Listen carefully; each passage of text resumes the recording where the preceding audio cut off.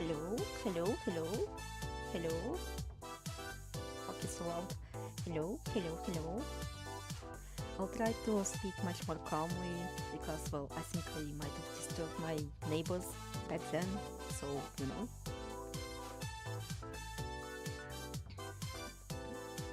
I think I should be live, but at the same time I'm not sure. We are live, okay, okay. I'm just searching for my old posts because, well, I did have some thoughts in them. Became much louder than voice.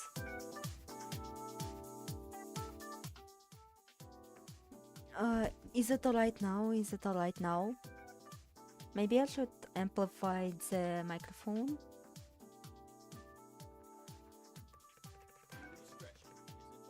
Can you hear me now? Can you hear me now?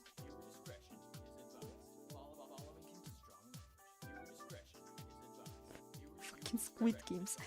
Oh god, I received a notification from Wattpad and, well, it decided to show me Squid Games. Whee! Oh dear, all those assumptions about me.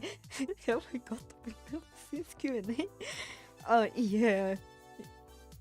Yeah, you have to at this point. You have to at this point.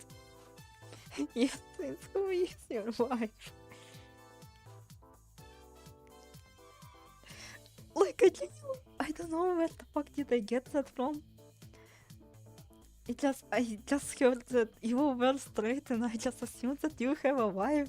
So that's why you're straight. Also, hi Sins. And I found this.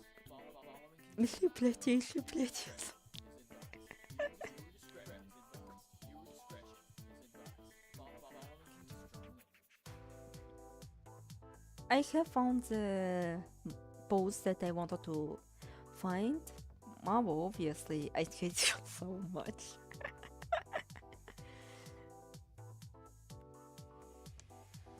Yes, typical marriage. Typical marriage. Oh god, I sound so unenthusiastic. Блядь, why am I speaking through the phone? No! Ah, so since he's a boomer. I hate my wife jokes. That's why I assume that you're old, Since. That's why I assume that you're old. Alright, let's wait for like 1 more minute and then I decide to present my top cooking, my magnum opus in cooking. Something that I cooked long ago and forgot that I was cooking that. But when I saw that Heiko is cooking, I decided to start cooking too. Because it's technically tangentially related to although who was better, you'd be correct, I'm straight, that means I like women and I don't know how I got a wife, but cool, I guess. Let's pull back. I'm sorry. But this should better be playing now. The quote-unquote new BGM. Fuck, why? It cannot... Oh wait, can you hear the BGM? Fuck, it might be too loud.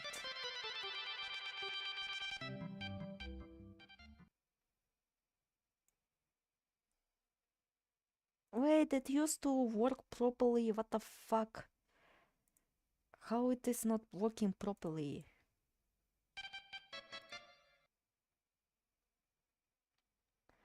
I wanted to set the BGM like that I'm cooking, but at the same time it doesn't really loop properly, so I guess we're going to stick with the Watson. Hi Catman. No, we can't. Alright. Sorry for my very quiet voice. It's just, you know, I'm trying to not disturb my neighbors. But welcome to the magnum opus that I have also. Fuck me. It's going to be a yabo over, just a little bit, just a short while, maybe. Or maybe it won't. Alright, the identity of you and Owen. I silly Toho silly. Didn't realize I sounded older than Poffan, so that's not the first time I have thought I'm older than I am. I mean, I'm sorry, but I have to be honest. Poffan sounds way younger than you. I'm sorry. Hopefully Poffan isn't watching. He would be so insulted. Well, duh, since your wife is a mabo. And right away, I quit being a human. Prologue of Dolls in Pseudo Paradise, comic at 62 version. Author of the series, Half Devil, that's me, an ode to the bygone era of something we could have had. Well, those are the table of contents, because, well, I'm not a fan that I'm actually flattered. Oh, okay. I don't think Popfun will be also flattered. Squeaker over.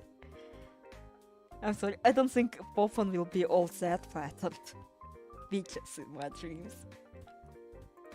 And I don't... I was always in my squeaker era. And I never left the squeaker era. The beginning, forward. You know, this was supposed to be a passing thought, something that was fun to think about, but not much else. But the more I wandered through a metaphorical tiny hole by the peach tree, the more... No, you sound like a man. I don't know how Eric sounds. I just assume that he sounds British and that's it. But the British men so unlucky.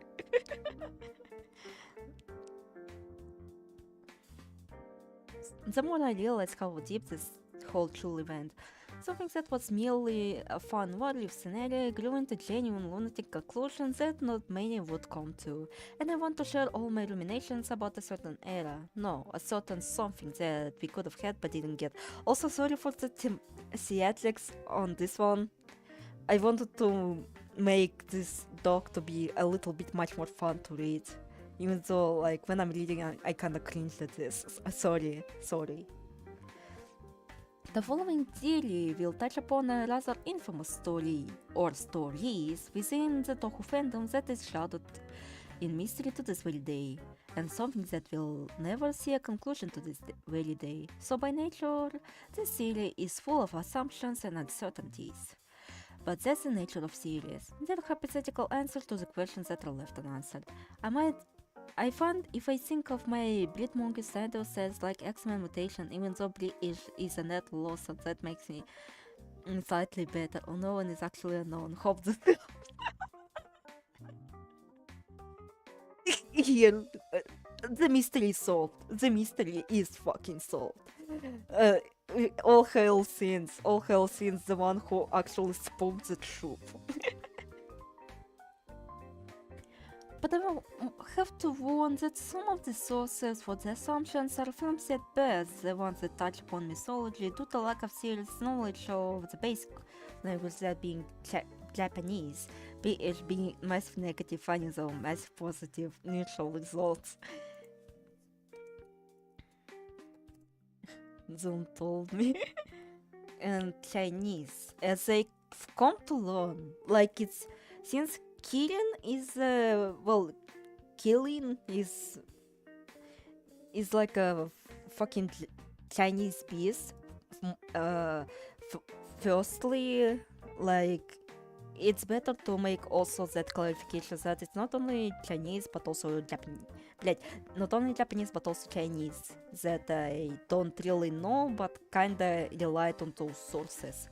So for some aspects of the following, even the series is in doubt, so keep that in mind, or better help the author to validify some of the sources. Despite this, there are commonalities among the sources that do have that do leave author at peace and confident about their findings. And it should not be a secret, but the story contains spoilers for those in Pseudo Paradise, and then there were none by Agatha Christie, the basis for those in Pseudo Paradise, so please exercise caution, plus mentions of suicide, and well, author and ESL, so obviously grammatical errors barrage. Hope you'll stay till the end, as the conclusion that author came to genuinely shock them to the point of wishing that it was false. Alright, now theatrics out of the way, let's actually see the meat, блять. Dolce Pseudo Paradise.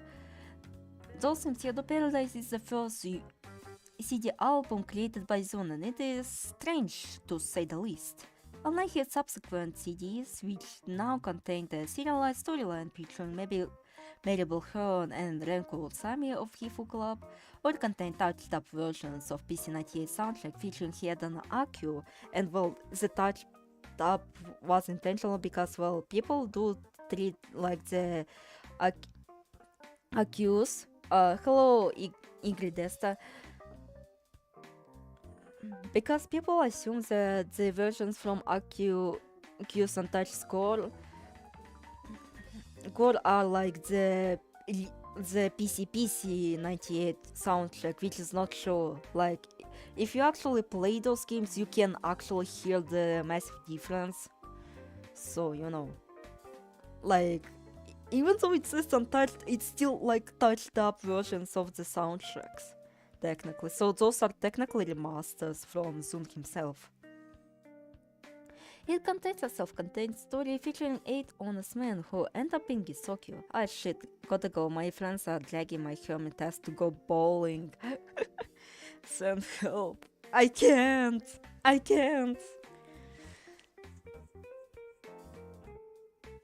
You better not leave, since I don't want to have another silence streaming like yesterday. Get a strike, please. Yeah, please get a strike. I know I said juggle them both in my say yeah, LNN, but not like this. Shout perfect when you do. Yeah, yes, please do, Eric. You also must continue my legacy because I was also a good bowler. But that's not neither here nor there. I don't want to get distracted as much as I already do get distracted.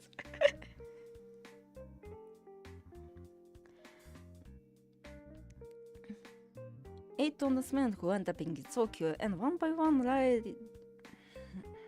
die lots of tragic and gruesome death. And it ends on a rather grim note.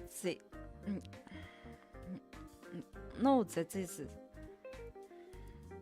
Блять. I need to think that this is merely a statistic. Or at least that's how the original story went. The story that everyone knows is from Comic Cat 62, which was distributed alongside Embodiment of Scarlet Devil on August 11th, 2002. However, then it was re-released on Comic Cat 63 on December 30th, 2002. I hold enormous power towards this cat. We'll see how long I can go before I pass out. You better not pass out, you dumb con. Oh no. But with completely different story, with minimal to zero references to the events of Comic Cat 62 version. Rather, it's a series of miniature vignettes featuring various occurrences of daily life in Ginzokyo, which features preludes to both Perfect Cherry Blossom and Perishable Night, go figure. Odd. So, for the sake of everyone and the story, I will be referring the Comic Cat 62 version instead of Comic Cat 63 version. Not saying that Com 63 version won't be relevant to the series I have in mind, in fact its existence alone is a contributing factor to the series, but that obviously won't be the focus. The story begins with 8 honest people, who were later revealed to be thieves in the interlude, living peacefully in their settlement until one day they discover a hoard by a peach tree, where they end up in a paradise called Ginzokyo. However, one of them loses their humanity upon entry, and one by one, honest men met a gruesome fate at the hands of mysterious Pierrot. The first one, the curious one, the first to wander off into the forest, stumbles across a jolly yet mysterious Pierrot, who hands him a branch of horai. Upon attempting to take hold of the mythic relic, his head is separated from the body, unable to do anything. After that, there were 7 honest men left. The beautiful one, the second one to witness the elusive shrine maiden after the earliest one, was captivated by her dance, up to the point of failing to notice that rain had turned into storm, and when he was swept away by Piero, disappearing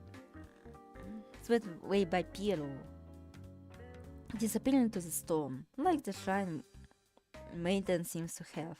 After that, there were 6 honest men left. The beautiful one, the utter fucking utter bias, indeed.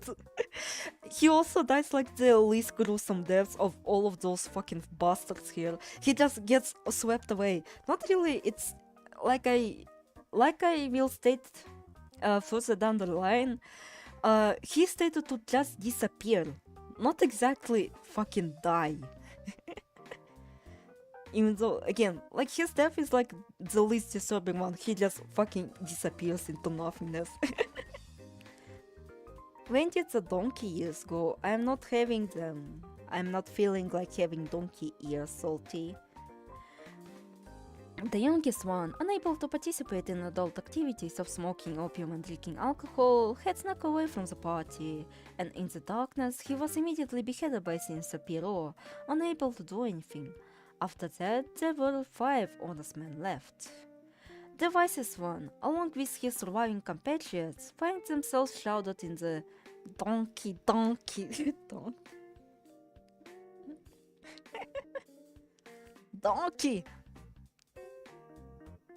Can those people shut the fuck up? I'm trying to cook here. I'm talking about people who send messages in the chat. Not this chat, the real life chat. The wisest one, along with his surviving compatriots, find themselves shrouded in darkness, with one of them claiming that they have been abducted by Pierrot. The wisest one did not participate in developing the escape plans, as he thought it would be foolish to do so, only for him to end up being a fool, as the youngest one guilt of being a buskill. Oh god, he's totally me. He's totally very me. Like, I would also just go be a buskill and then I would fucking die.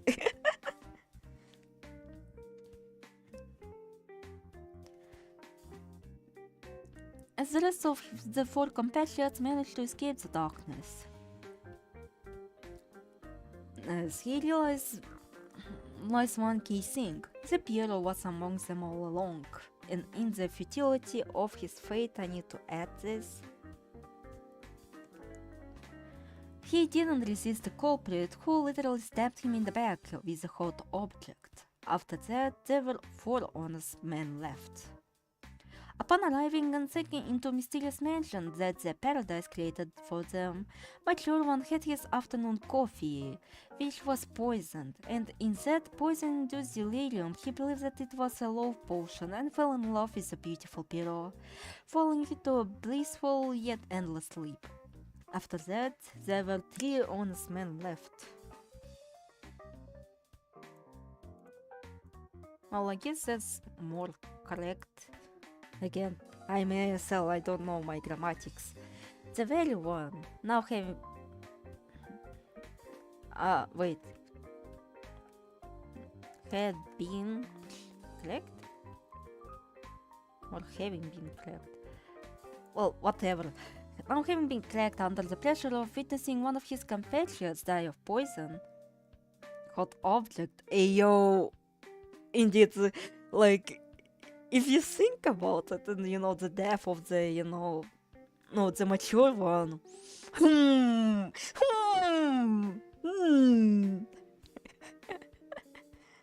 I can't believe we had fucking girl boss characters in here, but that's too early,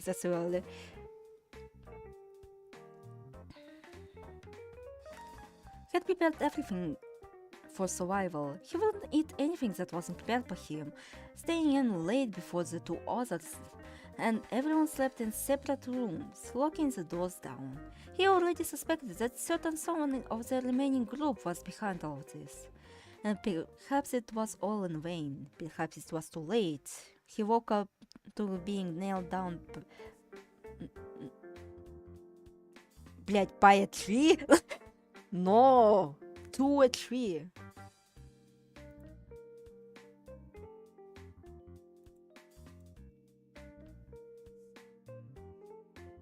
And well, the correction is kind of whack, so I'll leave it like this. Being nailed down to a tree, his hands and feet were in agonizing pain, and before he realized just who exactly was doing this to him, the culprit nailed his forehead, leaving him unable to cry for help. In his last moment, he saw the person he was suspecting to see. After that, there were two honest men left. The earliest one, the last at the death's door, was poisoned by eggs and hams that was prepared by the other parties that spoke in interlude. He regrets that he couldn't prepare anything when it was just one of them, but it was already too late. In his dying moments, he wishes to see the Shrine Maiden once again that he saw at the lake, not before pondering if her hair was really that blonde, but he only saw one half of the vision. After that, there was one honest man left. The cowardly one. They already tried to take their own life during the maddening trip, believing that there was no escape and that they have nothing to live for. They hanged themselves. But they couldn't. They were still conscious. They were reborn, and since they had nothing to lose, they pretended to be a human once again. But after their reincarnation, one day they were assailed by intense drowsiness and felt that yesterday's evening was a very long dream, unable to recall anything. When they woke up, they witnessed a horrifying sight of their compatriot's death. One was poisoned by coffee, the other was nailed to a tree, and the last one was beheaded. In her despair, she attempted suicide once again, tying up a much stronger rope, and then there were no honest men left. But the story doesn't end here. In fact, it confirms the survival of one of them. The Shrine Maiden of this paradise wrote in her diary, that she saw a blonde girl coming from the abandoned Western-style mansion. She was described as childish and mischievous, who was laughing loudly as she walked past the Shrine Maiden, and thus the events that transpired to 8 honest men became a mayfly, unimportant news. After all, this is Gensokyo. It was merely a statistic. So, below. The identity of our beloved Piro remains a mystery to this very day. Some speculated, woke up, came myself at work, woke up again, guess I better Oh god. Oh god.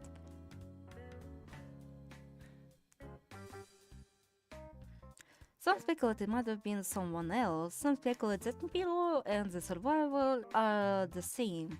I lean into the second camp for numerous reasons. Since this is a homage and then they were known by Agatha Christie, and oh god, I wish I didn't dip because well I wanted to make a joke. Oh no, please do not search up the original name and then they were known. Because when I was researching and then they were known,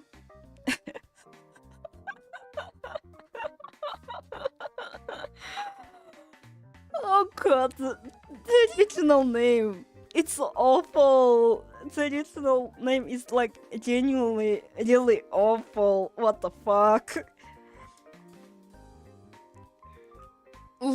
Like this is one of the few instances where I'm very glad for the rename because this this name is just awful. And if you're really curious as to what it's called,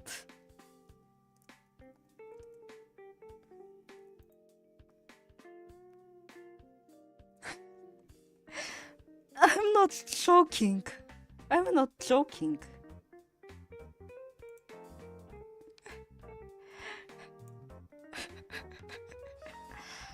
I'm not censoring this. I'm not censoring this.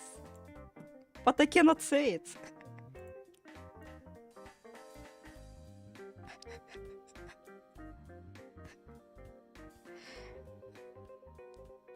Hi, Anarchist 2. I'm sorry that you had to walk in on this.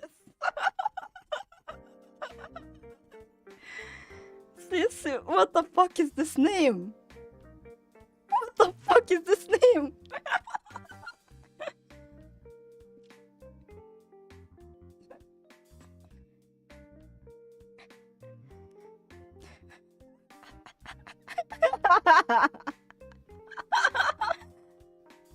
Alright, so how I stumbled across this? I cannot say the word.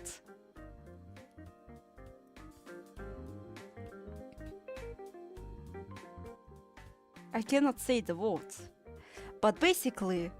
Oh, on what island?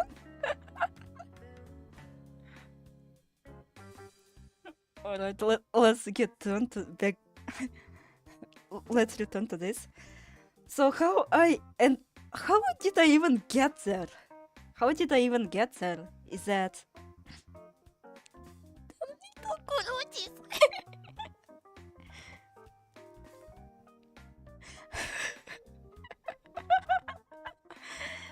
So basically, I was researching and then there were none. But because, well, I do live in Russia, so the Russian results will come up higher. Or I guess I was searching for the Russian name and I googled «И никого не стало». And then I find the original title translated in Russian and I was like, what the fuck? What the fuck is that? Why is it called like that?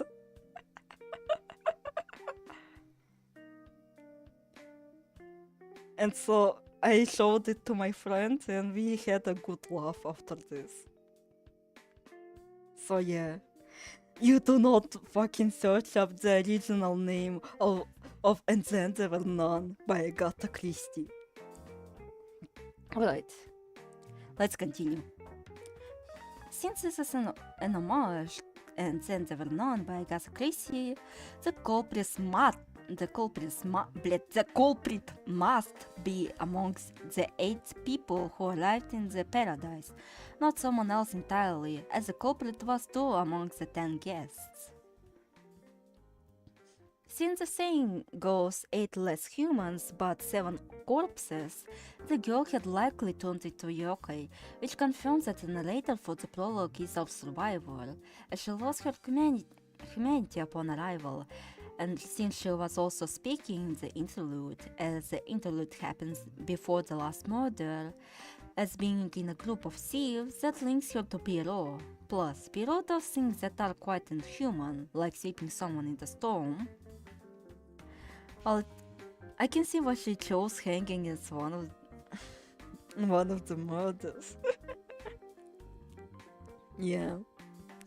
While it can be argued that the supposed love potion was this strong or the beauty was by such gay icon, it's still unlikely for Pierrot to be a man, and since Pierrot was a girl, it would make sense why he would feel so enamored by the sight of the clown. And next one. In his dying... Oh wait, it was supposed to be a dot. I thought it was like a point. Блять.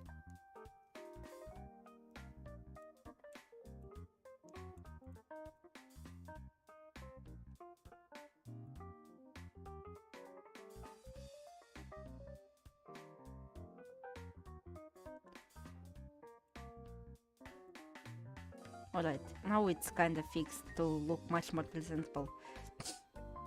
In his dying moments, Early wonders if the Shrine Maiden's hair was really that kind of blonde. And in his plea to see that vision again, it said that only first part was true. That can be taken 2 ways. He saw Pierrot approaching him right before she beheaded him. He saw Shrine Maiden pass by, which does disprove the former claim, and judging by the text, this scenario is most likely, but it implies even more things. The Shrine Maiden wasn't blonde, which alludes to CD Maiden being the same maiden in the story. 2. He saw Pierrot back in the lake, as that detail is important later, and it explains the death of Beauty. Pierrot must have been masquerading as Shrine Maiden to lure victims. Plus, the story does match the music title names. Horai branched in Legend of Horai, Love Potion in Witch of Love Potion, and Ewan Owen was heard during the earliest realization that the coward was the Pierrot/Owen, and indeed. That is something I feel like not many people actually realize this. Like, let me actually pull up the story. Like, this window is for things that I want to light in the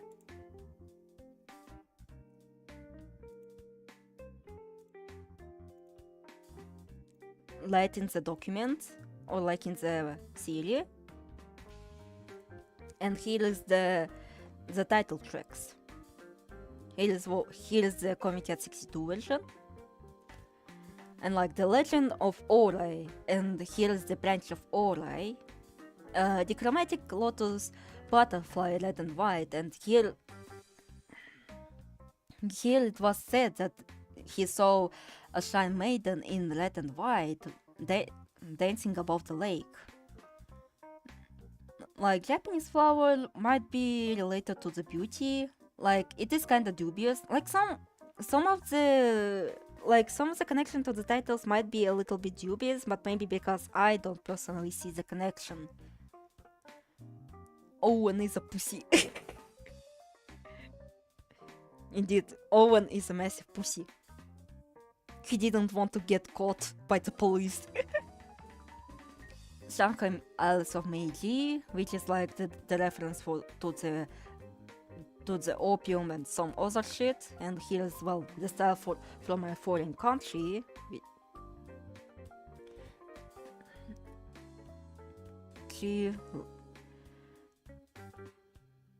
Like enigmatic though, well, it is kinda much more dubious. Because slavery, well, it is like, oh yeah, we fucking escaped that darkness. Wee-hoo, yeah. So again, dubious. Here is the Witch of Love Potion, and it talks about, the love potion.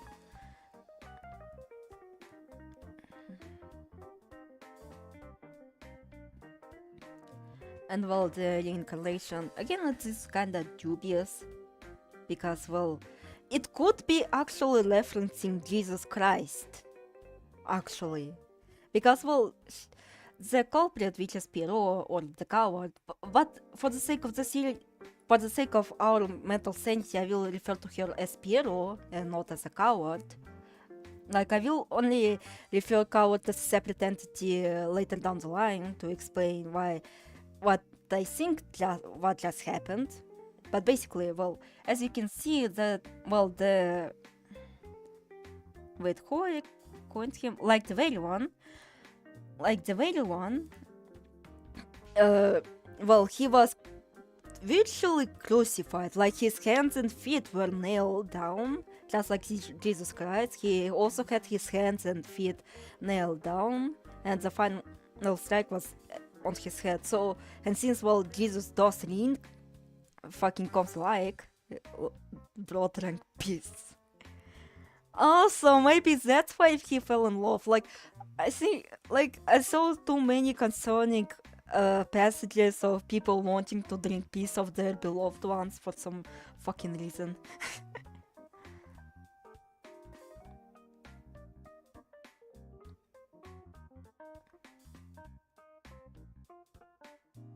You and no one was sure. Well, that's, like I said, the realization, and Eternal Shrine Maiden then is kinda referring to the Pierrot herself when she realized that, oh god, what the fuck just happened, and she decided to fucking kill herself. And the curious everyday life of my shy maiden, well, she did write in her diary, so you know. And well, the idea seeing as, you know, the commodity. Alright, let's continue.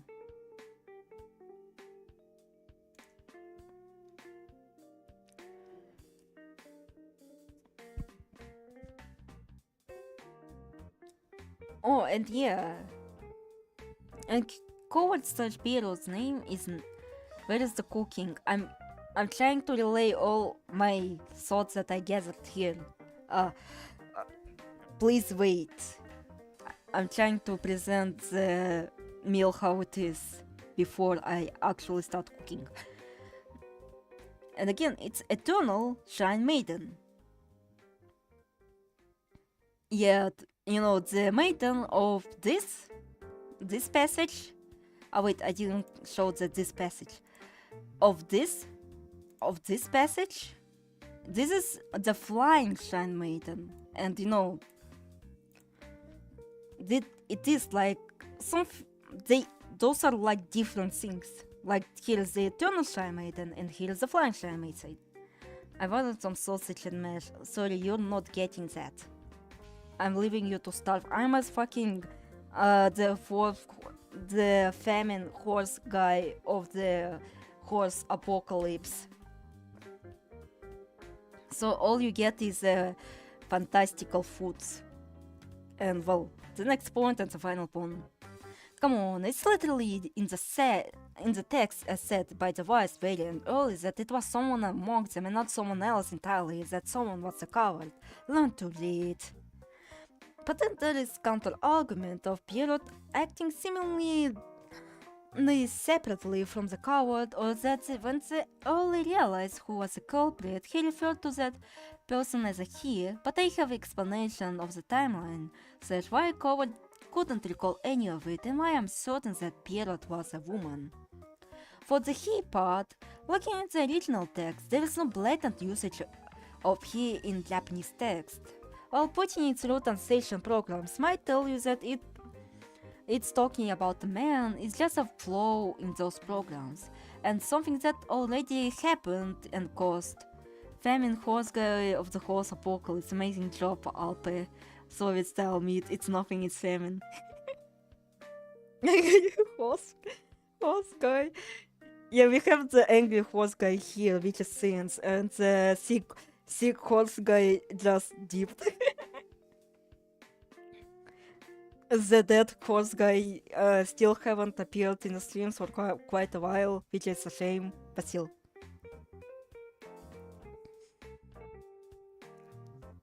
Alright, let me continue. Like during Botsy full version trailer,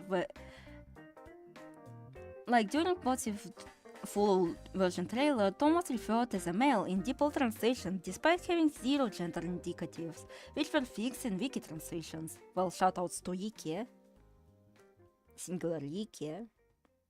But yeah, like, oh god, I remember how much confusion the English translations of the trailer kinda caused.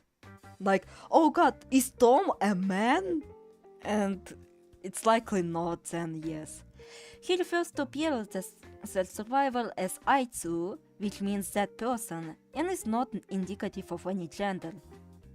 Is not typically, because, well, technically speaking, if you want to be an absolute nerd emoji about it, Aitsu does kinda relate to the male person. Like, fuck, I don't know you youngins. I seriously don't know you youngins. But like, there is some shit called like Project Sekai.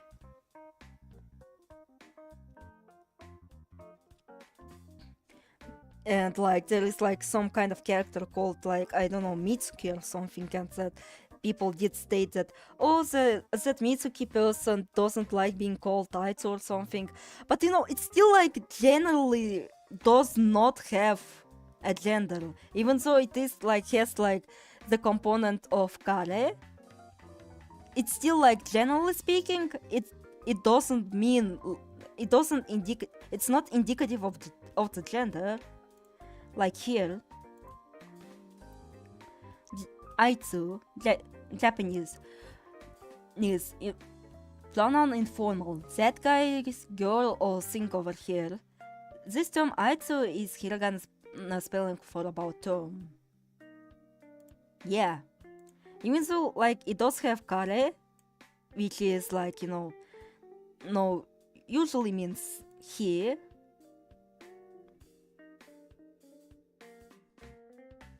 It's not indicative of masculine form. I mean,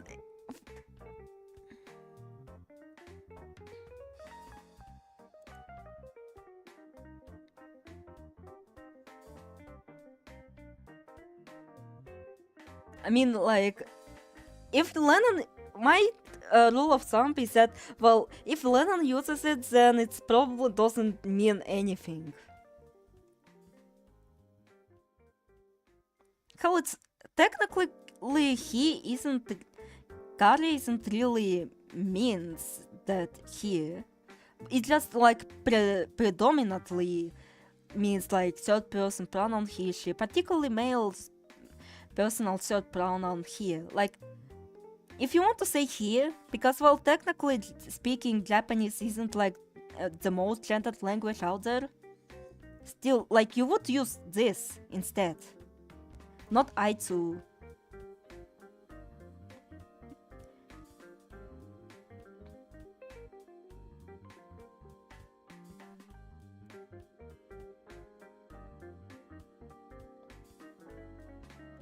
Like here is, it's literally like a thing. So, you know, it just doesn't mean thing. So it's doubly so. It's doubly means that this doesn't have any fucking indicative pronoun.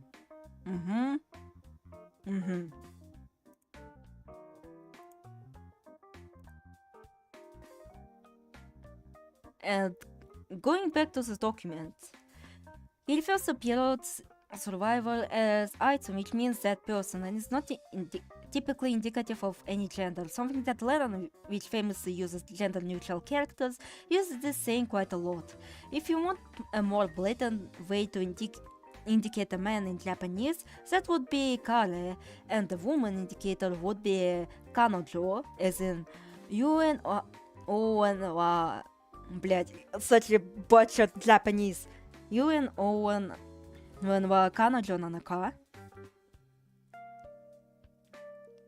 So UN Owen was her.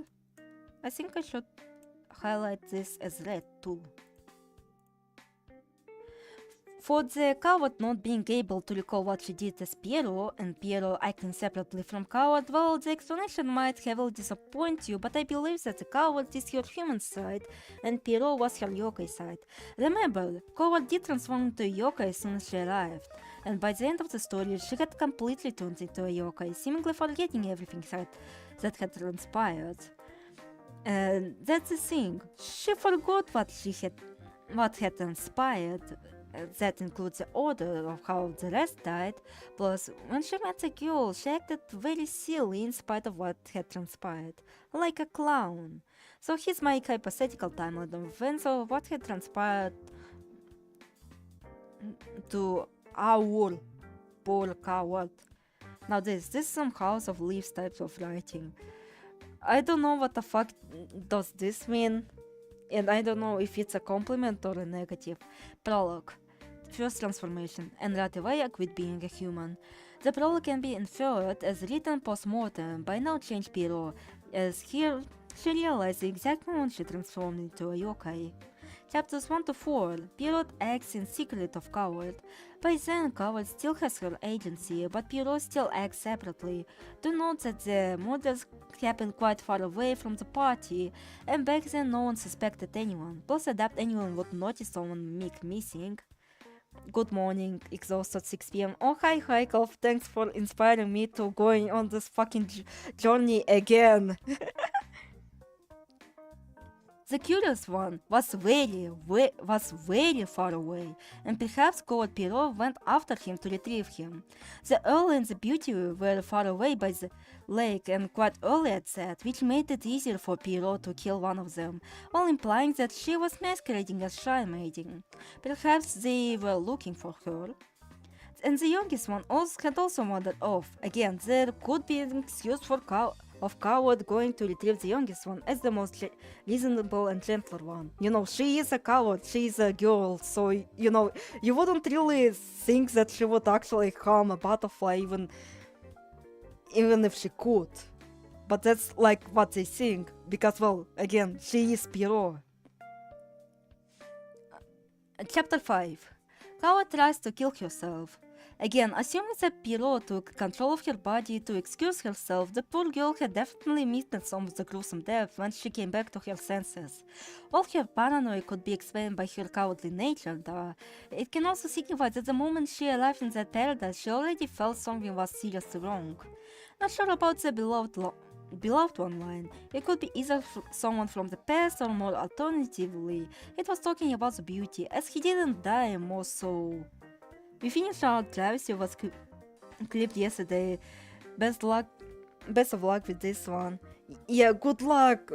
I root for you. I fucking root for you. Thanks for exposing like the absolute travesty, because I was genuinely not aware.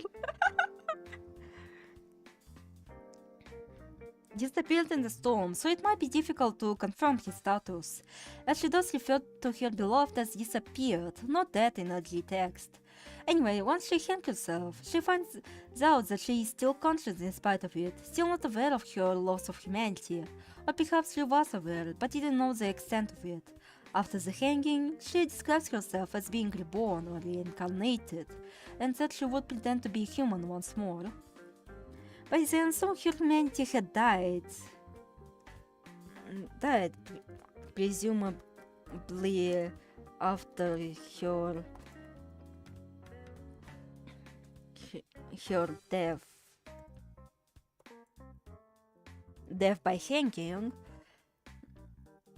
Dude, it was 7,000 words long, I think. And it's just the raw points. Oh god! Oh god! Oh god. And Pierrot was given even more agency to the point of taking her personality. Chapter 6. The appearance of Pierrot. Pierrot now sensing that her act might be blown over by... Also, reading this not knowing anything about DPP is crazy. I didn't know anything about, you know, DPP as well. It's just I thought, I just knew the synopsis. Oh, the people died here, so you know. I could actually do a dub. So people would be like more in line as to what I'm talking about. So mean. Alright, let me actually do a very shitty reading of the Dolls in Pseudo Paradise. The Comic at 62 version, because, well, fun fact, it actually had a re-release and it like tells you nothing about what happened here. And that's like the most mysterious part for me. It's not like, oh, who's the Pierrot? No, it's me guessing like, why that story was replaced with not traces of the previous story? Like, what the fuck happened here? I'm guessing it also means and then there were non-tangent Heikel. Alright. Let me read out the original story. Our village of honest men originally consisted of only 8 people. We all picked up and moved to a mountain in the east. 2 years of honest and boring daily life passed us by. One day, one of us found a little hole by a peach tree. Yes, after that, we wandered off into this paradise. And right away, I quit being a human. Legend of Orai. As the most curious one of our group, I rushed straight into the depths of the forest. There, I was stopped by a mysterious Pierrot, who, for some reason, seemed happy to happily hand over the branch of Ori. The moment I attempted to take hold of it, it seemed that my head had been separated from my body. I could neither move nor make a sound, so I was never able to see others again.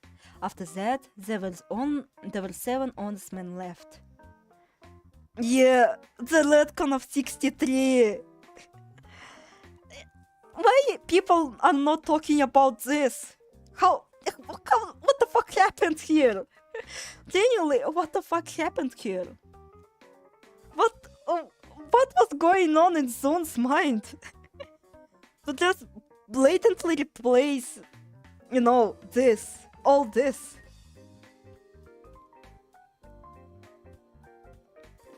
The chromatic lotus butterfly, red and white. Hakure revisions history to cover up her inaction during DPP. In the morning, I could see a shrine maiden in red and white dancing above the lake. As the earliest riser among our group, I was long entranced by the merciless, vigorous dance. Eventually, it began to rain, and by the time I came to my senses, the shrine maiden had disappeared. Was that the fight of 63? Was that the killing of 63? Was that the killings of 63?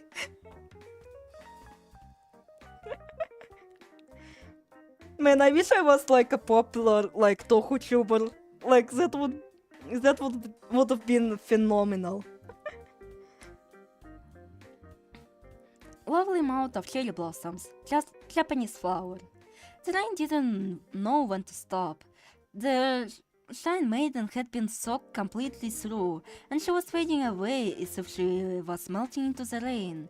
As I had been watching her, the rain had become a frightful storm, and I, the most beautiful one, was taken captive by Pierrot. It immediately disappeared into the storm, and I was unable to return where others were. After that, there were 6 honest men left. The Pierrot behind the slaughters.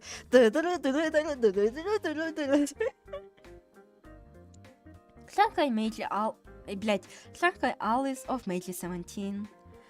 That night, the 6 men held a party in a style from a foreign country. I, the youngest, could not yet imbibe alcohol nor smoke opium, so I found it all to be terribly boring. I secretly snuck away from where the party was, but in the darkness I was caught by a sinister Pierrot. I was immediately beheaded. I will never be capable of feeling even boredom. After that, there were 5 honest men left. Why does mucus gathering in my nose? The instant tale of fancy. I ran until I couldn't breathe anymore. Being the most cowardly of the group, I was so afraid of this paradise. It was only to be expected, but no matter how far I ran, I couldn't find a way back to our home. Even my beloved one had disappeared, and I thought I had no more reason to live, so in my despondence, I threw a rope over a branch and hanged myself. Yet somehow, I'm still conscious. Was the rope too weak? I, the most cowardly of the group, had been reborn. I have nothing to lose. So why don't I pretend to be a human once more? Wait, I need to actually add this. Because, well, it does tie to the...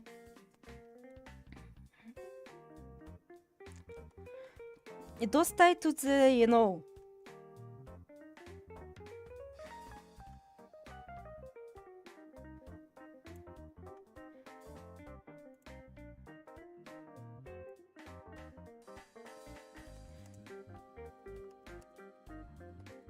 are numerous correlations to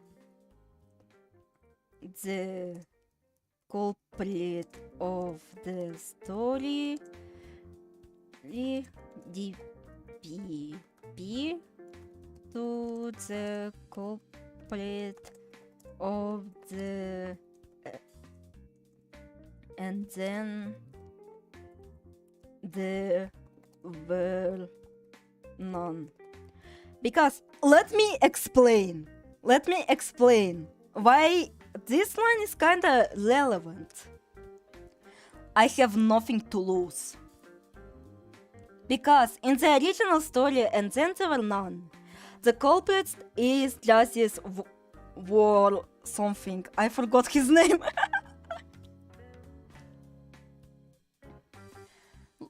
Mr. Justice Wargrave. And well, he is the culprit of the whole the murder mystery. And well, he faked his death by he faked his death. Like, it seems that he sort of was shot in the head. But later, when it was revealed that he was behind all of this, he actually killed himself by actually repeating the same death again. Like, people do take comparisons of the coward or the last standing one as to Vera Elizabeth Clayson, and then well, she hangs herself because well, the rhyme has to happen. But given that the coward dies twice, and so does Justice Wargrave, it is safe to assume that coward is the Justice Wargrave. She's not the Vera. She is Wargrave. And the reason why he decided to do all this shit, setting up the island, setting up murders and this sort of shit, is because well, he was feeling old. And that well, because that he is old, he pretty much got an illness that pretty much leaves him with short time. So basically, either he dies slowly to his illness, or he decides to set up the funniest prank ever. And so, like coward, he has nothing to lose from this one. So yeah. Enigmatic doll. When we awoke, the five of us found ourselves in the darkness. According to one of them, we seem to have been abducted by a mysterious Pierrot. And indeed, just like Wargrave also, kinda stages the whole invitation. And the UNO one is kinda behind this. And so, if the person who told them about the Pierrot, it could be the coward. And since people were far away, and I said this in my previous points, like, it could be this. It could be, oh, we're captured by Pierrot, not be, and so those bastards are not aware that she is the Pierrot.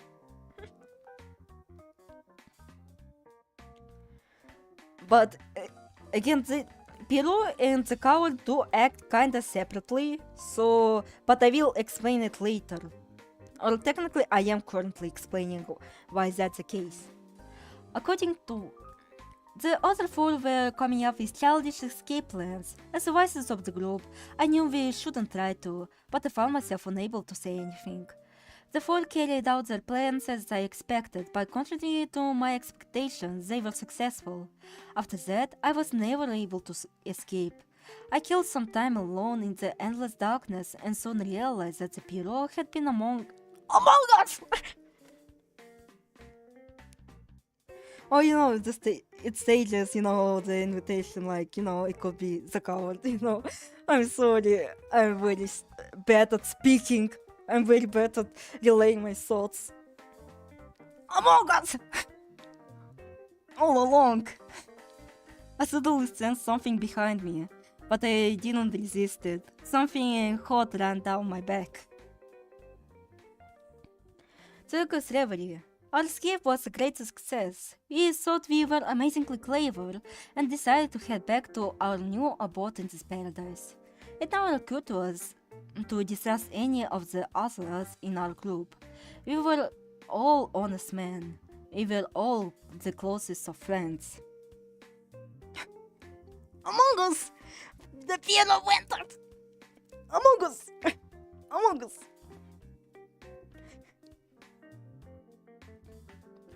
Forest of Dolls. This paradise had erected a perfect building to act as our home, an old-looking, Western-style building deep within the forest always happily served us, but there's always a lot of food waiting for us, and we can only ever go through half of it. Our village of honest men had fallen to half-strength before we'd realize.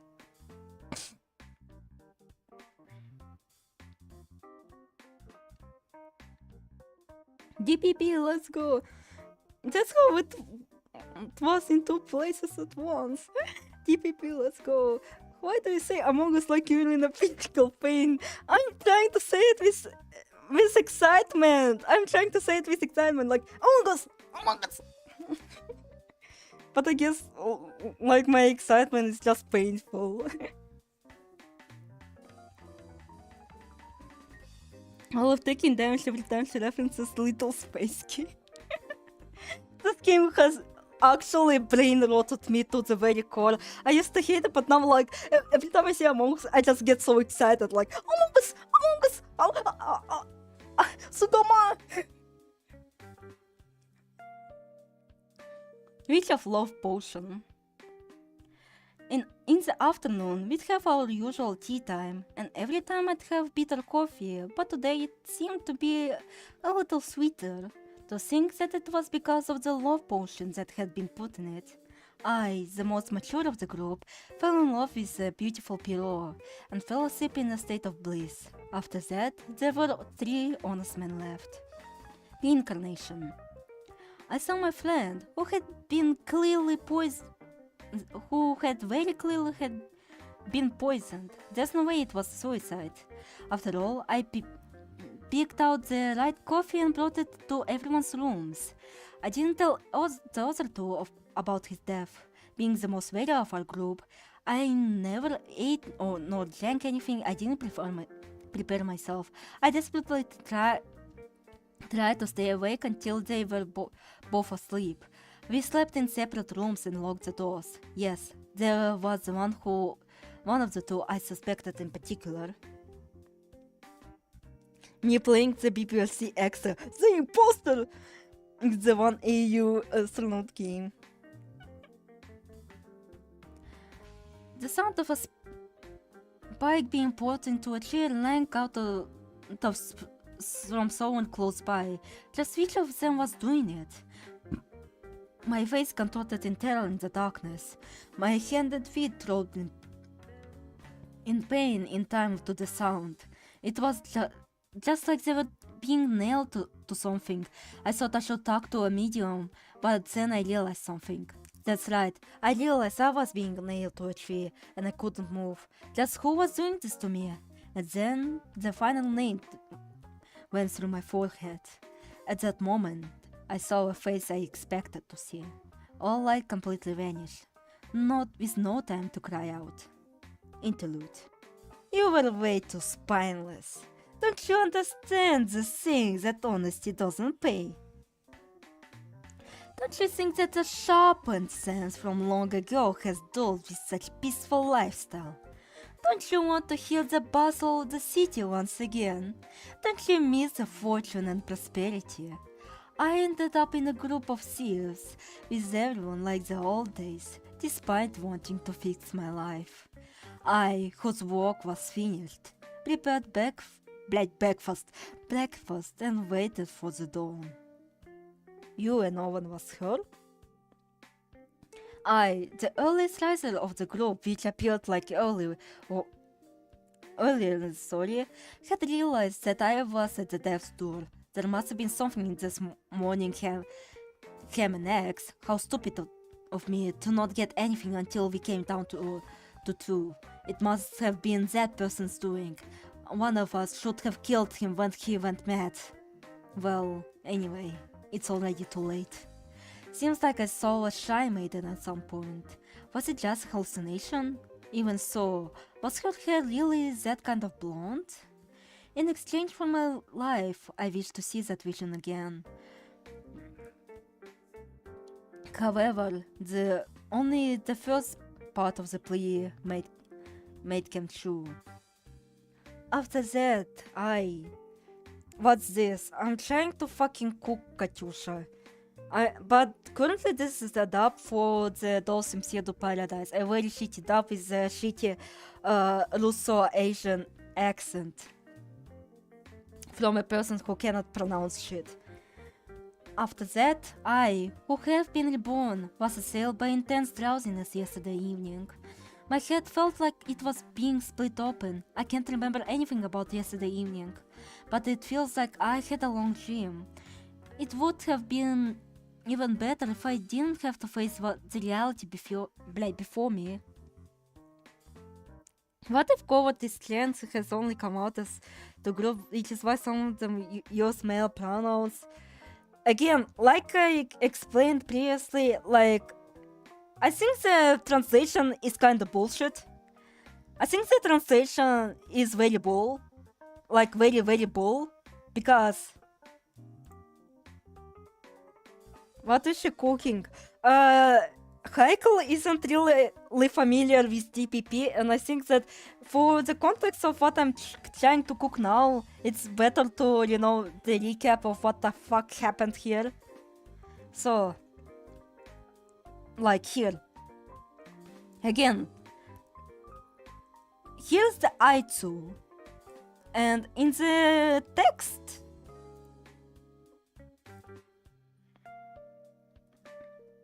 like, let me scroll up. Again, I'm working with two windows.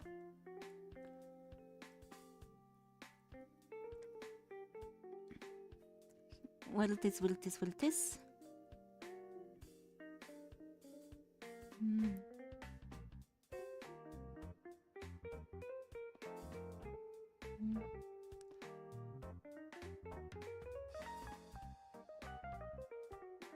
Aitsu, here. Aitsu. There is no Kare. They entered Ginsoki, got free HRT. They didn't change their pronouns just yet. Pretty much everyone made a video summary of this. You don't have to read the original. Heikel doesn't know. I'm trying to read it for them. Please don't be a fucking nerd emoji, Katyusha. Don't be a fucking nerd emoji, I swear to God. Don't be like, actually, I don't feel wrong. No, please stop that. Stop trying to be a smartass about it. Here, Aitsu. And well, len'en uses this word like a fuckton. I don't trust the video summaries after Misumaru has no purpose in UM. And I don't trust video summaries after Xawaoko claims that, like, he told like the most batshit crazy insane story of HBM. It's just like nothing like original.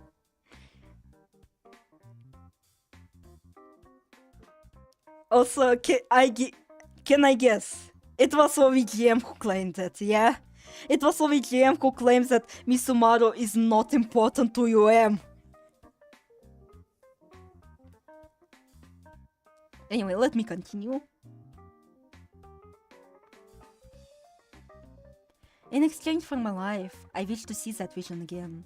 However, only the first part of the plea I made came true.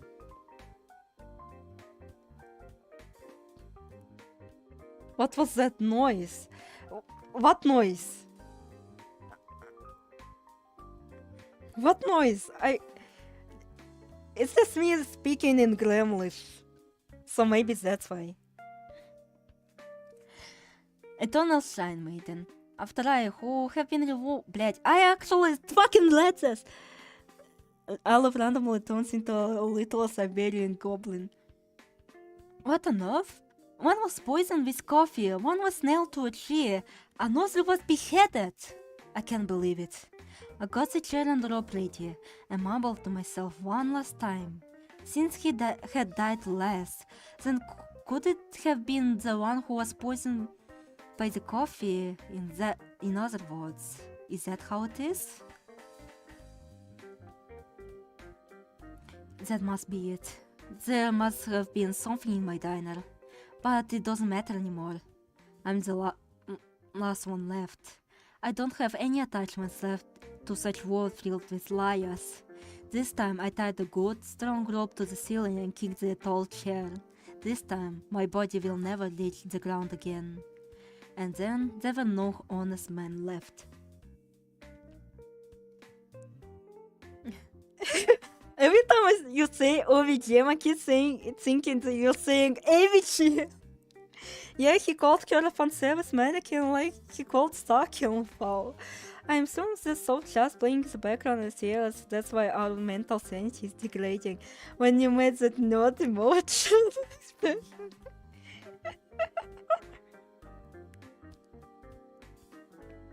Well, I'm sorry, but Katyusha is being a smartest. I couldn't help it. The key is the everyday life of the flying Shine Maiden. This is fucking important. This is fucking important. There is a difference between a tonal Shine Maiden and flying Shine Maiden. Please note that. The Shine Maiden of Paradise spent a peaceful summer just like every other. One summer day, this was written in the Shine Maiden's diary. August X. Today's events started when I met a beautiful blonde girl walking from the neglected Western-style building deep in the forest. I feel like I've seen her somewhere before, but I don't remember every little detail like that. The girl mischievously stuck out her tongue and quickly bowed as she walked towards the exit to the paradise, laughing loudly. Such an odd girl. Come to think of it, that girl was the only woman of the 8 honest men. Not that it really matters. Oh, today was just another boring day.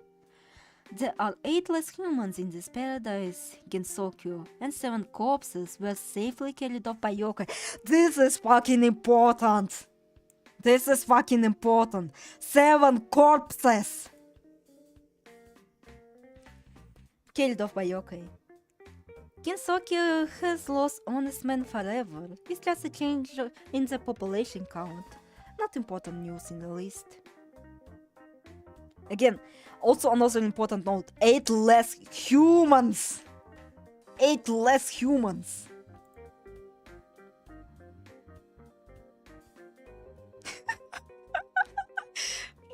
What the fuck? I keep forgetting about this. Maybe those in Paradise is an unhealing type CD. You might hang yourself.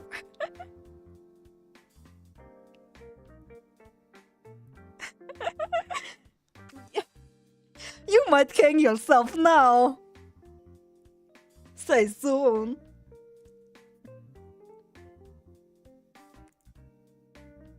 So yeah, that was Tales in Pseudo Paradise. So let us continue on. It's not... Okay.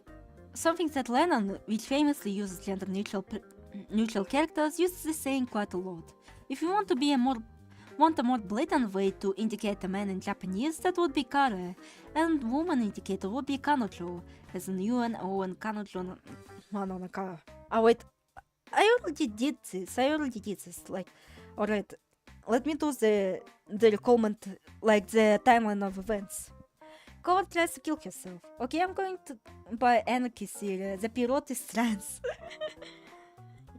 Actually, yeah, let's respect the trans. Cole tries to kill herself. Again, assuming that Pirate took control of her body to excuse herself, the poor girl had definitely witnessed some of the gruesome death when she came back to her senses. While her paranoia could be... Блядь, I already fucking read that! Disappeared. Anyway, once she hangs herself, she finds out... wait, блядь, I already fucking read this. The appearance of Piro. Piro, now sensing that her act might be blown over by the smartest one in the group, creates a shout of darkness and tells on herself. By saying that they're attacked by her, as before, it would be reasonable to assume that some random yokai just went ahead and killed the guys. Obviously, the wisest one wouldn't do anything, so she decided to make a fool of him, by letting the other three escape alongside her, proving that he is too stupid, and trapping him alone in the darkness. And when, once again, Pirot excuses himself to retrieve the guy, like, oh, like, you know, we kinda left that guy, let me check up on him, and... You know, when she returns, oh wait, this, the Pirot person, yeah, that Pirot person kinda got to him, I'm sorry. I'm trying to prove that this is one singular person, Katyusha. I'm trying to prove that this is there is only one Pirot. There is no fucking thousands of Pirot roaming around the universe. She killed him with no witnesses. I know the explanations hinge a lot on Pirot coming to retrieve, but that sounds the most logical explanation to me, to trust someone completely unassuming and gentle to go after missing people. I mean, she's a coward. How can she harm a fly? The only person good she harm is herself. Huh? Chapter 7 to 8. Pirot coward settles with the others. Those chapters are quite peaceful and short, describing that they couldn't distrust each other, and how they found a mansion for them to stay in. Given what is said in chapter 9 and interlude, it seems they stayed here for quite a while, living peacefully. This seems to be intentional on Pirot's part to weaken the crew, not that they have gotten used to their peaceful life before she could strike once more. In chapters 9 to 12, the shit show. I mean, how else am I going to describe what happened in them? Wait, no, in those chapters. So mature in his daily routine decides to go for an afternoon coffee, gets poisoned, and dies with a boner after seeing Pirot. The Very, now getting suspicious, now assembling pieces about the killer's identity, gets nailed to the tree. Hell, the interlude where Pirot herself and not the coward speaks might be addressed to him, talking about the dull sharpened sense that someone one Very might have. And the Earl gets poisoned by Pirot's breakfast. After that, Pirot disappears once again, leaving her human side to take in the horror. After that, she doesn't recall any of this. And in that despair, her human side dies completely, and thus she has fully reborn. I have no idea what Aleph is reading about after listening to it. I haven't formulated an opinion, and said Pirot sounds like a parrot. You know who else is the Pirot? My mom! Chapter 13. The confirmation of Pirot. Pirot, now full-blown yokai, exits the mansion and notices a Shrine Maiden that she may or may not be familiar with her. As Shrine Maiden does know that Pirot was the only female of the group, she's suggesting she saw or was notified of the group arriving in the first place. And then she disappears into the sunset, laughing like a silly clown. So yeah, that's my version of what happened in the CD. Now let's compare the two most popular series surrounding the Pirot, of which involve the Pirot being someone else entirely.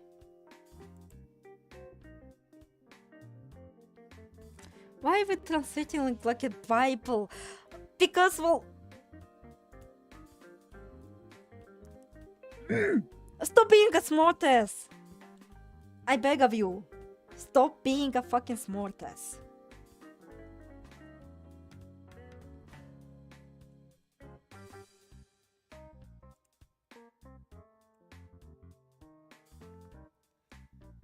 Also, like, well, technically it would be logical to link, like, Pirot with Justice Wargrave in this chapter. I think that I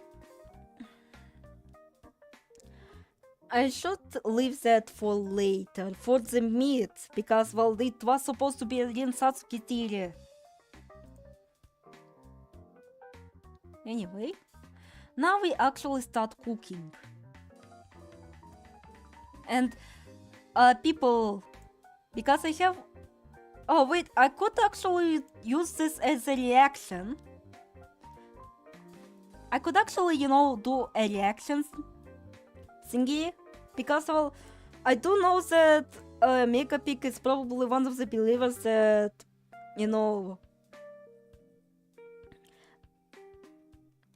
the Piero being like Flandre, and that's something I do not agree with at all. So let's go to Megapik and let's do a reaction so I could just, you know.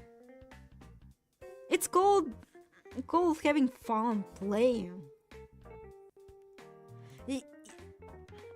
Yeah, stop being a fucking nerd. You will die like a young one.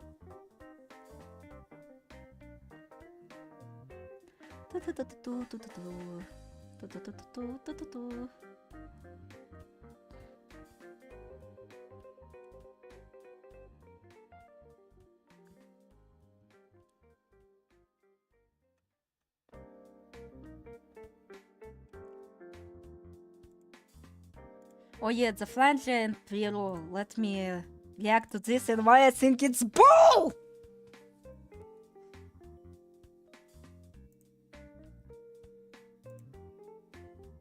Total baloney. Total fucking bullshit.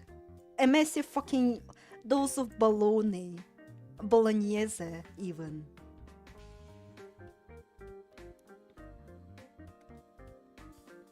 I mean, let's at least hear him out on what he tries to cook.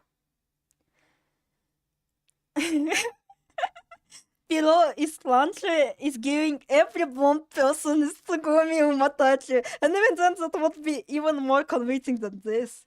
On this very, very late Halloween special, I wanted to take a look at something I didn't have enough time to cover in UNO and Was Her Explain.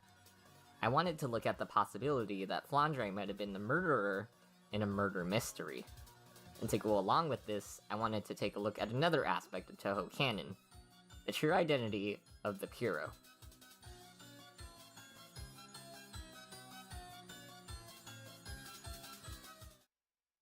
First, what murder mystery was Flandre a part of? Well, as many Touhou 6 and Flandre fans know, Touhou 6 heavily references And Then There Were None, a classic murder mystery novel by Agatha Christie. Fair warning, this video contains spoilers for And Then There Were None, but I'll also be giving another warning when the huge spoilers actually start. To briefly summarize the book, 10 people are on an island for a party. They're invited by someone named Yuan Owen. They quickly piece together that Yuan Owen is short for unknown. As the party starts, however, people slowly start to die in ways that eerily match a nursery rhyme called 10 Little Soldiers. In this Also, Michael, you better watch the full VOD, because, well, something very funny happened that I didn't even expect when I was initially researching this. Some people here actually might tell you what happened. nursery rhyme, several deaths are described for 10 people. Here's the first line of the poem. 10 little soldiers went out to dine. One choked his little self, and then there were 9. Oh, hi, Evold. The first. If he unironically uses the same title as proof, I'm gonna lose it. I think he will. I think he fucking will. I was in Bologna 2 years ago and tried the original Bolognese. It's not different from anything you'd make at home. Person who dies in the book dies of cyanide poisoning. It makes it seem like they choked on their drink. This death and the other deaths in the book eerily match the lines of the poem, and they match in order of how the deaths happen.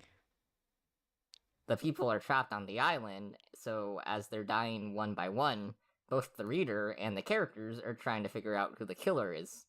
They deduce that the murderer is likely Yuan Owen, but they don't know who this unknown assailant is. They're pretty sure it's one of the party guests, since they're the only ones on the island. Yes, I think I can deduct that, anarchist.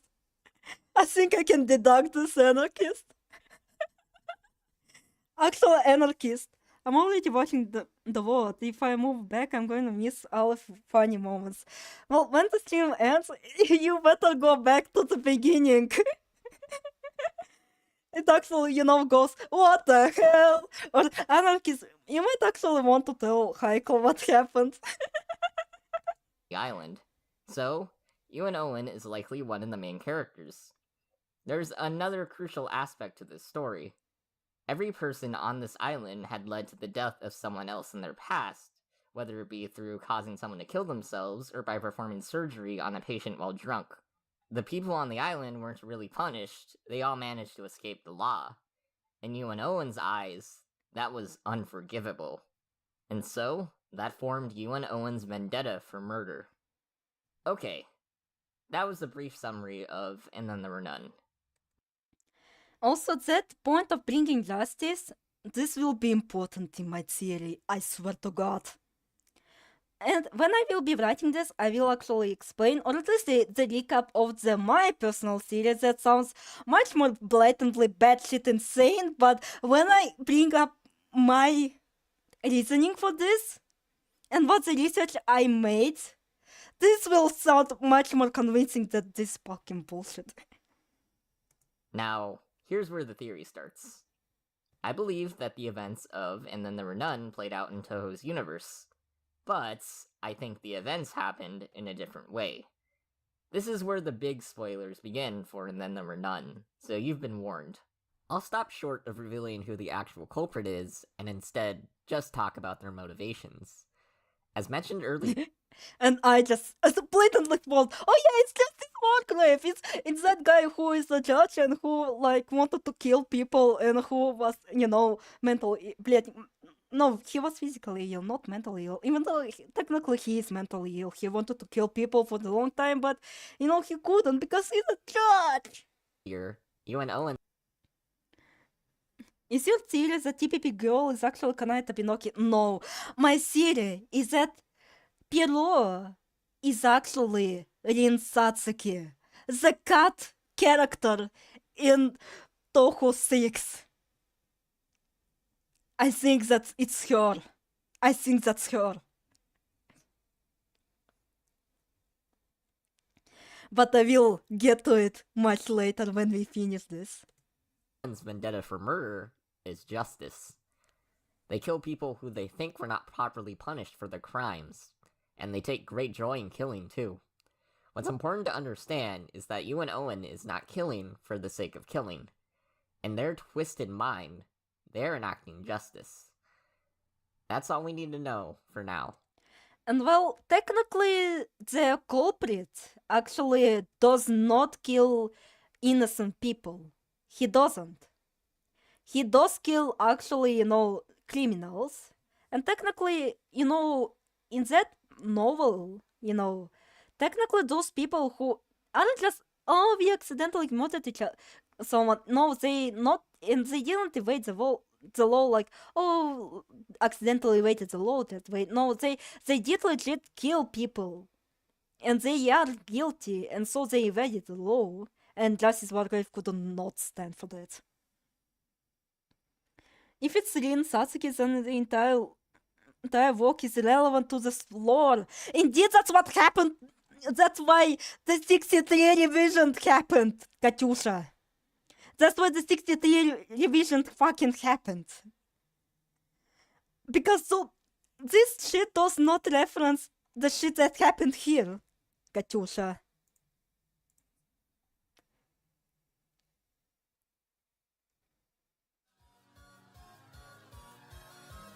The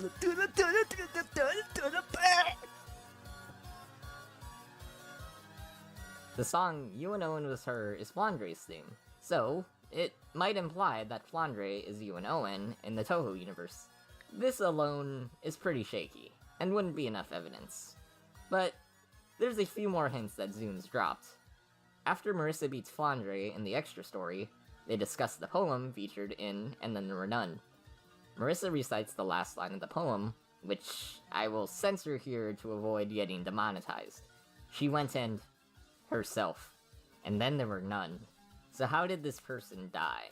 Well, it involved a rope tied to a high point. I'm sure you can infer what I mean, but Flandre responds to Marissa with, she died by the bullets, and then there were none. This is how Flandre thought the last line of the poem went, and how she thought she would take down Marissa. Flandre had the last line wrong. Marissa even notes that it's not the real song. Why does this matter? Well, we gotta jump a bit. Hacked herself? In the Toho music CD, Dolls in Pseudo Paradise, we get a story where a group of wise men each start dying, one by one. Sound familiar? This murderer is described as a Piro, which is a sorta creepy clown figure. There's one member of the group that has a recurring plot thread of them trying to take their life with a rope. And then there were none, this is how the final death happens. Before And Then There Were None takes place, one of the characters, Vera Claythorne, lets the boy she was taking care of drown so that his uncle can inherit his family's estate and marry her. To be clear, this was all Vera's idea. The uncle had no involvement and was disgusted. She was never convicted for murder, and before the story happened, lived the rest of her life free. Though she lived on relatively sane, everything happening on the island starts to pile guilt onto her conscience. When Vera's the last one standing on the island, she sees a conveniently placed rope tied in a proper knot. With the previous line, Yeah, you could just say, like, people say, like, oh, I hanged some clothes up here, like... Got Olive saying, like, how it is. Oh yeah, she fucking killed herself now. Say Sambo. lines of the poem matching how each person was killed beforehand, Vera sees the rope as both justice and destiny. Vera does the dirty deed herself, and ends up being the last victim to die. And then, there were none. Vera's method of death matches the last line of the poem, and that line is what influences Vera to end her life out of guilt. But what if the rope wasn't there? Let's say there was a gun instead, maybe because you and Owen set things up wrong. Maybe because you and Owen got the last line of the poem wrong. That's it! That's it! That's it! I have brought a more convincing point. Because to parallel the And Then There Were None, Justice Wargrave dies twice. How the... Is that what it all hinges on? Oh, the killer must have got something wrong. No! No! Fuck, you and Owen, in the original novel, set everything perfectly. He set up a perfect crime. He even, faked his own death. Just to, fit the line 1 to 1 to 1 to 1. Let's just referencing the poem as a joke and said die by a bull because that's what she's about to do to Marissa. Exactly. It could also be a cheeky reference to the actual culprit. Maybe she died by a bullet. It could be referencing might be a Justice Wargrave. Because the last person who died, technically the last person to die, which is Justice Wargrave, he shot himself. That's why she might think, oh yeah, the last person, died by bullets, that's it. Let's just pretend Agatha Christie was a dumbass. Yeah. And here, in the Dolls in Pseudo Paradise, the coward dies twice, technically. Well, the first one is butchered, but, she does say that she was reborn. Where it is. I threw a rope over where a branch and hanged myself, yet somehow I'm still conscious. With nothing I have to lose, why don't I try to pretend to be a human anymore? She died here once, but, couldn't she fucking mangled it? Or, if you think that, she became a yokai just to stay alive, which is what I personally believe, because she was a yokai, and, her yokai side was, did all this shit above, without her noticing, Because, we still do know that dissociative identity disorder is a thing, and that, what actually happens here is actually much more, accurate to what actually happens when you have dissociative amnesia. You don't know what your other side was doing,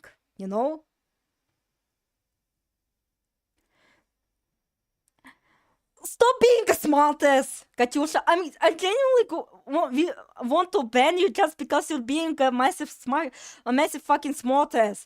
People have been obsessing over this for a reason, Katyusha. Even if it's a joke, this is like a very lame joke of being a fucking lame-ass smartass. And here, in the last one, she also died. And now she kinda died for real. Just like Justice Wargrave died for real. But like, at least here, like, it's her humanity what dies. Not that she physically dies.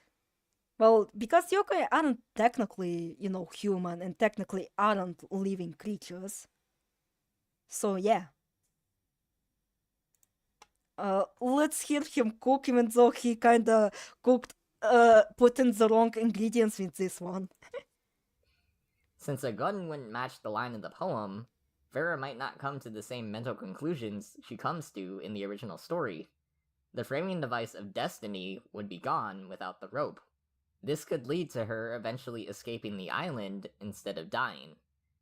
But after the trauma of seeing people die one by one as retributions for murders they committed, it's possible that she might have gone insane. Now, back to Dolls and Pseudo Paradise. I said. Wait, I zoned out. Why are we mentioning the idea?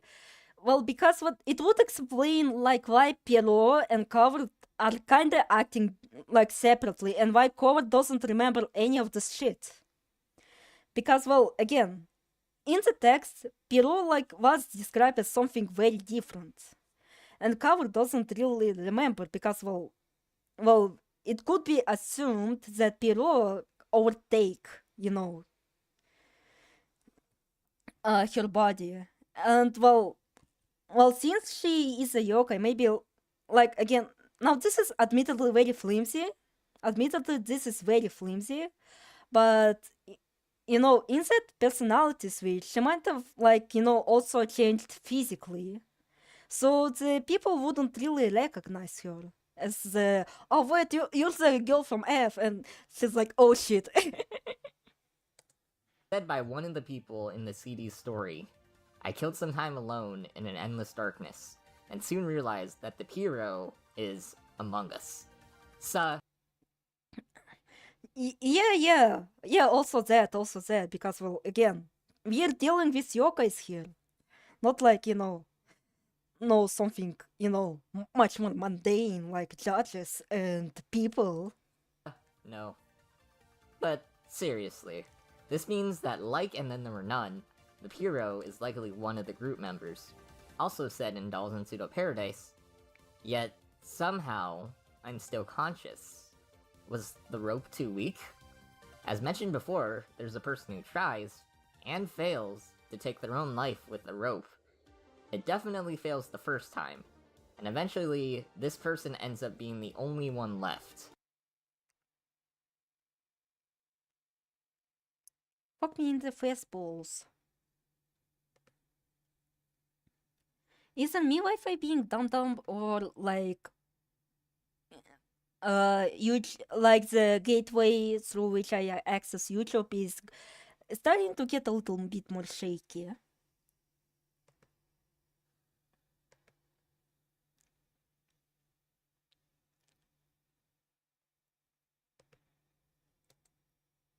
Come on, please load, motherfucker.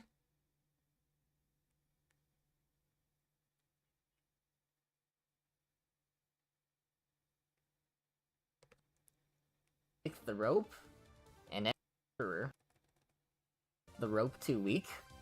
As mentioned before, there's a person who tries, and fails, to take their own life with the rope. It definitely fails the first time, and eventually, this person ends up being the only one left. The last person alive in a murder mystery story. The person keeps saying to themselves that even though they're last, they couldn't be the murderer. They just couldn't. They then take the rope and end their life. So, yeah. This does match Vera Claythorne, but back it up. I said earlier that the main characters are called 8 Wise Men, right? So, this can't be her. Or can it? In the epilogue to the CD, Reimu writes that she saw a girl stick her tongue out, and then the girl left Gensokyo. You see, this is like the only woman. The only woman of the 8 honest men. Reimu says that girl was the only woman of the 8 honest men. So, Zune went out of his way to make the only survivor a woman? Was this woman Vera Claythorne? And notice how she sticks her tongue out. Almost like a clown. Like a Pyro. This album does in fact have a cover of You and Owen Was Her in it, as well as some connections to And Then There Were None and Touhou 6. In And Then There Were None, the party guests all read the poem before the murders start. So Vera could have still had the idea of using the rope in her mind. This would explain why ending her life with it would be something she tries to do. But perhaps her trauma from the events is what led her to kill the people she comes into Gensokyo with. Maybe because she dodged fate, the rope's never going to work on her anymore, even when she tries to end her life again. If Vera Claythorne really is alive in Dolls in Pseudo Paradise, then the dialogue tidbit between Flandre. Maybe man was just translated that people wrong. Exactly. Like, where is the...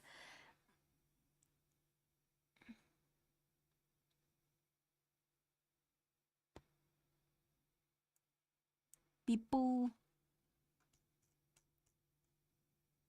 An interlude...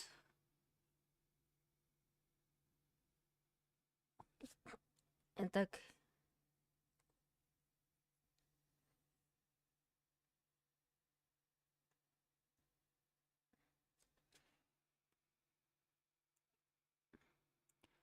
Yeah, it uses Bito, like Jin, so it's not really like men, but more so people. But like, men could be referring to just people, so you know. There aren't otokos, as I can see here. There ain't any otokos. There are no otokonoko. Like, hito. Yeah, I keep seeing this. Yeah. There's no otoko. Alright, let's continue. And Marissa jumps from being a simple joke to possibly a larger piece of the story.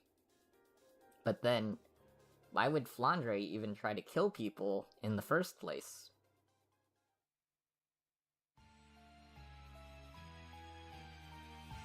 Oh, because it's I crazy. think the key lies with the original Ewan Owen's intentions. In the book, Ewan Owen was killing to bring justice. To avoid some spoilers for certain printed works, let's just say that this form of justice isn't uncommon in the world of Touhou. Touhou 6 and Dolls in Pseudo Paradise were both released alongside each other, and in that sense, it is reasonable to assume that Zune intended for overlap between the two stories, especially since the CD has You and Owen Was Her in it. Flandre being You and Owen in Touhou canon is definitely a possibility. The Scarlet Devil Mansion itself wasn't originally in Gensokyo. It used to be part of the outside world. And then There Were None took place in a mansion as well, so if the book in the Touhou universe took place in the Scarlet Devil Mansion, the settings would still match up. The mansion likely doesn't move to Gensokyo until after the story takes place. As for how the murderer could be Flandre if Ewan Owen was a main character in the original story, well, one of Flandre's things is being hidden. It's why we don't see her that much in the main series. Well, you know until... Well, I guess at this point you either know or don't know. So, Flandre could have orchestrated the events of the book from the comfort of the basement. She could be following the original Ewan Owen's sense of justice as a way to find people to kill.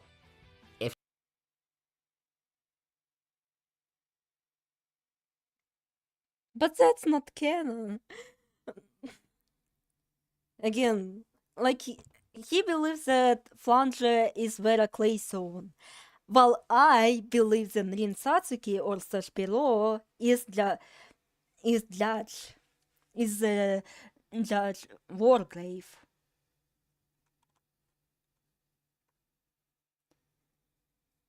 And again, despite wanting to fix my life in a group of seers, so that implies that, you know, she knew that those people are kinda very awful, and, well, she did kinda end up in that group, like, despite of trying to better herself. So, in a sense, she does view herself as, like, much more morally sound than those.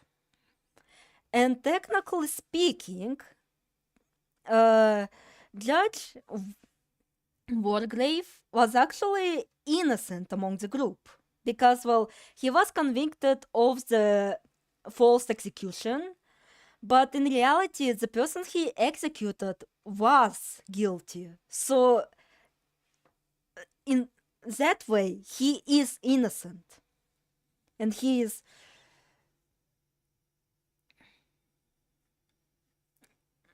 Yeah, that's also kind of puts in my own personal theory. Like, the mention already being here. Because if the killer really is supposed to be Rin Satsuki, then maybe, you know, the reason why there was food in the mansion is because by that point, like, the sisters and its residents already resided here, but didn't make themselves, you know, actually be known, but they could serve as witnesses. It's just, you know, they didn't want to make themselves known because, well, oh, they're vampires, and they're like, eh! And, well, since, well, everyone fucking died, they could like, oh yeah, finally some fucking free food. And they could have actually sensed that, oh god, someone is clearly someone is a Looney Tunes. So they waited and bided their time.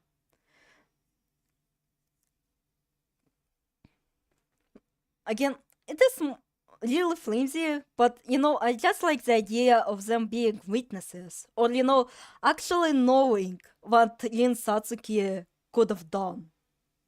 Like, assuming that Rin Satsuki is Pierrot. And I have so many evidence pointing towards Rin Satsuki being, you know, Pierrot. Even though, like, on fundamental level, it doesn't really make sense, considering you do not become Kirin. That's, like, the main thing. Kirin are kind of born, but from what I've read, like, there are quite a lot of, you know, connotations between Kirin and people, like, bringing of, like, prosperous times, etc., etc. And so, like, it could kind of tie into Rin Satsuki. And, well, she's a nurse, and, well, her being a nurse also, like, could be a massive fucking point, you know? It could be also a massive fucking point. And it could actually lend to why people actually trusted her so much.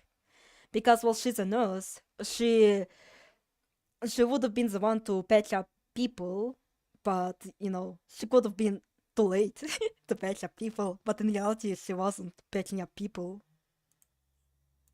If she really forgot the last line of the poem, then Vera Claythorne might not have killed herself. From there, Vera could go insane, which would lead into the events of Dolls in Pseudo Paradise.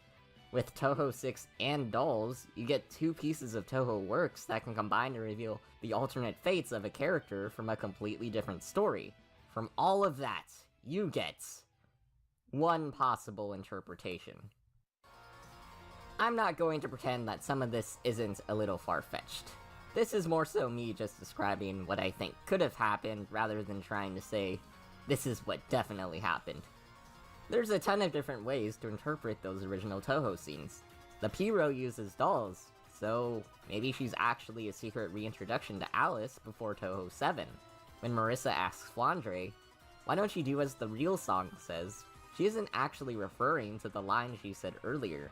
Instead, she comes up with her own line. She got married, and then there were none. The talk between Marissa and Flandre with the poem lines could totally just be a joke. Also, where would the other mansion guests be during And Then There Were None? Did they just hide away while the book takes place? This theory is not airtight in the slightest.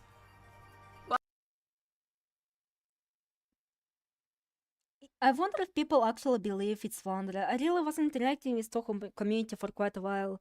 I mean, there are quite notable correlations, or at least surface level correlations between Flandre and you and Owen, just because of that title. And I don't believe it's Alice either, just due to their motives. Again, the main motive of the culprit from the And Then There Were None, it's justice. That's the main, theme of the And Then There Were None. The victims were being brought to justice because they are culprits in their own way, while the culprit of the killings was the hero. But to make, the perfect mystery, as well, this one is a very twisted individual, he also brings justice to himself by killing himself and thus creating a perfect crime. And the motives. And I should be actually starting writing it. Так.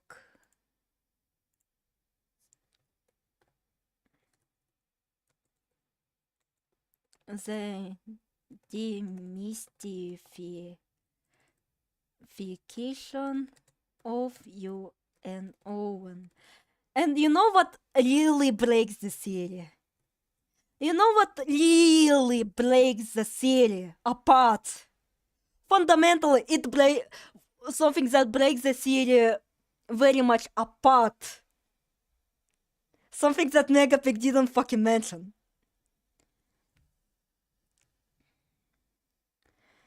I got that and YouTube notification for my comment on that one video, and oh no. Lin Henkel says that's why she's not in game joke. The reason why this theory falls apart is the death of the beautiful one. Is it alright if I derail your stream about this for a sec? You're gonna enjoy it, I promise. It's about digital art. Let me finish this. Let me finish, why the theory falls apart, and then you can rant about it. The reason why it falls apart so heavily is this. It's this fucking story. Because vampires in Toho are weak to water. Flandre, even, is weak to water. And how Pierrot, or in which weather Pierrot fucking kills the beautiful one? In the storm, in the rain.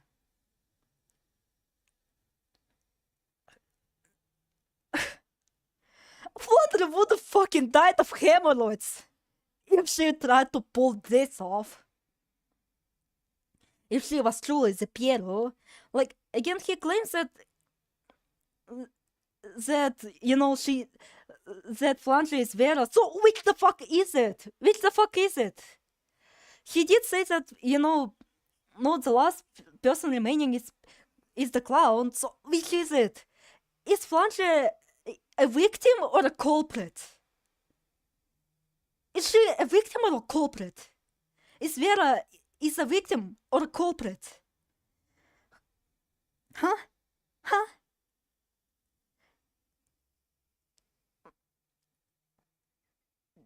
Again, we must stick closer to the story and assume that Justice Wargrave, or you and no one was a Pierrot. And you know, Pierrot is the coward.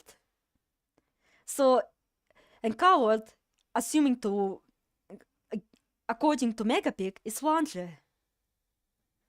So, how the fuck would he kill this person? How the fuck would he fucking kill this person? He said, I was taken captive for Pierrot. How?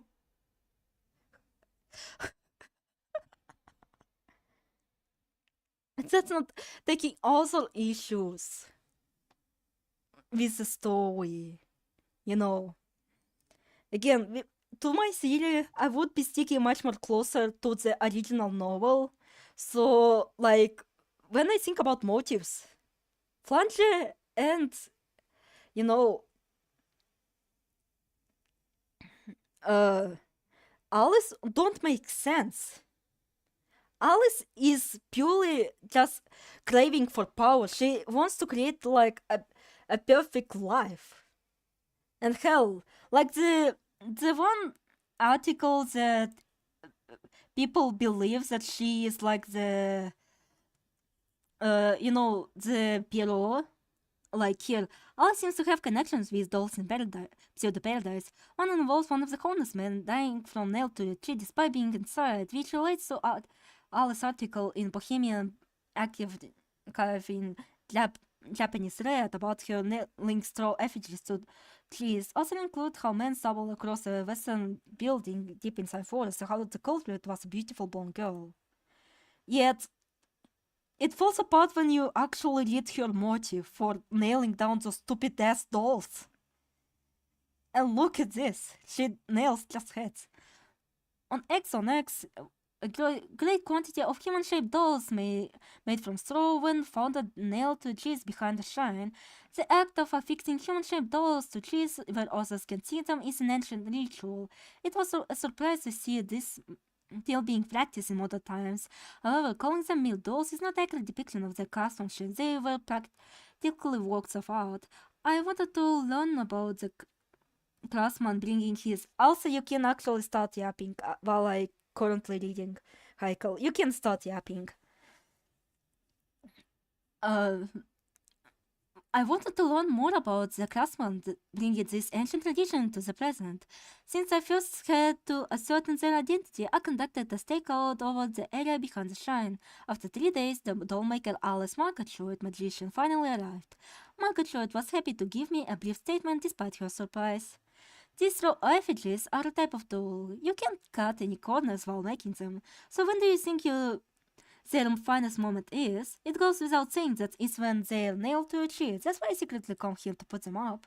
The artisan began affixing figures to the tree using nails. This time I tried to ask why she decided to put such relative minor traditional art from such straw figures. Obviously, because they say if you make one according to certain rules, you can place a curse on someone's soul. I believe that led to the creation of the doll. People ask why dolls are in the form of humans. I believe it's because it allows you to form a mystical connection to a subject. If you pierce the effigy with a nail, the subject will feel pain as well. If I understand this dynamic better, I believe I can come a step closer to my goal of creating independently moving doll. That's why I'm creating these straw figures. Oh, it's not like I hold a grudge against anyone, honestly. Yeah. Go on.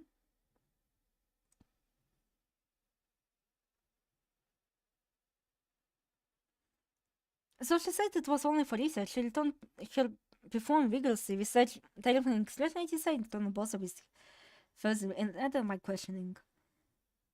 And like, again, I will argue that this is not related. Someone brought it up as a counter-argument to OVGM's point that Zun's art is getting worse, and he said, I quote,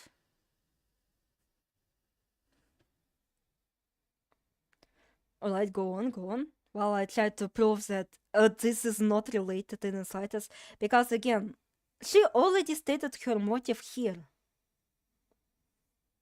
Because, well, she was curious about the whole dynamics, and she already wanted to make a, a cool doll, independent moving doll, and that was already like a massive theme of her character. She wants to create better dolls. It's actually very easy to make, bro. I study shit, I know what I'm talking about. Bruh. Let me actually look up the Sanae skirt. What does he fucking mean? Ah wait, Sanae Toho 15.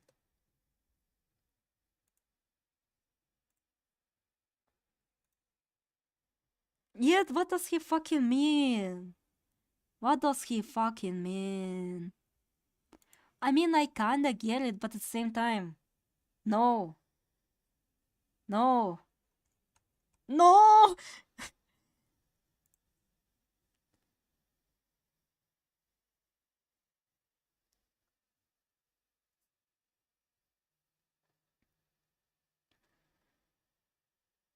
Like, I can actually understand how it's done, but still, like, it's not really that easy to make, you know? Like, at least give me a proof that you actually understand what you're talking about, because I know what I'm talking about, because I did this sort of shit myself. And, like, while I can kinda get how it's done with the layering, it's still, like, no, it's, like, it's still a very good skirt. What the fuck is he talking about? What the fuck is he talking about? What the blood is talking about? Again, from my understanding, it's done with a layer modifier, like probably a screen. Again, I don't really know my layer modifiers all too well. He just claims and doesn't back them up at all. Indeed, that's like a recurring theme with this fucking motherfucker. But still, like, Zoom could have made, like, her scared plain, but he went to extra mileage to actually make this intricate pattern. And, like, it could be, like, a borrowed pattern. When he says he studies that shit, he means that studies poop for a living. I'm pretty sure Zoom can actually draw normally, but uses this art style for game because it's faster. As he said in his interview, yeah, that's why I use this art style too. Anyway.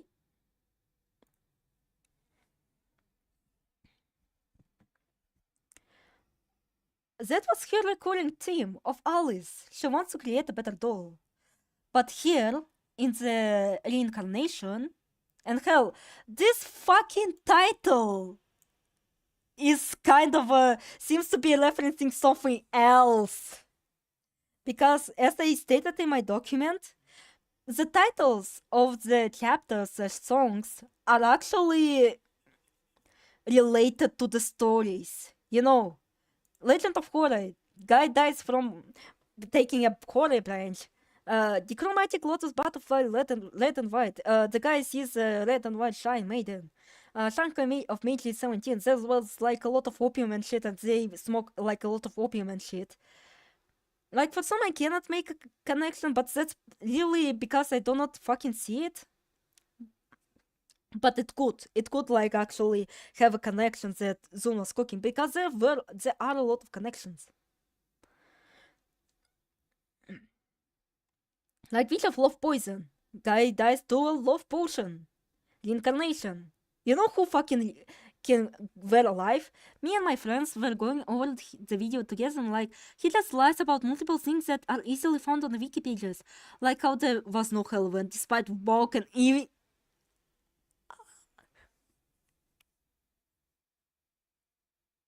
How can one be so stupid? How can one be so stupid? Seriously. How can one be so much stupid? Anyway, to continue my ramblings.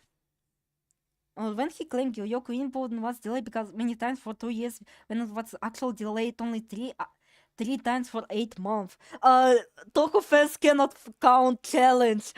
You know, you did establish that OVGM does not know how to count, so he obviously does not count. he doesn't know how to count even here. Before Zoom makes log, he makes sure down 50 liters of builds. He claimed Kovic wouldn't do anything to game development. Oh my god! Is he not like in internet at all? Like so many projects were cancelled because of COVID, like relating to game development. What the bro is talking about? What the bro is talking about? I genuinely facepalmed, Heikel. I genuinely facepalmed.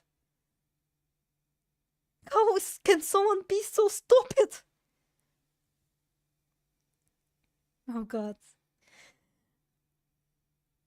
I actually should subscribe to you, Heikel, because, well, I'm trying to keep my people who I'm subscribed to kind of much more managed, you know. I just don't subscribe to people who are like left and right.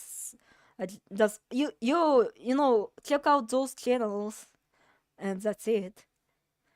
But like, I should do you a favor, you know. You did like a very good character introduction, and you're also cooking this, which is like massive.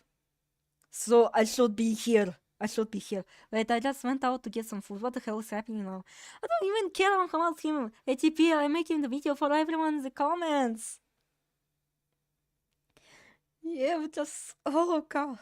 How can someone be so stupid? Well, who the fuck comes back to life? Since reincarnation is about, you know, coming back to life. Alright, I'll do this now because I haven't subscribed to you now. Блять. Let me search. I can go to your channel through chat, so like. Alright. Subscribe, edit. Now I'm here. And now. It's Jesus! It's Jesus! It's Jesus who comes back to life. And well, crucified.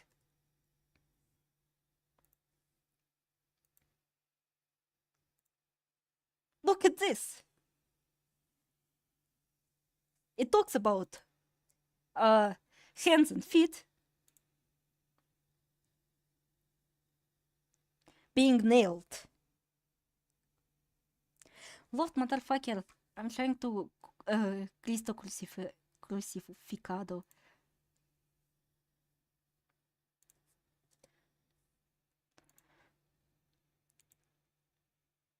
Like, please.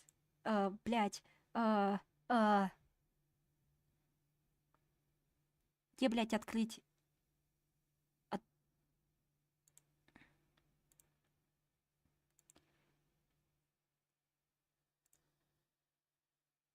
Look at this.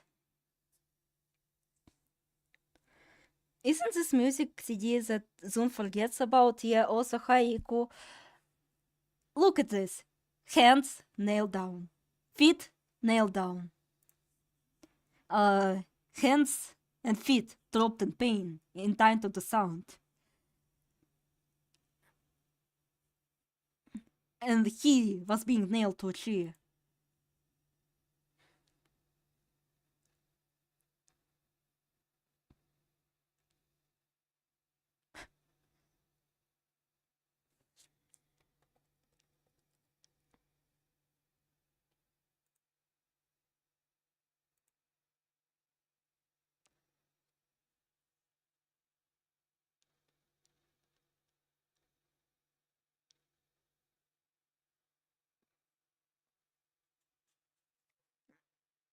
And like the final nail, which is to the brain, like, you know, now you're not going to leave. Damn, he had no clothes on. I mean, yeah. I know nothing about Jesus or Christianity, so this is very interesting. What happened? I was checking my messages. Are we actually reading the Bible now? I mean, yeah. Well, he could be technically be also so like pierced even the fifth time, because like people say like it's either like 4 or 3 nails, and like you could say that the spear of Longinus could be like the fifth nail, though it actually pierced his rib, not his head, but at the same time like he did have like a crown of thorns, so which is a head injury if I ever saw one, so Tibus.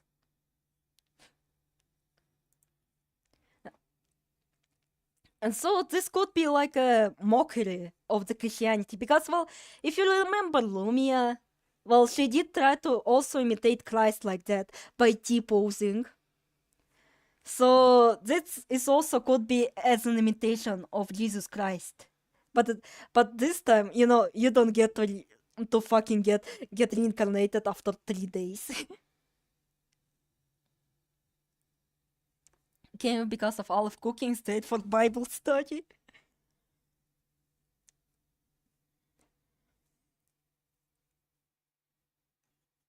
So yeah, I don't think it could be Alice. I don't think that it could be Alice in the slightest. Anyway, let's start actually writing all this shit down. Well, I'll also talk about why I believe Rin Satsuki is the killer, because I will bring up the major like roles. Or maybe not, because I will like get out of track a lot while writing this. So maybe it's not recommended for me to just, jump around the topics like that. To not get confused, because I can easily get confused.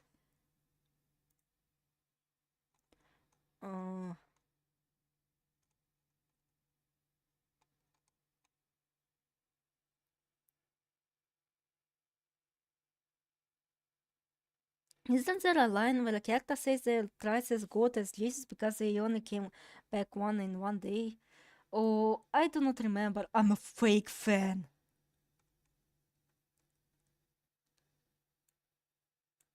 I'm a fake fan. Because I do not actually remember who said this. About to drop my new video after like nearly allegedly Optrino number 1 Lightyear Bible in Russian read by LFD 3 times speed. Well, we have like a different version of Bible, so it will not be like 1-to-1, because like there is like a Catholic one and the Orthodox one, the Protestant one, and we have the Orthodox one. So like religions will vary. I believe. I'm personally atheist. Like I do like to believe in like angels and devils and some shit, and I like taking motives from the Bible. Like no Eleanor and Horus being Adam and Eve, and Lord being the serpent.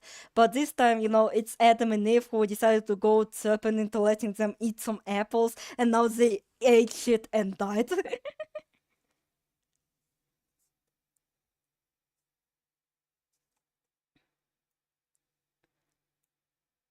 Alright. Let's set the stage for our 2 main suspects of the DPP incident, which are commonly believed to be either you're like people who like a series for alternative universes, yeah. And I wouldn't say my family was all that religious. Like we did have like religious imagery way before, but like that's one like fell out of style real fast. So now we're like fully atheist, so I just don't believe. Well, I don't believe like God exists, but like it's fun to think about it, like the the revelations is just like the most metal shit ever, you know. And to think like, why is the apple of knowledge is like assuming the apple of knowledge is considered a sin? Like I kind of like associate them with Lunarians. Like, Lunarians from Toho like believe in purity and that Earth is very impure. Like, it could be just that. Like they eat the apple, but they're tainted with knowledge of both good and bad. Fix it one fiction when Jesus doesn't get crucified is my blood, but I sure he hope nothing happens to him. Yeah, I'm also sure that nothing bad happens when we're building the Tower of Babel. Tower of Babel. I sure hope that Lucifer is totally a real character.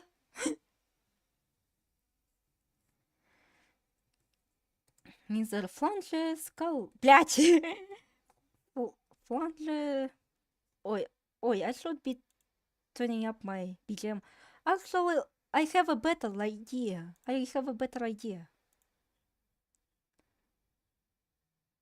Wait, it doesn't show anything? Or was it kind of like that? No, it should be. Wait, it's showing something. It just doesn't show completely. Maybe.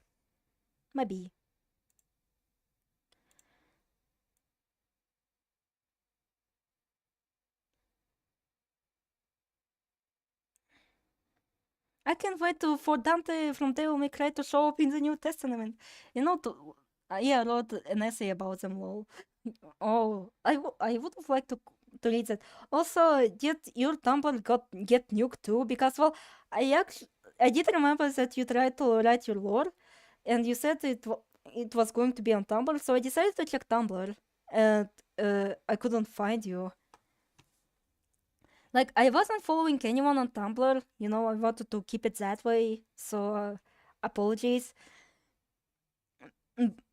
But I do know that you appeared in my Tumblr, and I was like trying to search for you, and I was like, what the fuck, what? I genuinely hope they didn't get your ass too. Please check. Like, I genuinely, like, I look at my notes section.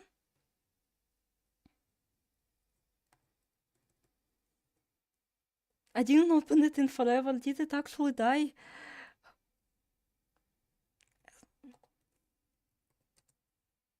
Блять, Dolls in Pseudo Paradise.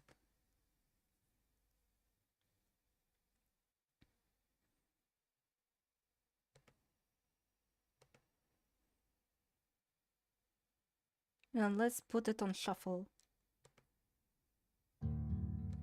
Oh no. Let's let it play in the chronological order.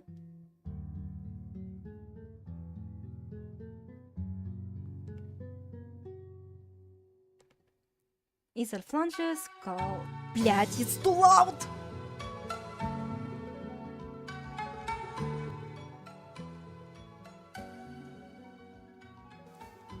Flanges Scarlet or Alice Marga Droid.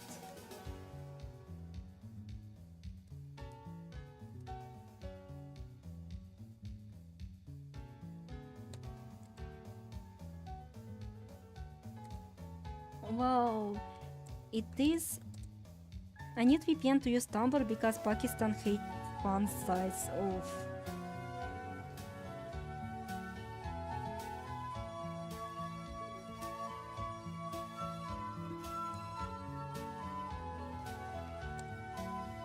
I don't believe that the culprits as established previously during uncovering of identity of hero.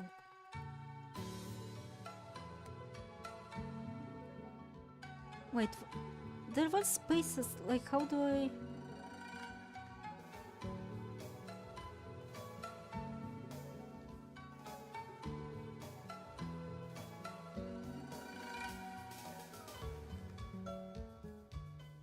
Huh?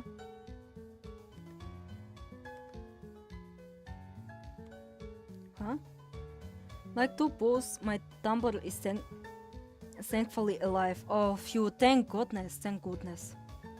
I might have actually... Like, maybe I could have... I probably didn't find you. But like, when I checked, like, there were 3 notes. Because I do remember you liked some of them. And then I find that there are only, like, 2 people. I've been taking a long time on my assistant because I'm the kind of writer who needs to write all the lore, then write a narrative. Unfortunately, due to my ADHD, I just ball in. Currently have my own database with 51 files and filing them with data. Oh.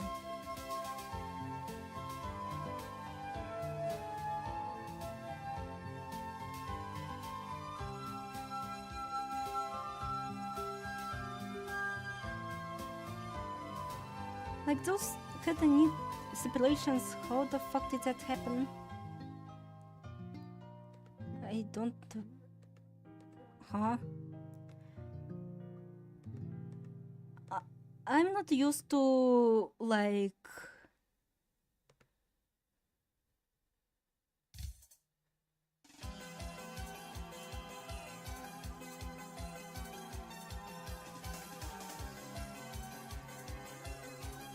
editing stuff on the Google Docs, so I am very clueless as to how any of this shit works.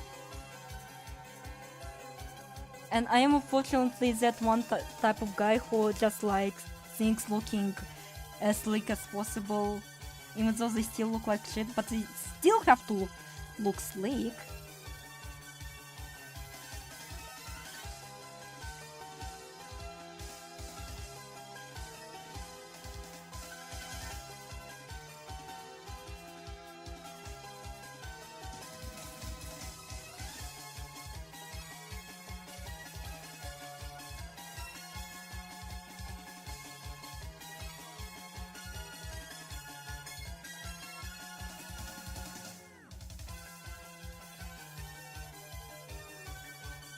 Google Docs sucks, I hate it, but unfortunately most of other apps make you pay for hosting stuff on the internet, yeah. And I'm just a boomer who just, you know, uses Word, and that's it. Seriously, how the fuck do I manage this?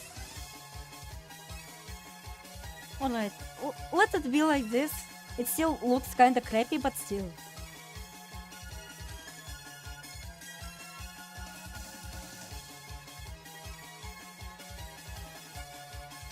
But as I believe, Howard is strictly a hero. Microsoft Word 2003, my beloved. Yeah, miss those times.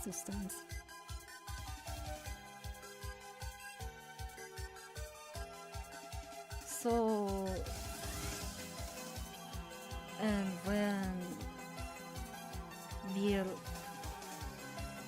this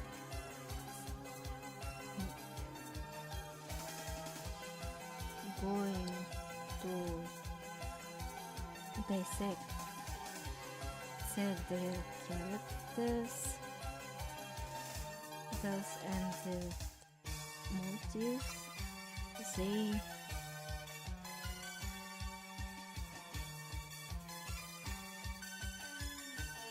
oh wait, maybe I just...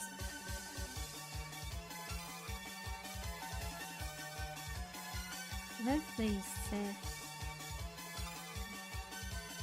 And wait, and there are numerous reasons why those two don't particularly make sense as culprits.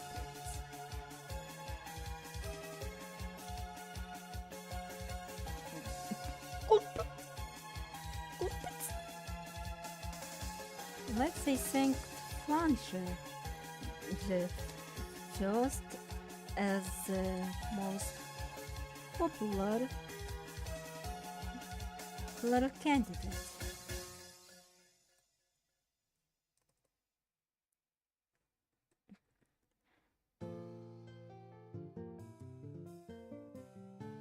Why Flancher couldn't be a culprit?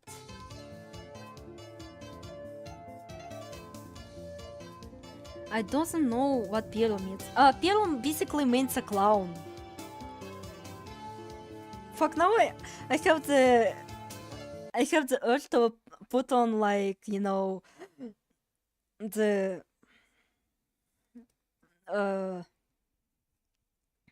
fucking Potemkin's theme from Guilty Gear. Oh god.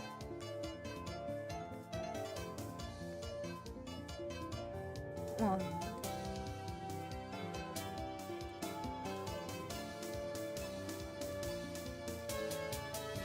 The species.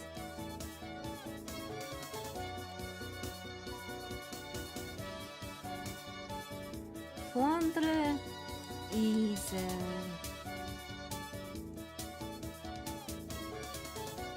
an established vampire. But oh my god, wait, Aleph?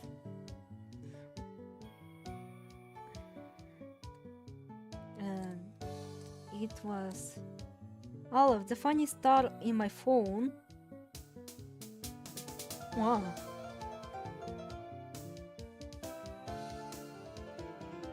What's the funny star? Have you ever listened to Jackie's Box, the Mimic song? No. No, I haven't. Alright. Jackie. Oh god, it's FNAF.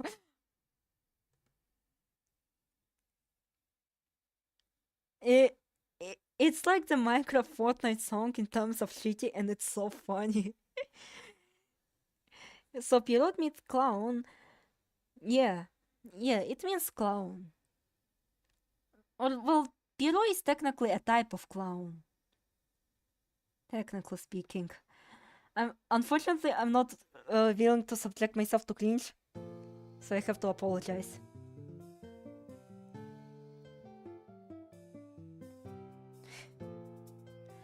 Oh wait, the fucking chat is not working again. I forgot about the chat. It's so bad.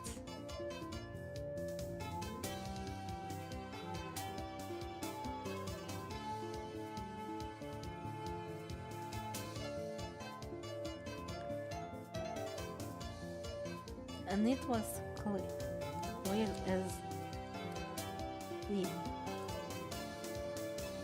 So there are already a lot of discrepancies. Is that how you spell it? Discrepancies.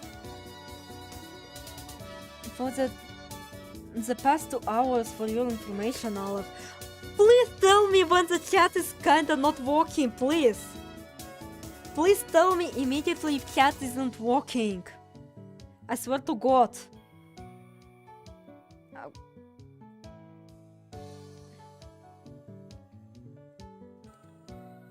Related to it.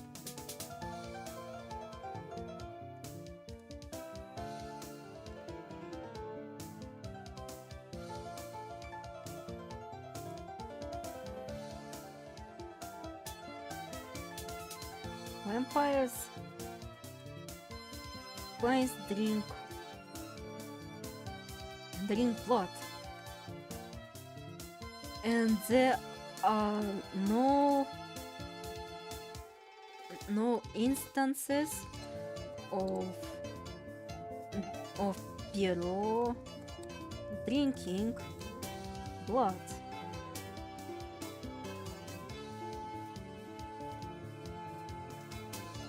Again, I fucking hate this that I have to do this, but you know, to make the text much more readable, because I do have some troubles with reading text, especially when it's like very massive, which is ironic coming from me, but still.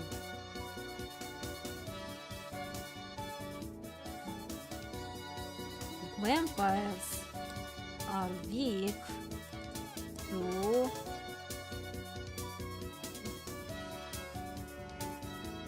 to sunlight and water. In the prologue, it was stated that the coward lost her humanity upon arrival.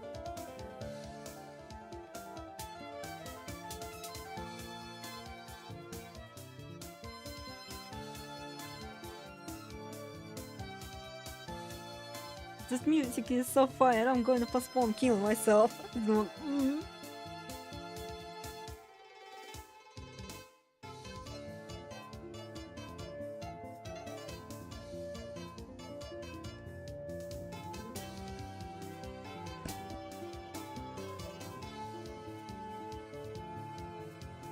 And even if the line could be interpreted, I'm so glad that Google can collect my text for me, because, well, I cannot fucking write for shit, I'm sorry.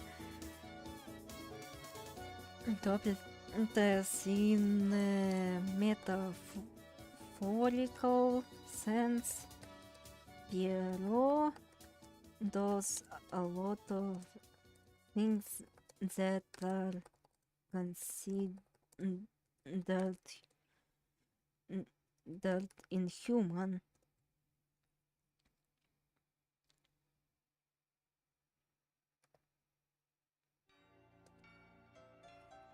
Well, the shades. The coward hung herself, but a sick beat clock held to life. All the shades of the cheese could help flange withstand sunlight. Pierrot abducted you. The beauty in a storm, which one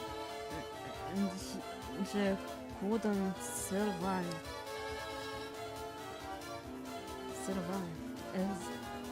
Especially if we take the events of the story take place in the past.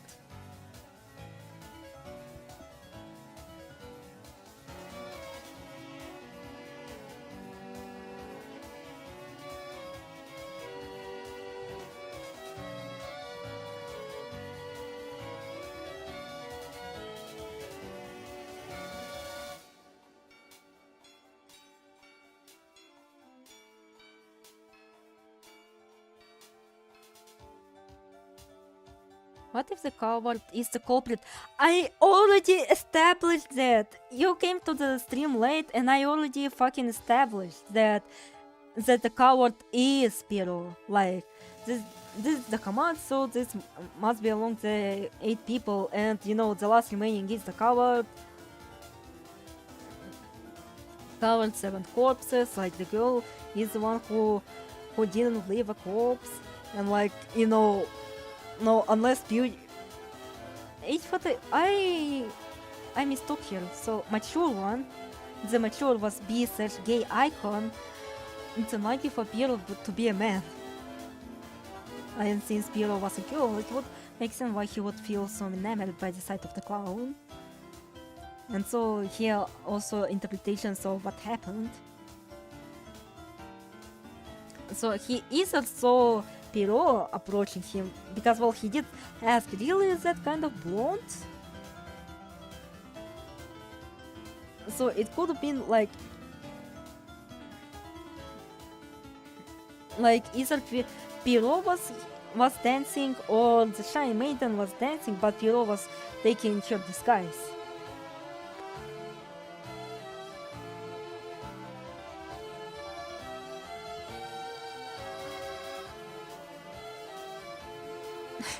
Guys, what if Aleph's character is called Dizzy and she's a star in human form? This would explain my legit person.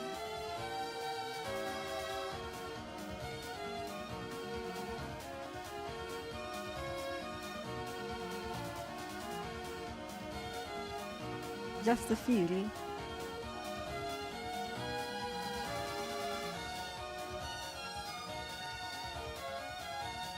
So, motive. Because, well, it is established that Flange can actually control her destructive powers. Flange Scarlet.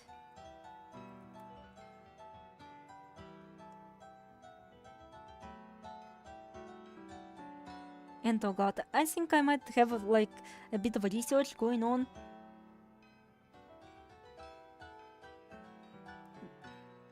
Because I have to at least verify something. If I'm thinking everything that is correct. Because, well, the species point is already disproving the large portion of that fucking theory. Also, no, I should enumerate this as 2 and motive as 3. The title. Well, it is undeniable that Flange has the theme titled as UNOONY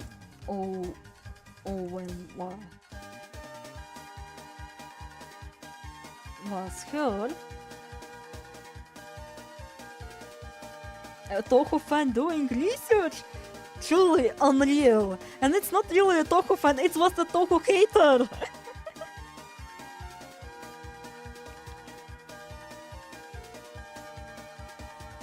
Self-proclaimed, of course, but still. This is coming from a supposed hater. Well, it is undeniable. The one has a team title that you and follow was heard.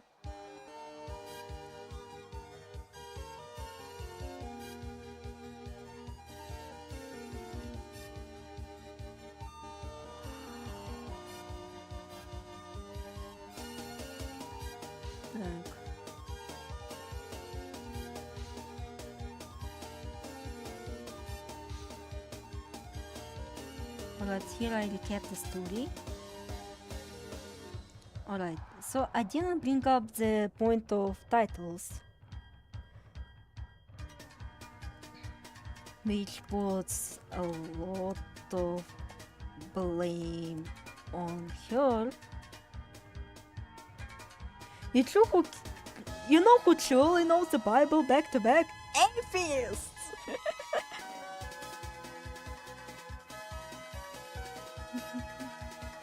I want you to pay attention to the titles.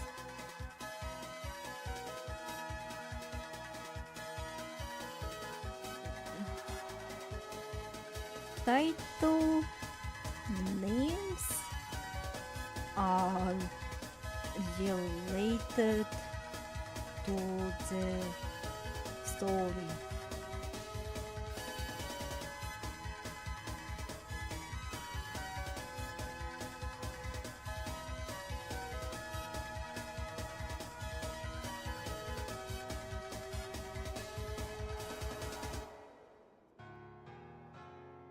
Wait.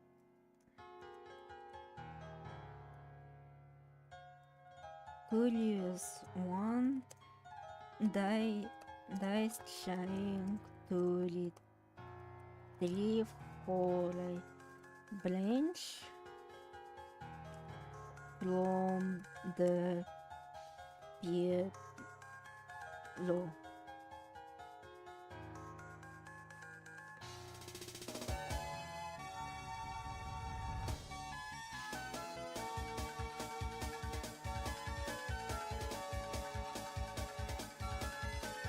Only one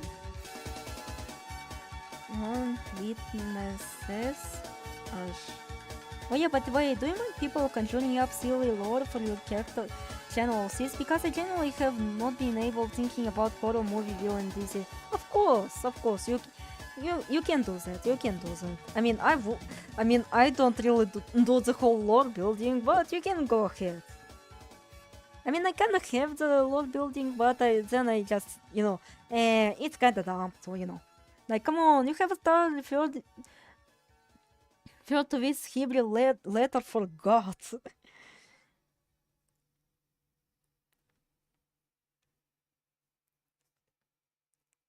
I mean, she was technically supposed to be a god, given that she is a star of her quote-unquote solar system.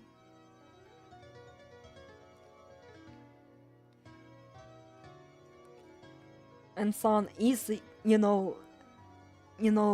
correlated to the gods, All alone witnesses a shrine made in red and white, dancing atop the lake.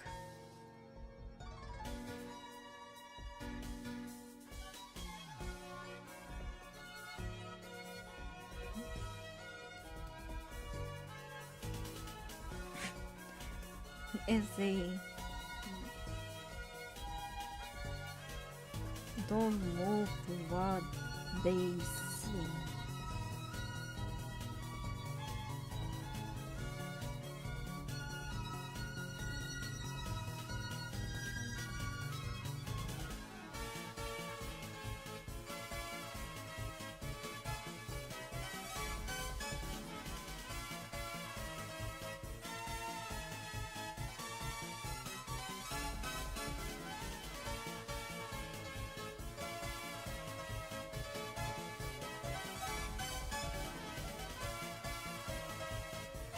I don't understand anything. Well, welcome to the average DZ experience. Welcome to average Aleph experience. You do not understand Aleph. You will never understand Aleph.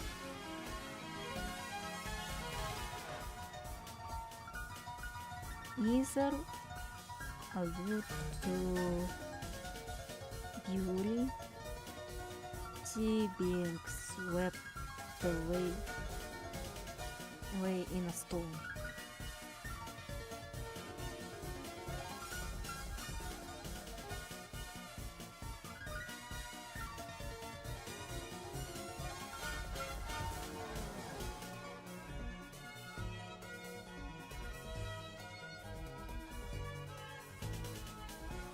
Maybe opium.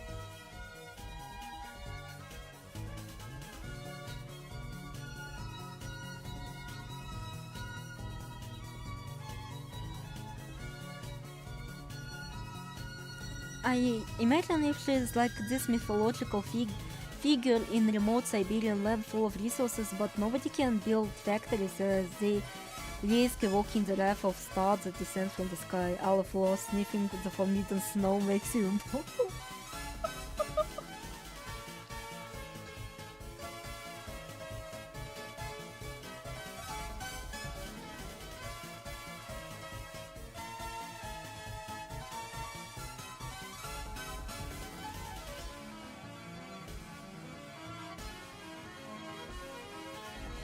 Shanghai opium.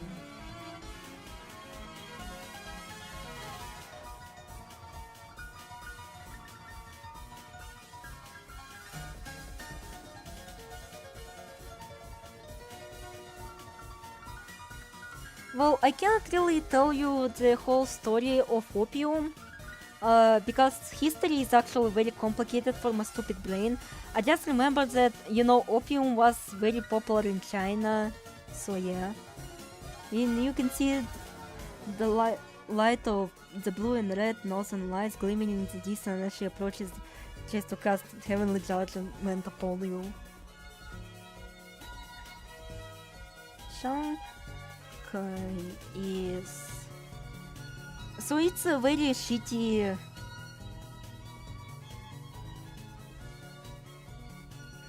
recap of the, you know, of what happened here.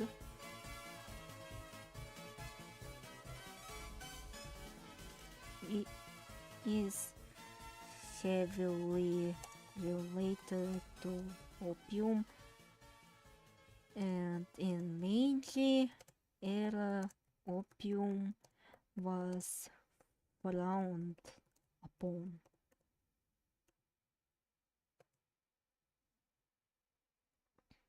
And the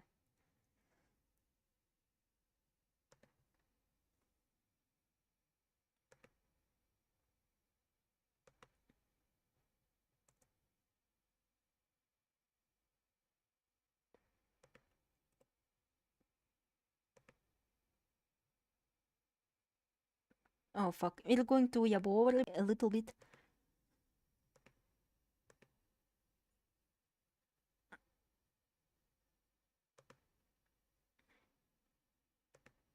Alright, I refresh the chat now immediately. And now the internet should work.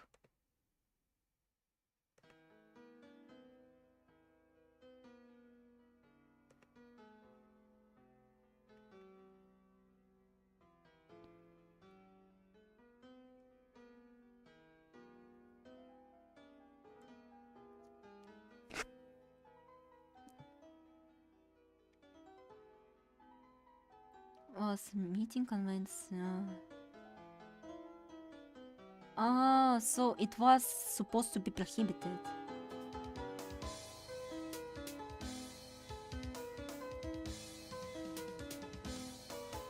So yeah, it should be alright.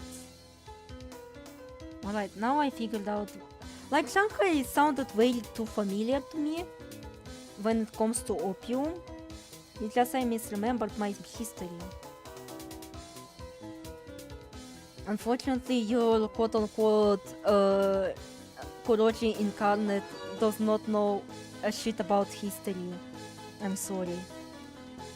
Was held in Shanghai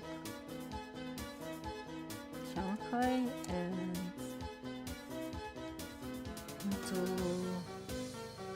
prohibit the usage of opium.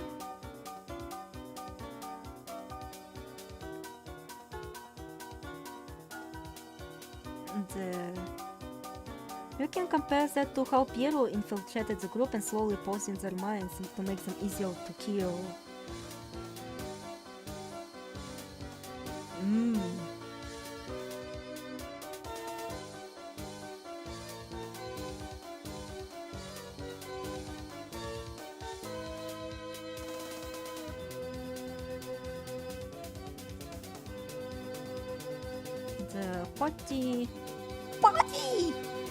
The party of 6 smoked opium.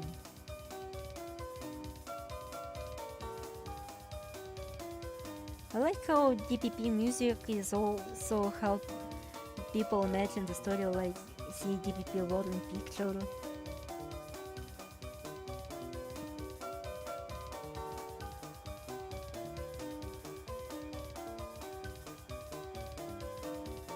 This also points to honest men being criminals. because they broke the law.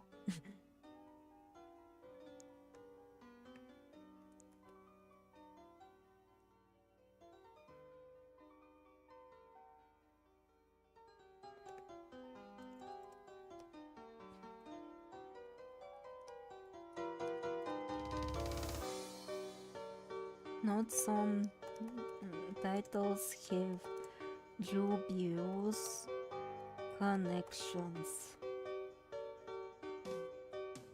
Ones that author can connect.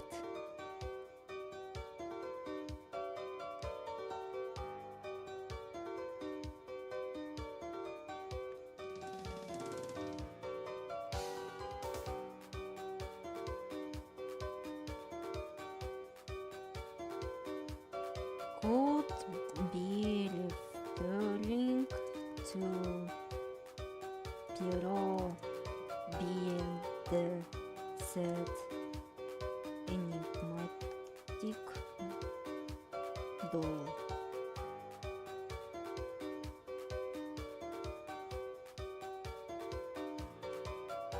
And that's where when Pierrot is formally introduced to the group.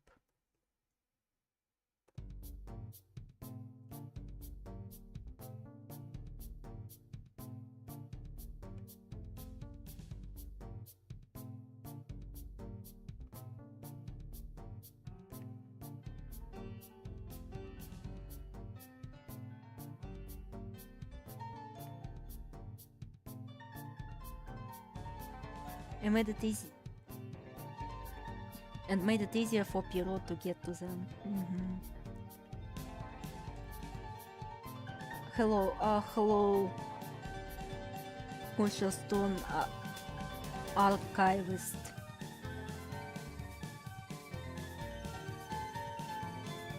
Circus slavery.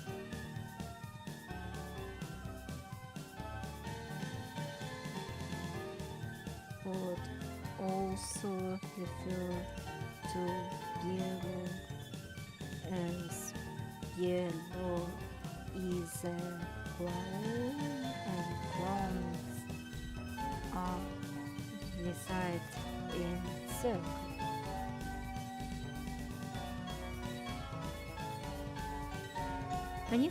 Actually, let me search up the delivery part, because I see this word in Mukai, but I don't know what the fuck this means.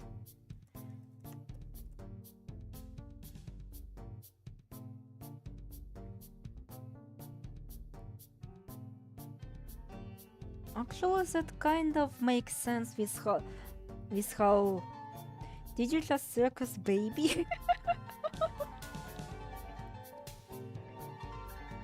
Alright, so I can erase this now, because, well, since reverie refers to my leg! To state of being pleasantly lost in one's thoughts, a daydream. And they did think that, oh, we escaped and we were like... We're like, you know, our new boat and all this fucking shit.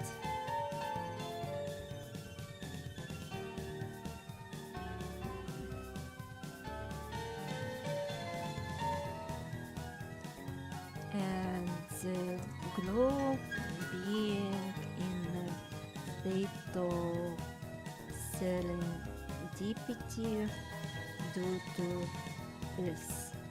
received victory over Pierrot. My leg just fell asleep. It happens.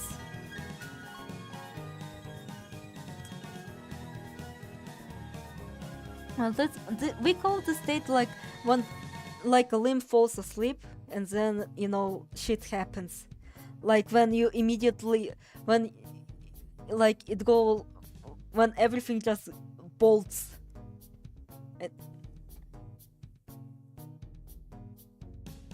Yeah, sort of like that. Forest of Dolls.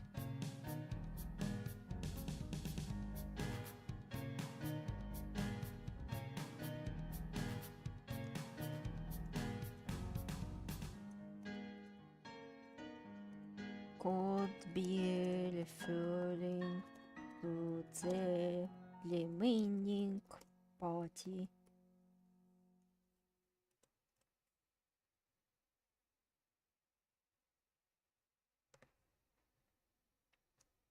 Witch of Love Potion.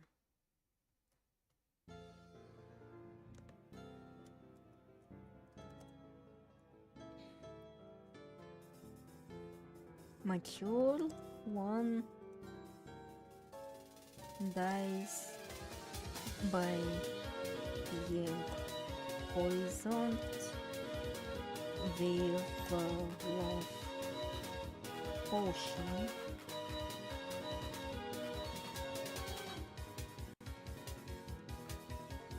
I wonder how opium tastes like.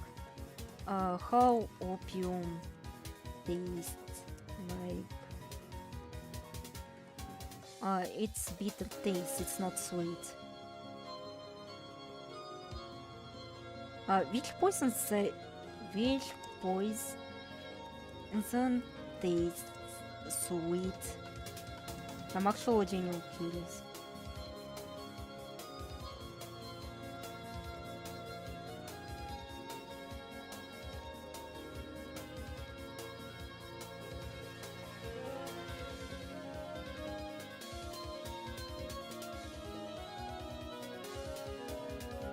Like ethylene glycol?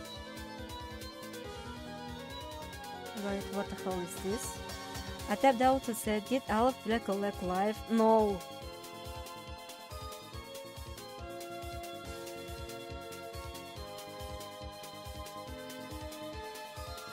What it used for? Antifreeze control breakthroughs on sample.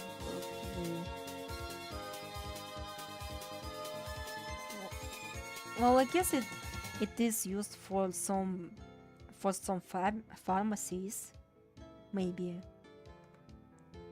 So it could be just like some unidentifiable poison.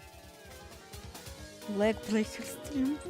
No, I don't want to commit to the walking cane simulator.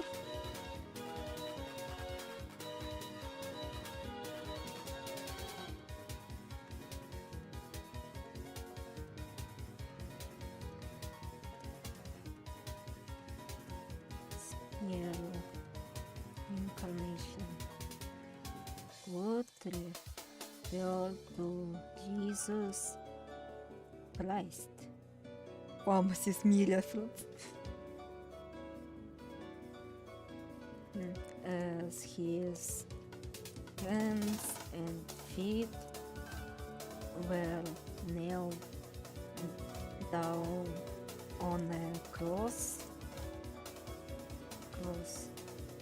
just like how weary one was nailed to the tree.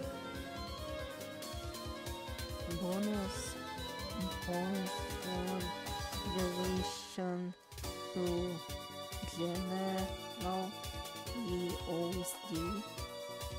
I'll go sleep late, it's late. Oh yeah, you can go to sleep.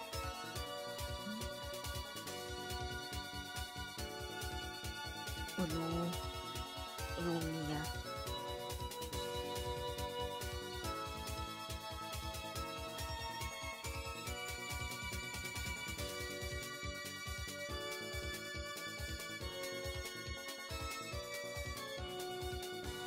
Alright, I'll paint this text actually red.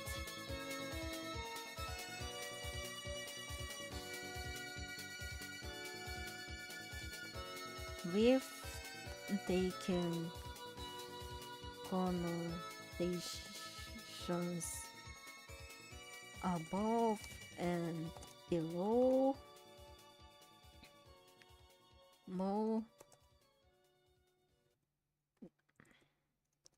The title Bolizes. Latest the discovery of a killer. And that being that, it confirms that the killer is female.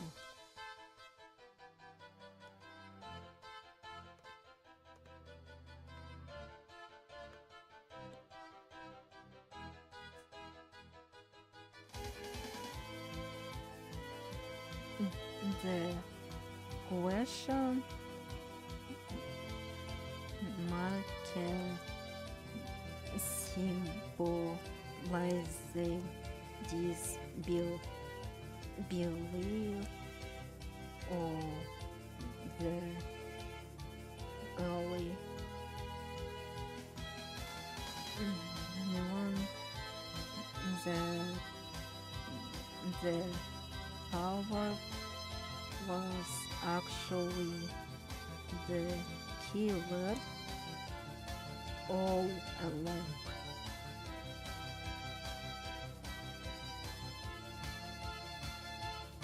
Eternal Shrine Maiden. Howard loses her humanity.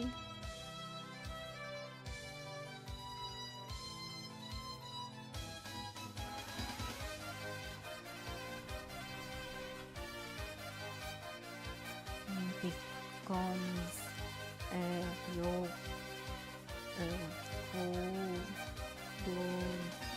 yokai that is eternal shrine maiden.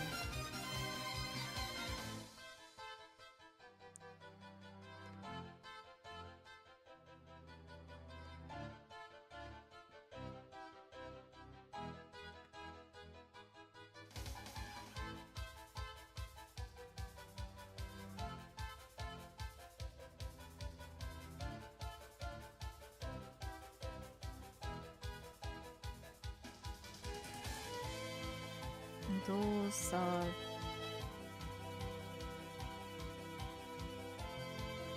fundamental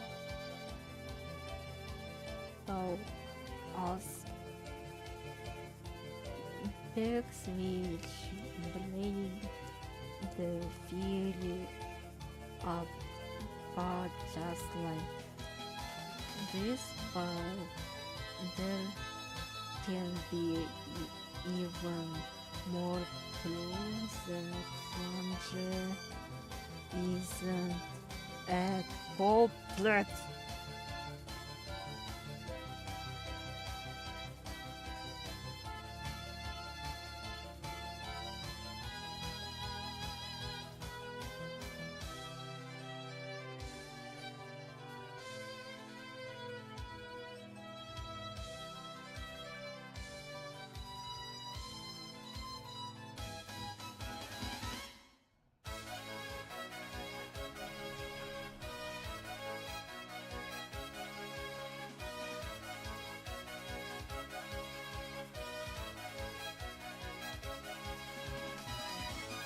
Yeah, it is actually quite valid assumption.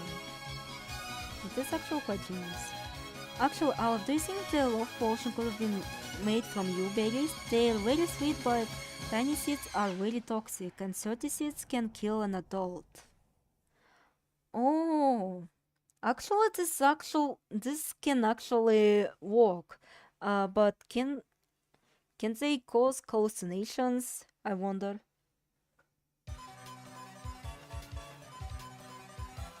Like, the bro was also tripping his balls, so you know. Or maybe it was just a state of delirium, of general delirium, I mean. You should add a bullet in the script just for the flavor. Oh, I will add it, like, when I don't proving that no, Flange and Bled Olive and Alice are the culprits, you stupid. Oh wait, actually I could do the face suppression here.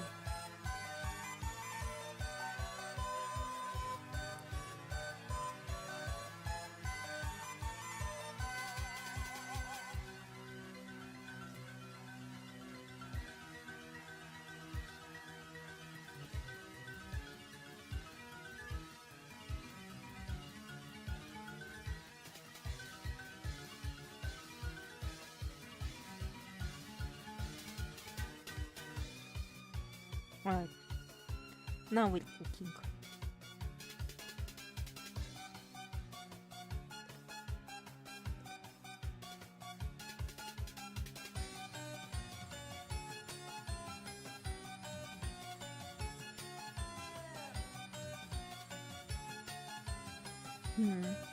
The shrine maiden lights in her blade. Lights in her diary of the mundane accused links in. There's also potential that sweetness could have been added to mark the taste of poison. Yeah. In accused in Kinsokyo.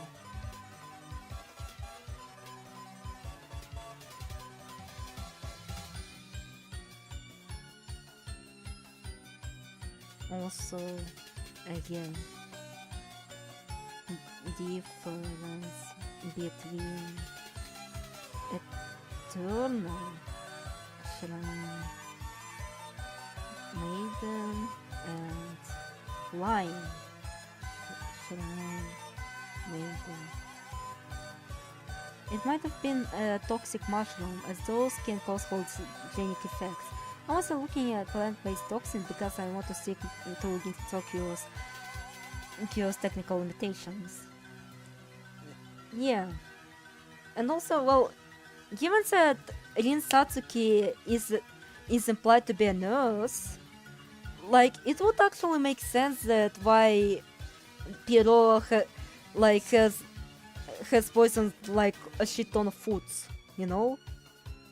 When they were residing in that village. Like, she poisoned the coffee, and she also poisoned the breakfast. And it can also be implied that... And you can technically go on a stretch and say that she also poisoned the very one, so he couldn't act. Or at least, like make him unconscious just long enough so that he wouldn't realize what the fuck is going on to him.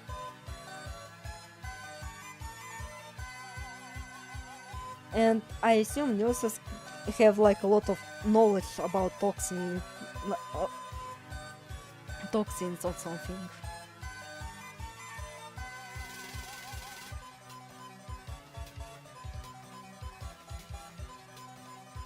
As such, I believe the title names, despite being already preset to some characters from Kayfabe,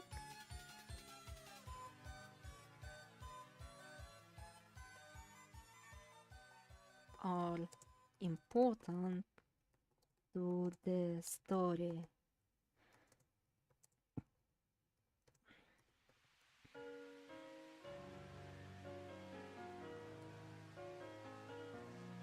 One shouldn't take those titles at the face value. It can actually play... I just imagined ignoring technical limitations and thought of soul handling fortune in the case 47. Oh yeah, she would definitely just, hey husband, I give you this, and he would be just confused. What is this thingamajig? Oh honey, it's AK-47. We used to build those in a training facility. Now go shoot a bear or something.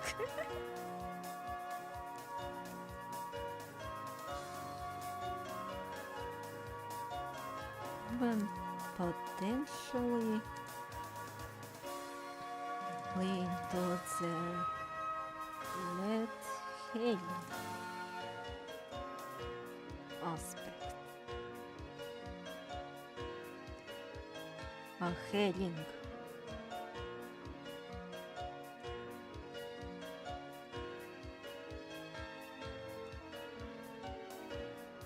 Oh, definitely. I did learn a lot about poisonous substances. I also learned any medicine can become poisoned under right circumstances. Oh no. Oh no.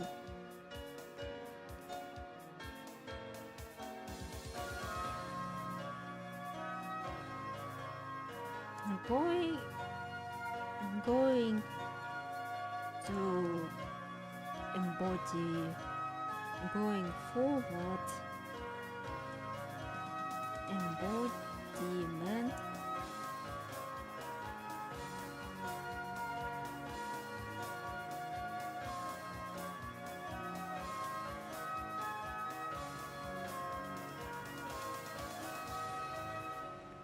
Seiho and PC98 games from Seiho Windows.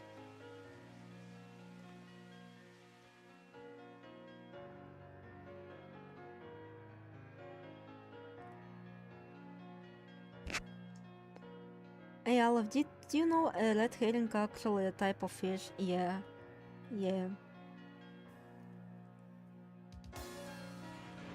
Is a game that made with comedic subversions in mind. And since one at least in the OSD is framed as an amicable person in spite of her destructive power, where it would make sense to intentionally make her a suspect without her being the culprit.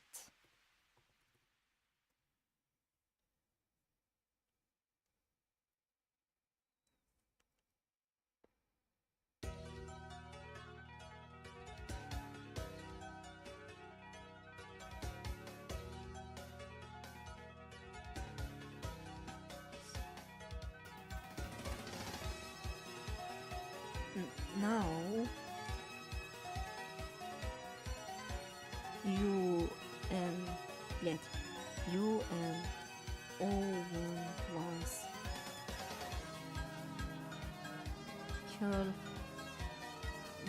less sounds like a revelation and more you truly believe that it's hell. Wait. It's do. Do you truly believe that it's hell? Because, well, it could that she isn't.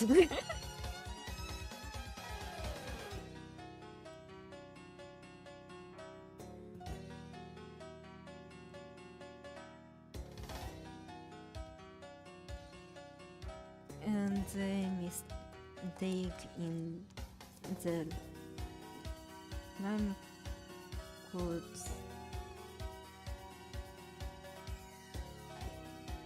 could be a hint that she isn't related to the events of the PP, and be a tricky reference to the true love depth of the novel. Actually, I haven't eaten anything in a long time. Let me make an 4 p.m. breakfast. Oh god, it's already quite late. Wow.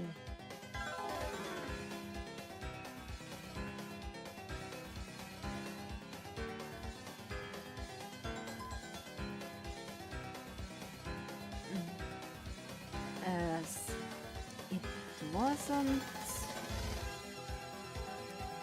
Vera who is last to die by hanging. It was just this world. Yeah, unfortunately I live in the worst time zone ever. Yeah, I at least get the benefit of actually being able to stalk JynX. It was just his war grave. They died by a bullet.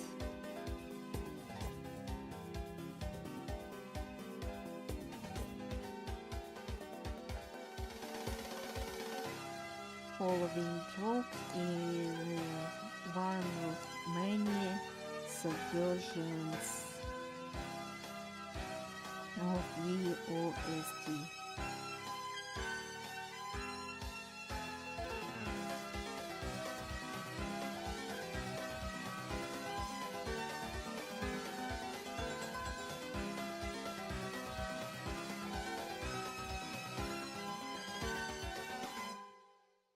See? I can actually interpret the fucking...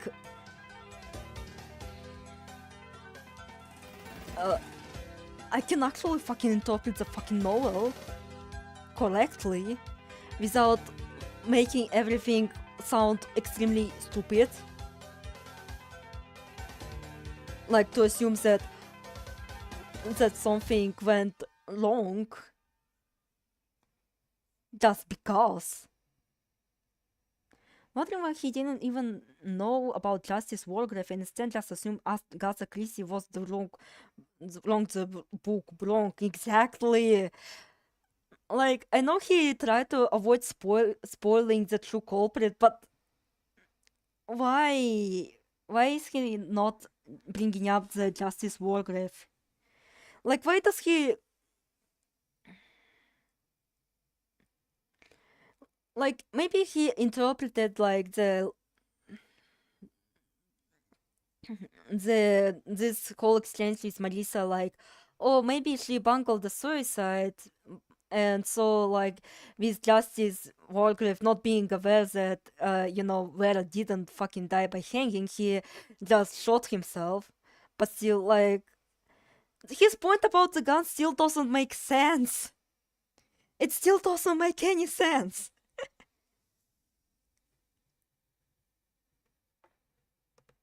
That's why you should always follow Aleph.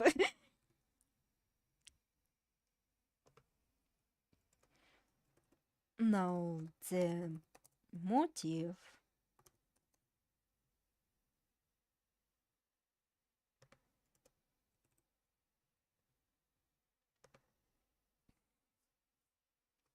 Oh, and the album actually ended, so... I got a notification. So, sniffing the forbidden snow makes us immortal canon?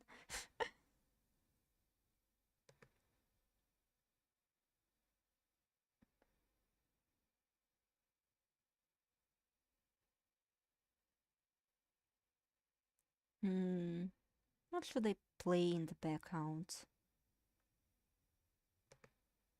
You know, I haven't really listened to Zoom's CDs, admittedly.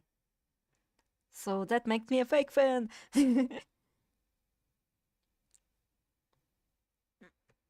But yeah, I don't listen to CDs.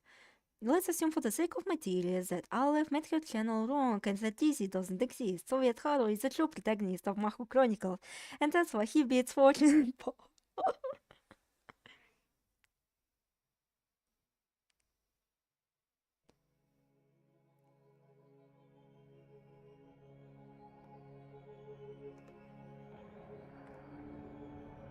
Now the motive. The motive is crucial to the novel, as every single person on the island. Please listen to Neo-Traditionalism of Japan. It's one of my favorite CDs. Well, I'm going to listen to the music in the chronological order. So currently I'm listening to Ghostly Field Club.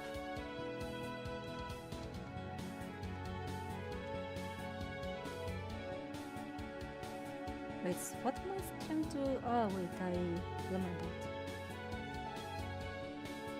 So,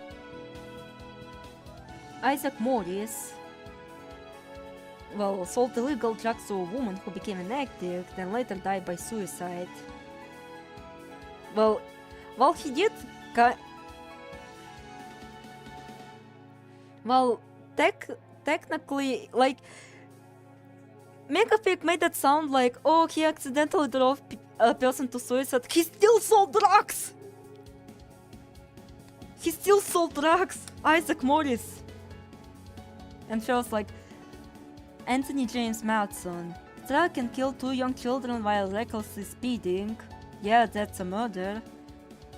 Miss Ethel Rogers withheld an employer's medicine in order to cause her death and collect an inheritance. That's also a murder, with a very heinous motive.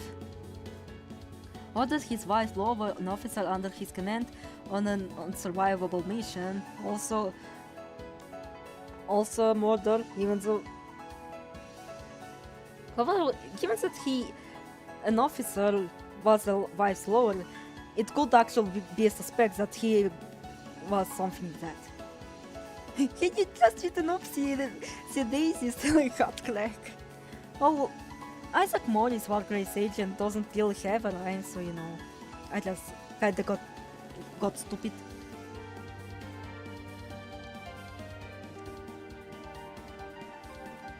Thomas Roth just also caused like a fucking withheld the medicine. Emily Lee Carolyn Brand dismissed her teenage mate for becoming pregnant out of wedlock, just causing the maid to drown herself. Oh wait, maybe he was referring to crime of Emily Carolyn Brand, because well, she dismissed her teenage maid for becoming pregnant. And then she committed suicide, but still, like, she dismissed. Can you imagine someone analyzing Wahoo like this? I mean, I wish, actually. I kinda wish it was that. And well, quote-unquote Lawrence Jones Wargraves is that influenced a jury to deliver a guilty verdict against a man who thought to be innocent, then sentenced him to death.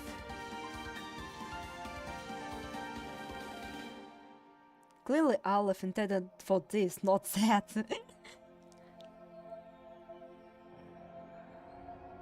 And, well, patient was drunk. Well, he explains it as some kind of accident when that's literally just a fucking negligence. That's literally a fucking negligence. This is a crime. This is a massive crime. I mean, I don't blame Justice Wargrave for killing a fucking drunk operator. What?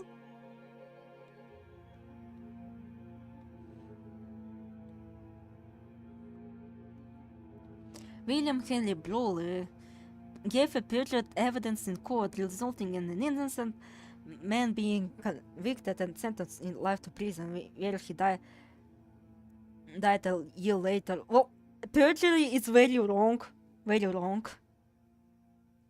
As a soldier of fortune, stole food from a group of East Asian tribesmen as he was walking with, then left them to die. Yeah, that's also a murder. And Vera Elizabeth Clayson, as a governess, allowed her young child to drown that his uncle could inherit the family estate and marry her. Like, yeah, those are all shitty people. Those are all very shitty people. He's a criminal, and the motives for doing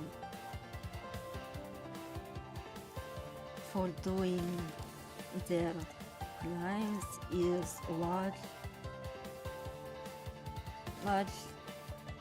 due to selfish reasons or gross negligence. Because, well, one was pissed drunk, and other one also was very kinda drunk on speed.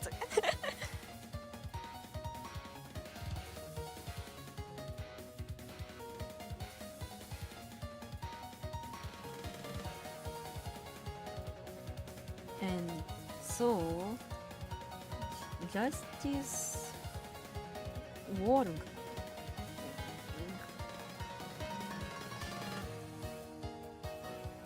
And they all evaded the law. Like, he also makes it out that everyone accidentally evaded the law when no. You know, when reading all this, you know what? They don't deserve evading the law. They should live with their consequences. Not like this, of course, but like they still deserve to live with their consequences. Like, what the fuck?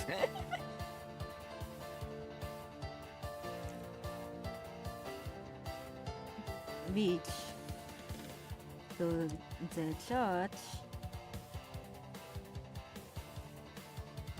was inexcusable. With twisted morals, was inexcusable.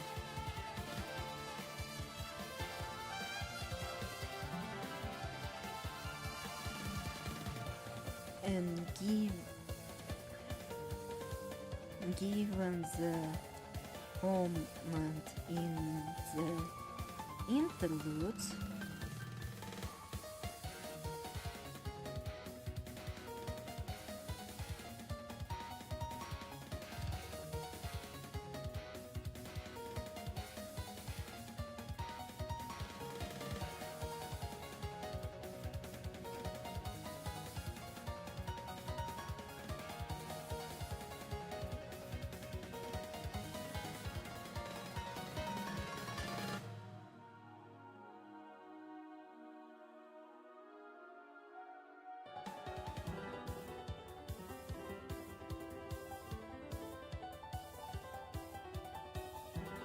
блять.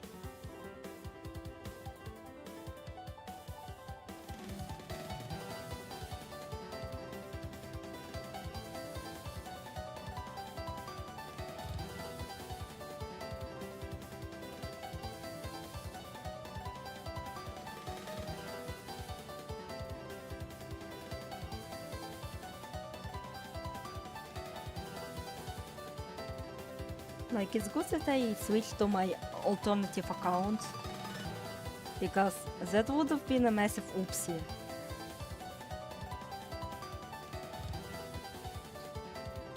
Так.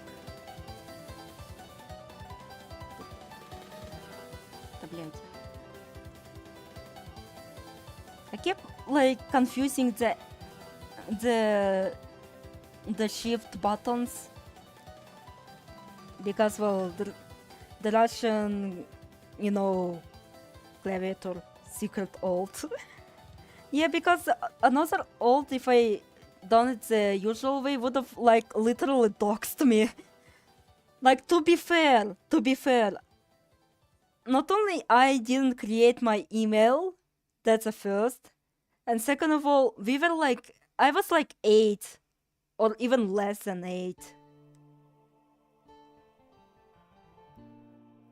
Actually, yeah, I was less than 8 years old when I created the fucking account. With my sister, who was also like very much very young.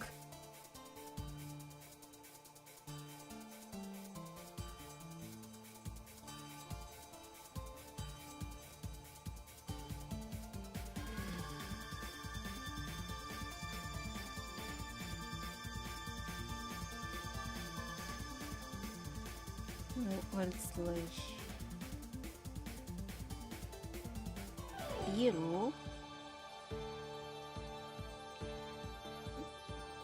Biro at least try to be above receiving ways, besides making sure more morally sound.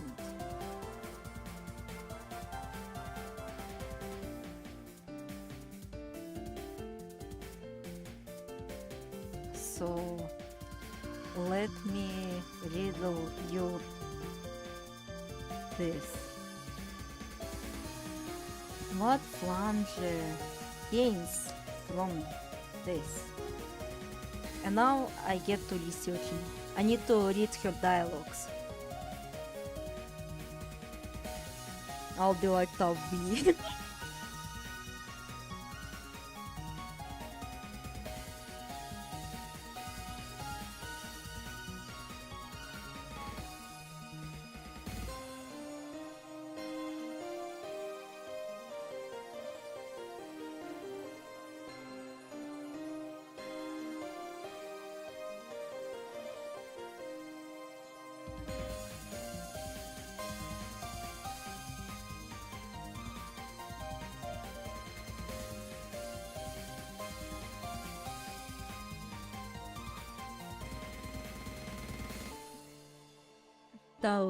Tav is the last letter of Hebrew alphabet, while Aleph is the first, D is the fourth letter.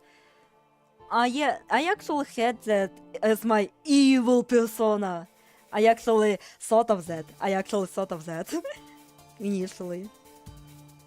Like, oh, it's my evil persona, where I, instead of being Soviet Haru, I am Sega United. And in the brackets, it's Tavi. Yeah, I like love for jokes too. Same, and it's very based.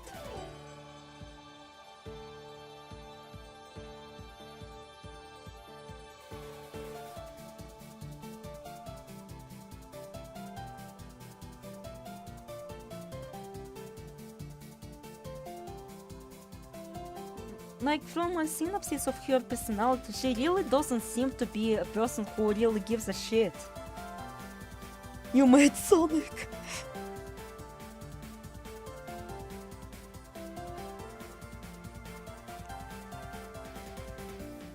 Like, from her synopsis, she doesn't even seem to be the type of person who would even give a shit about justice. Alright, let me read the official profile.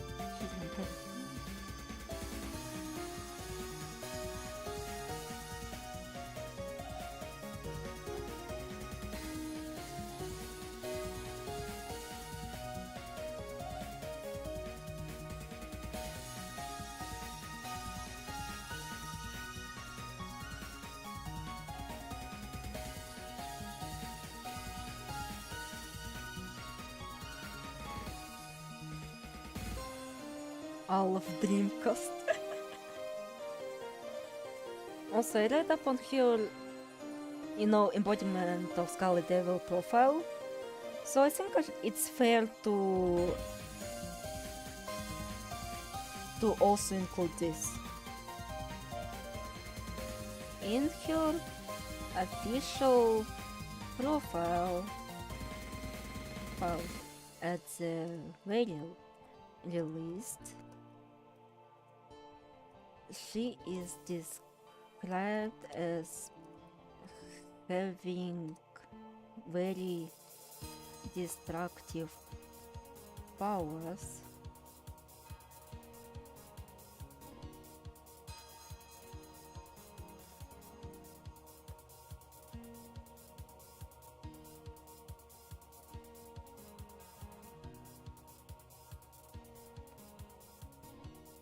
Alright, time to eat BRB. Oh, BRB.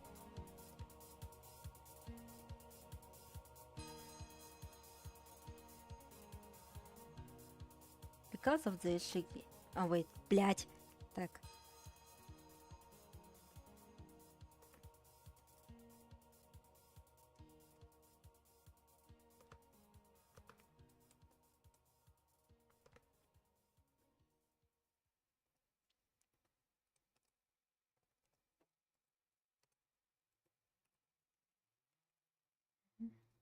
Escorted from here. Anyone who is still here, please entertain me. I do not want to have another silent stream like yesterday. So you better fucking start typing now.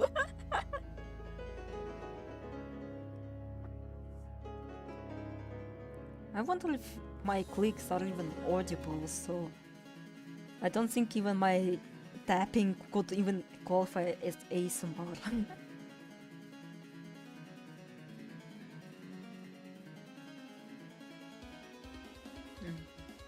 Which contradicts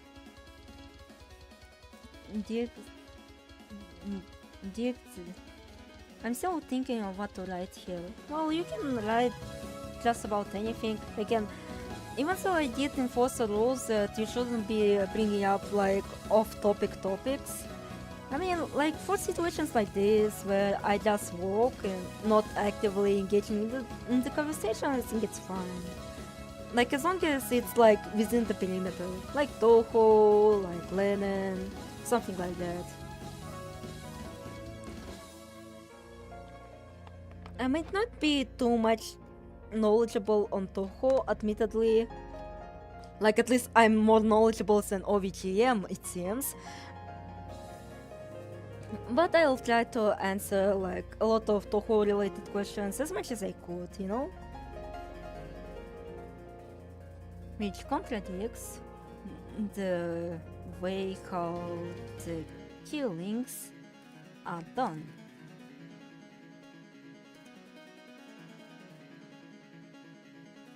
The killing methods are more intricate, especially later down the story.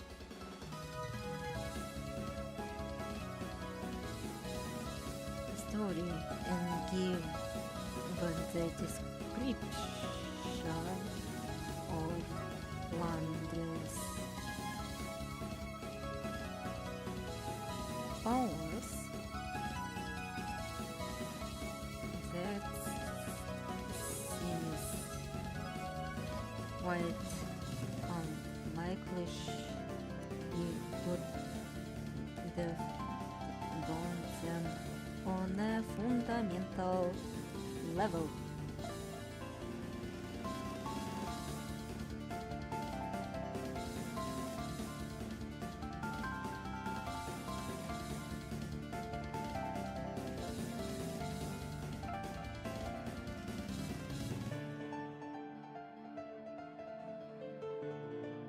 Alright, let me search up the dialogues.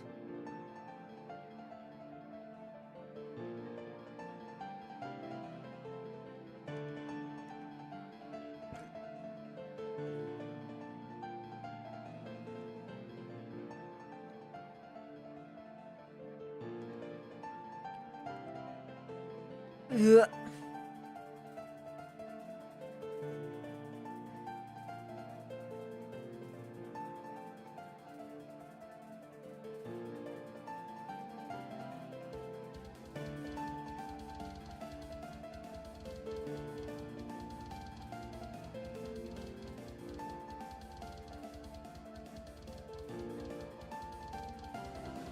this? This game is cotton fire shooting game. Girls do their best now and are preparing. Please watch warmly until it's ready.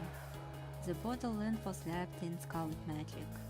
Girls believe that you solved this mystery.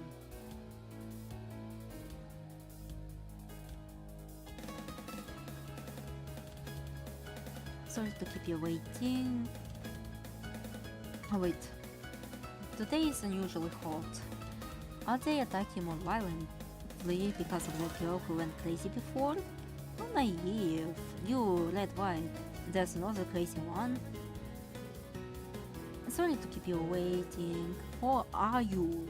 I don't think you were here when I came last time. I was, but you couldn't see me. So, are you a human? Yeah, that's right. You're not trying to trick me, are you? I've only ever seen humans in the form of trick. Yes, I'm actual human. Humans are a bit more complicated than Blacktree. Most of them are anyway. But chickens, huh? Even if you don't know how to cook them, they're still tasty. Have you visited Taco Fest?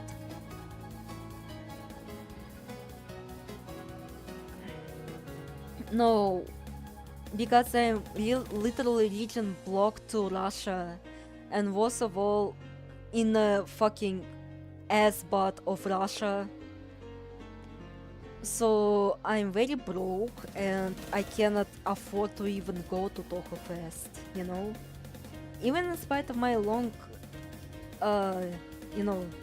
experience, which is like already a decade of Toho, decade of being a fucking fake fan. Like, I've never visited Toho Fest.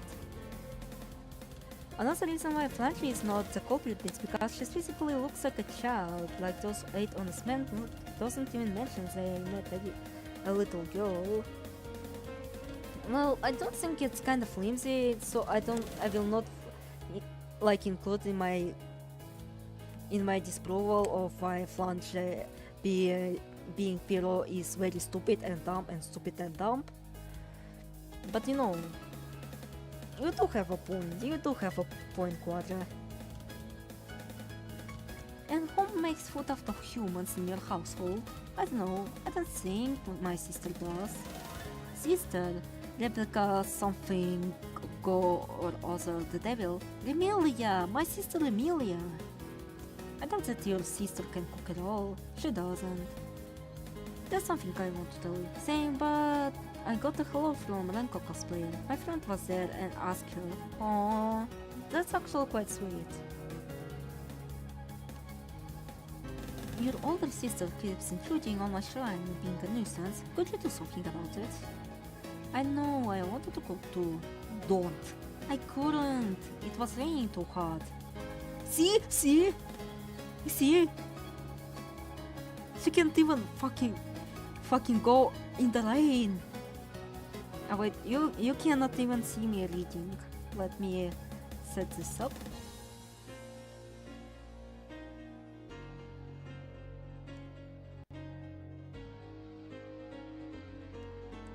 See?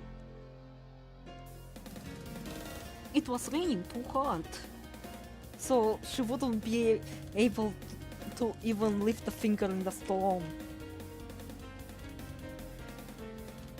You've got special needs, it seems.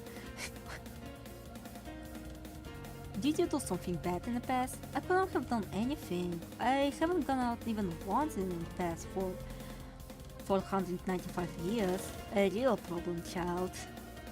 I have a play toy over here. What do you want to play? The Naku game? Oh, it's button making game. I'm really good at that.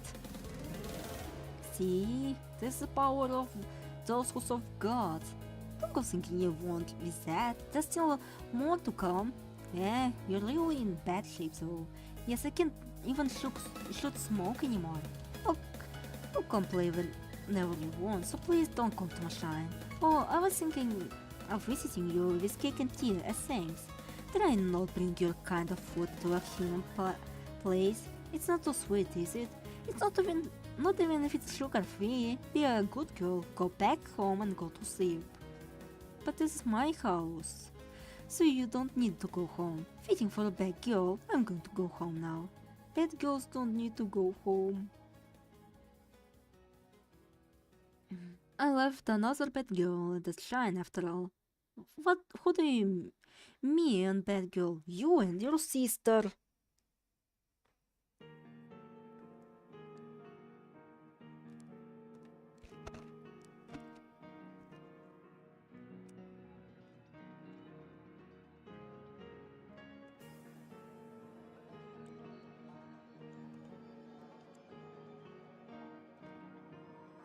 Now let's check out Marissa's extra. What's going on around here? The miller should be at the shrine right now. So why is everyone attacking me this intensely? Did someone call me? Nope. Sorry to keep you waiting. Who are you? Before you ask for the person's name. Oh, me? Right, I am Reimu Hakure, a shrine maiden. I am Flandre, Miss Marissa. You could never be a shrine maiden. What are you? Maybe I should have said a nurse?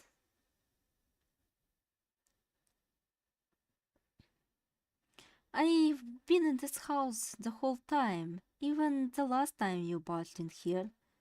You were? I've been sleeping in the basement for about 495 years. Cool, I only get weekends off. I heard that you often quarreled with my elder sister. Elder sister? So you're her younger sister. I wanted to see one of these humans, so I tried to go outside. Well, ain't you in luck? Here, look as much as you like.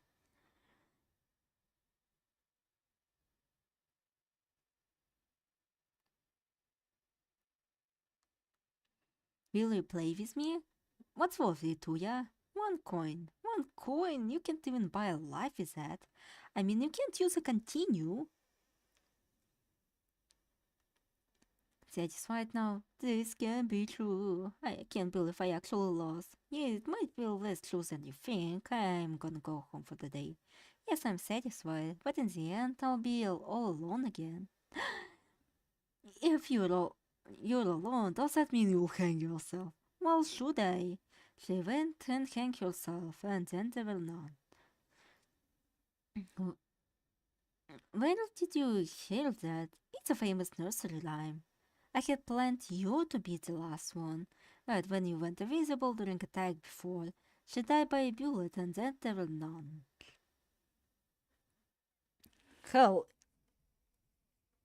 like even in transition, like one couldn't dodge bullets and then there were none. So it literally refers to the battle, not that, oh, I butchered a suicide, so you know. How? How the fuck? I can't believe this dog is literally a spite post to Mega Pig.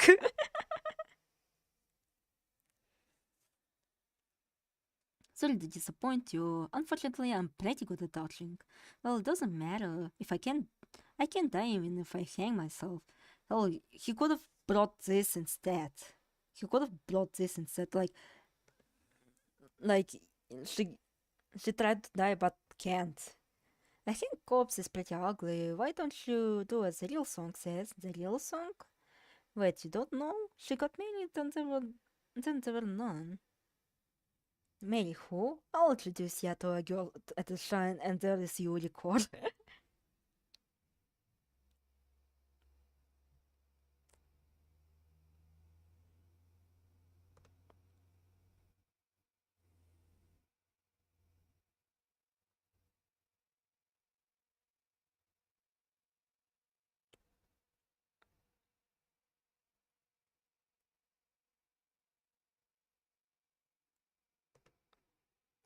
The hanging line and can be combined with my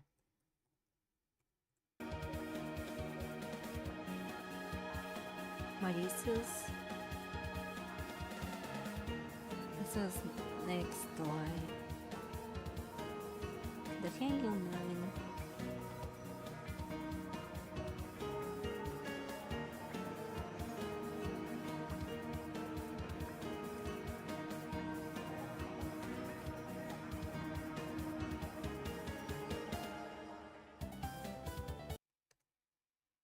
Also, sorry for the bad loading times, it's just my Wi-Fi being stupid. Stupid as shit.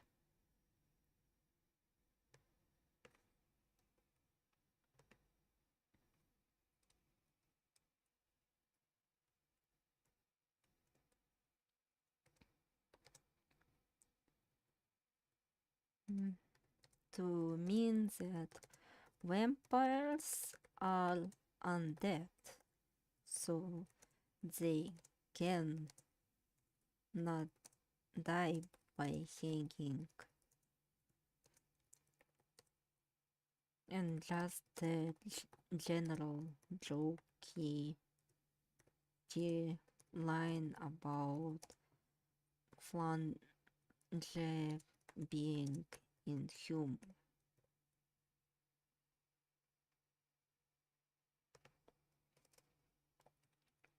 From her dialogues, especially at that time, she isn't at all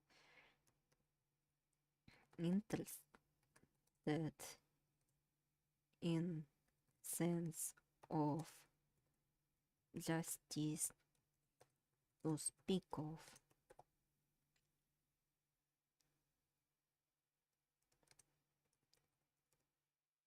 Hell, to her, it's all merely a play.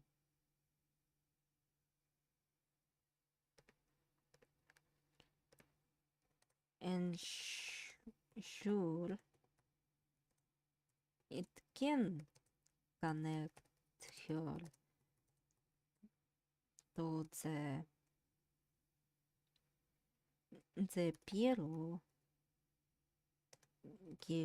given that the clowns are playful.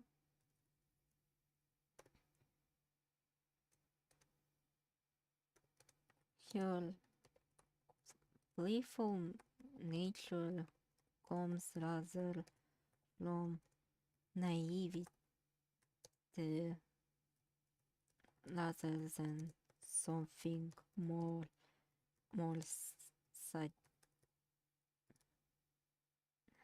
sadistic,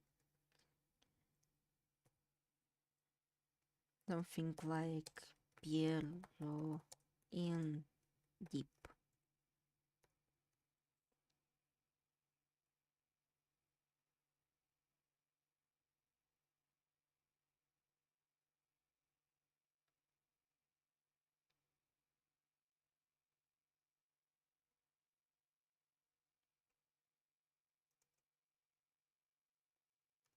While one can kill for the sake of the kill, it would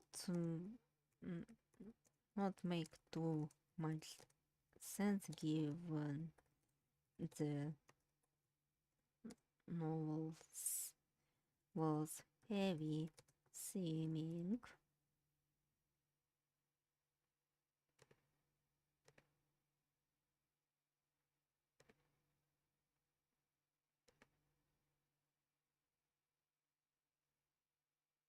Alright, I might be a little bit yabover, so please stay with me.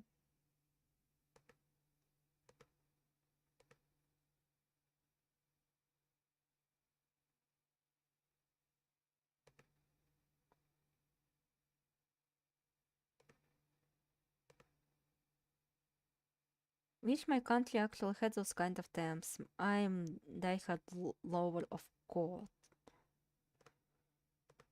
I'm not.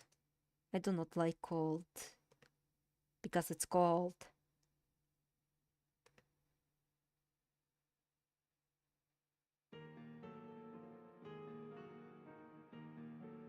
And let me refresh the chat.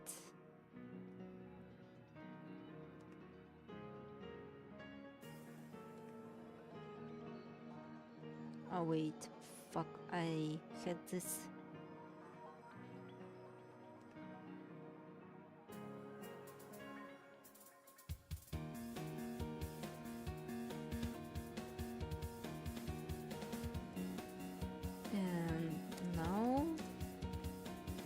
let's move to always. Would could potentially be a more sound. Conclusion. Looks like your internet getting slow. Well, it's all because we have a shitty console which is me Wi-Fi. So it tends to like it generally is fast, but the problem it gets on the shutdowns quite a lot. For no fucking reason. And I'm trying to convince my family to fucking replace the console, but they wouldn't have any of it.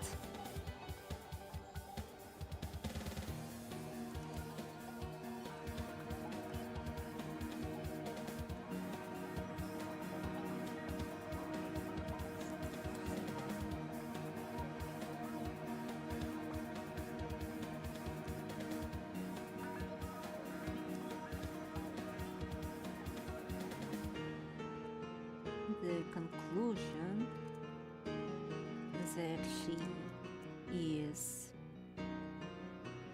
is pure, quite flimsy.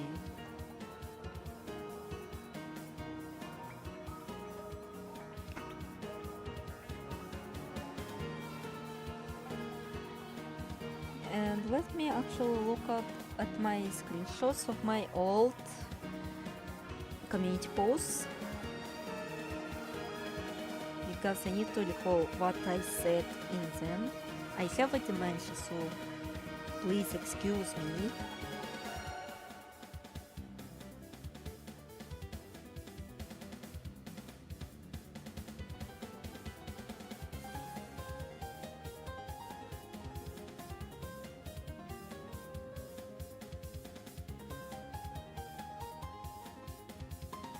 Oh fuck, I realized I forgot something. I forgot something important.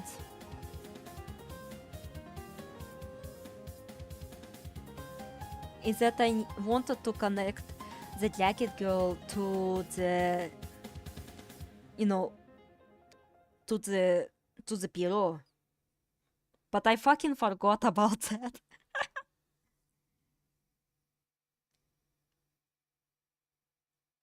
Alright, let me read out the old community posts. Some random silly I spoke during my previous stream, and probably said previously, but it was long ago, but I'm going to share it anyway. God, I hope I'm wrong and soon actually releases her from that stupid world. Rin Satsuki. Well, it was relatively recently revealed that she is in fact not the poster girl of USD, and that she did in fact have a design, but Master Tsun didn't reveal it. She is still a character that is shrouded in mystery. I mean, she is unreleased for fuck's sakes. And as one of the few Rinsatsuki enjoyers, I have some theories regarding that real sound compatibility controversial even by batshit fanfiction built Toku fan levels. But still, I propose that we may have actually seen Rin Satsuki, we just didn't realize it yet. Blossom Said Paradise was released a few months after USD and is a very sweet CD. The story is rather pretty dark comparatively to usual Zun's writing. The story itself is moved in future version that is Comic at 63, because the story, most fans know, DPP was from Comic at 62, and we can't really pinpoint how relevant to the story to the bigger picture. I mean, it is clear that this story shows how Kinsokyo isn't your generic isekai paradise. In fact, it's in the title. But it feels like more of a self-contained story more than anything, having zero connecting characters to the story. Or is it? People try to correlate the mysterious pilot or that girl on the cover to other characters, namely Flandre due to her name theme, or Alice because of those to Piero, and honestly, I don't like any of those series. And I explain why I don't like those series. And before I explain why I don't like those series, I must propose another. Okay, so some people think that Piero and the final girl are different people, and looking at the story, I disagree. For simple reason, that reveal is that our girl killed her honest men. And who killed those honest men? That's right, Piero. And given that some men thought that Piero was beautiful, it's not okay to be gay. Piero was likely a woman. Plus, it's like 7 men to 1 woman ratio. Some guys definitely tried to shoot that shot. Plus, well, she's a yokai. Her appearance might have been distorted in the eyes of our honest men. And since we established that I believe that girl was the Piero, I will propose that we already have a design for Piero. Though, depending on how you interpret things, it has been already confirmed. Given our descriptions of murders and the culprit and something that's said, it's relatively easy to say Piero last girl is on the cover.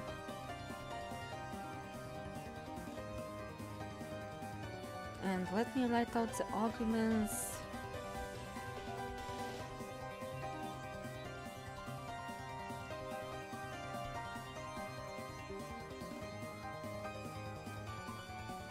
Now it's time to visualize and to figure out who Hero is. Wow, it is still technically unconfirmed as to who Piero is, given some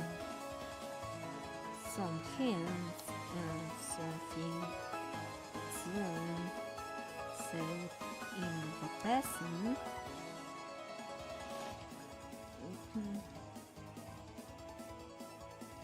I believe we already have a design for Piero, which seems obvious in a grand scheme of things.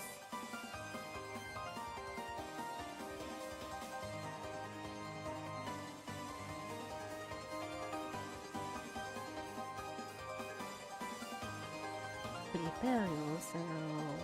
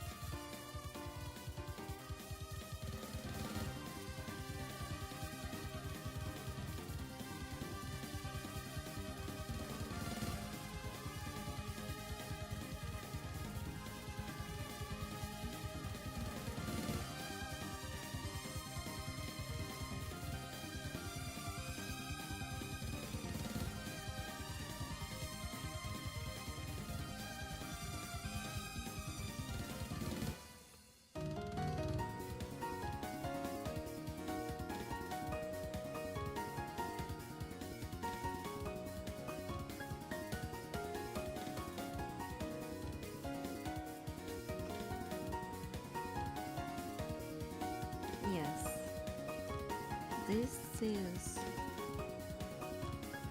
is who I believe Piero is.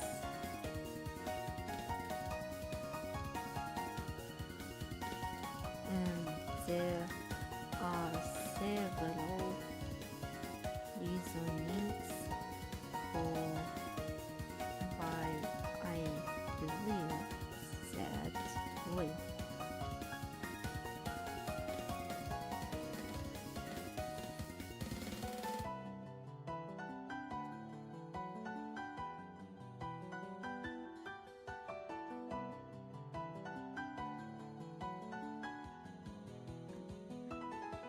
power Pierrot was described as having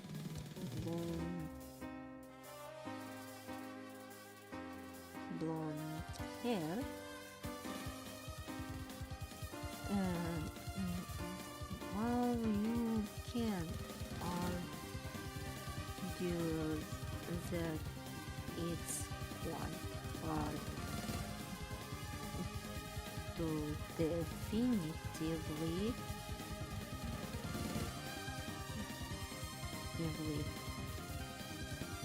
tell whether or not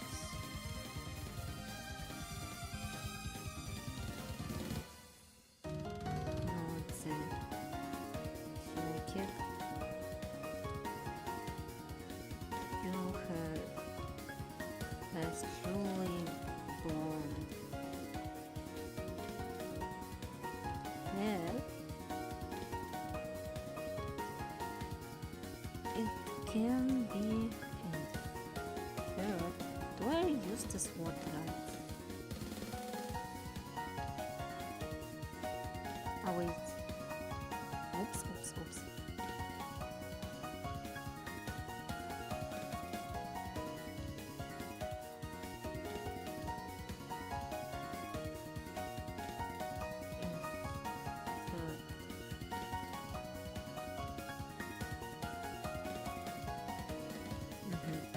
Moving towards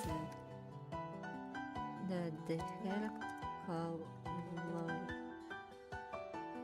lies on a lighter spectrum.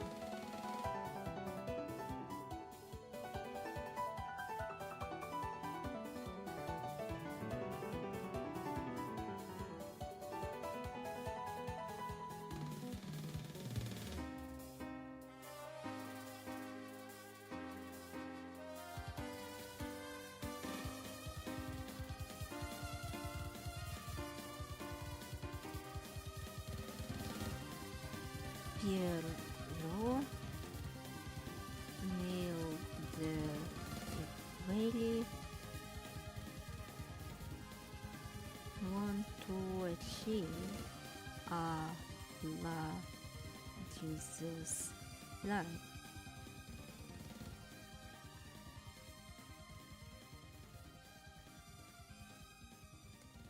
And one can see both a nail and a cross.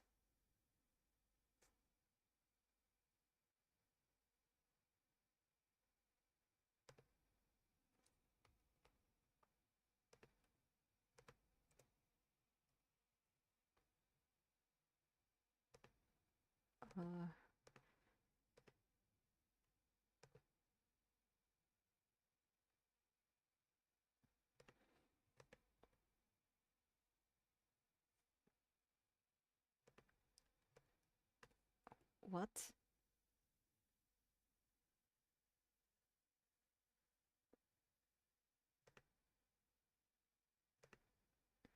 Oh, wait, what the fuck am I?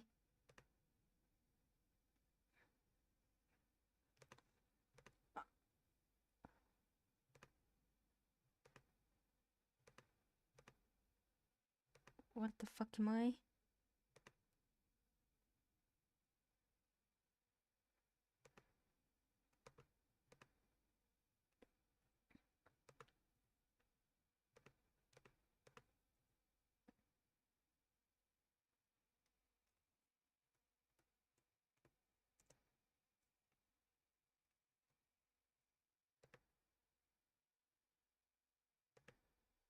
Oh wait, no, here it is.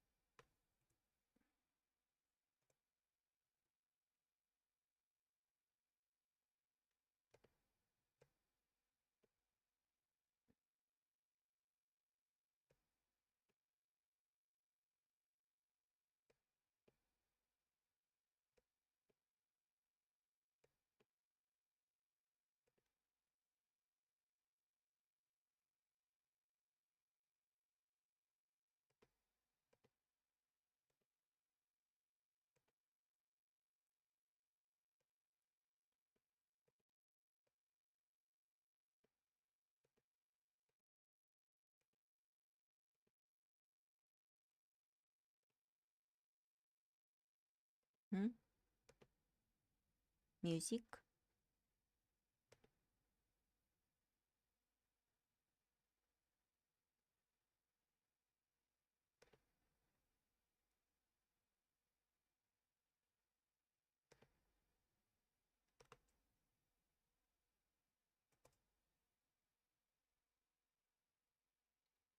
Fuck. Alright, unless the... I think the Shrine Maiden in DPP is Rainbow Ancestor. Yeah, I also believe that too, because, well, she is described as a flying Shrine Maiden, and, you know, being that Rainbow, you know, is described as a flying Shrine Maiden, it is very, very logical to think about it. And I need to actually search up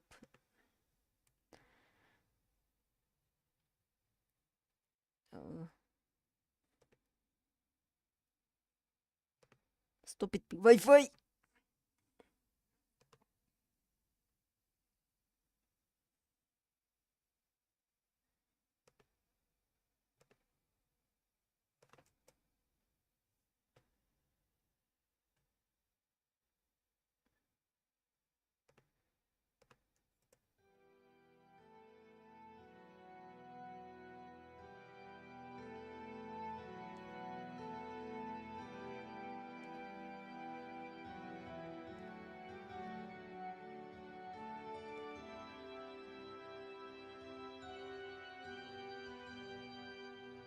Oh, wait, maybe I shouldn't have searched there more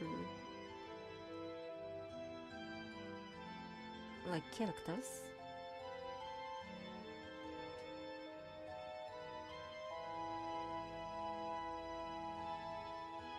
Oh wait, she is referred to as the Eternal Shrine Maiden.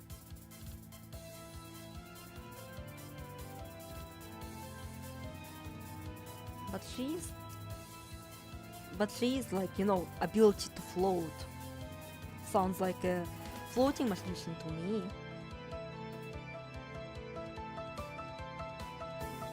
So I guess it calls for a bit of a fix.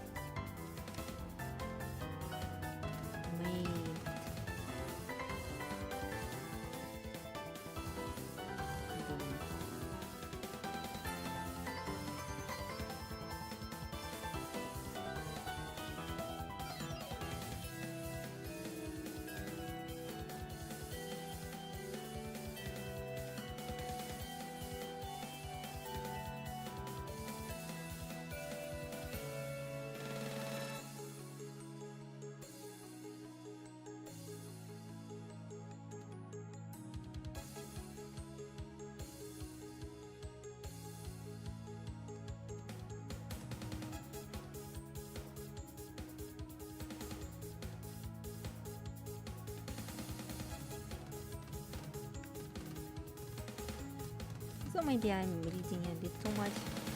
Like, okay, please trust me.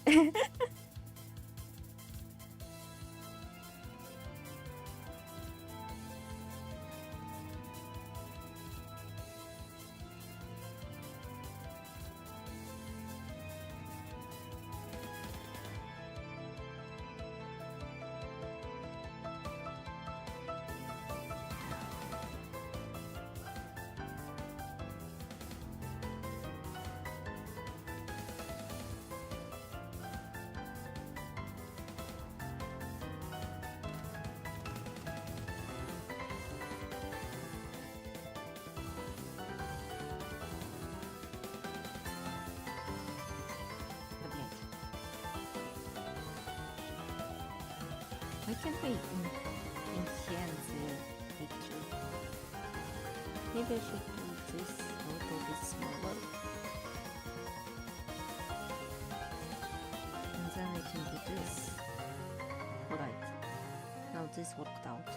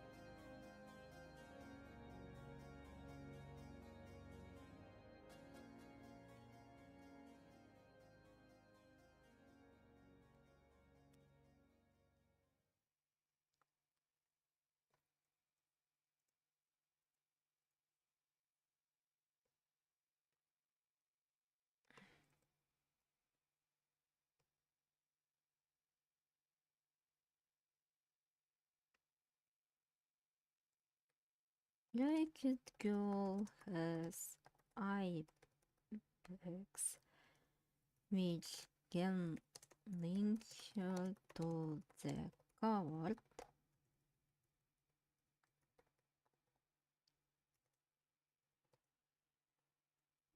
As coward described her state as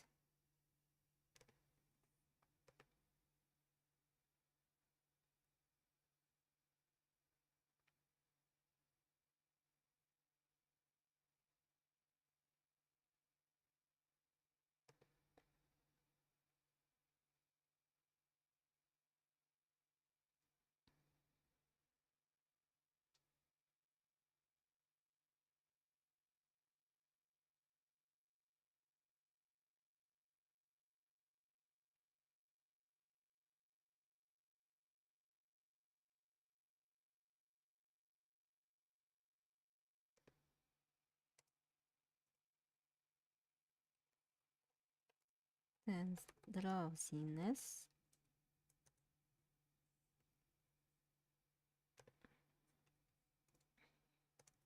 It can be assumed that when Piero was in control of her body,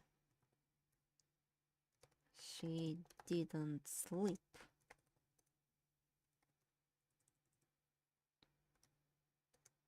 And I begs for shame the exhaustiveness. No, I'm sorry. I cannot listen to album songs anymore because, well,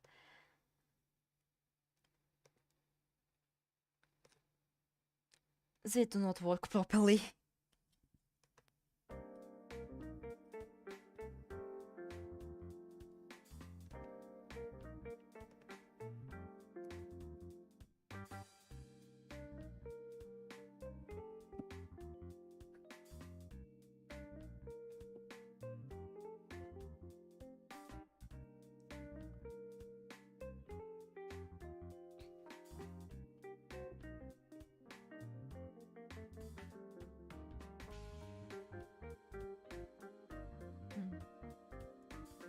And maybe even the laziness. For that's a woman. I'm sorry, I'm going to leave that in.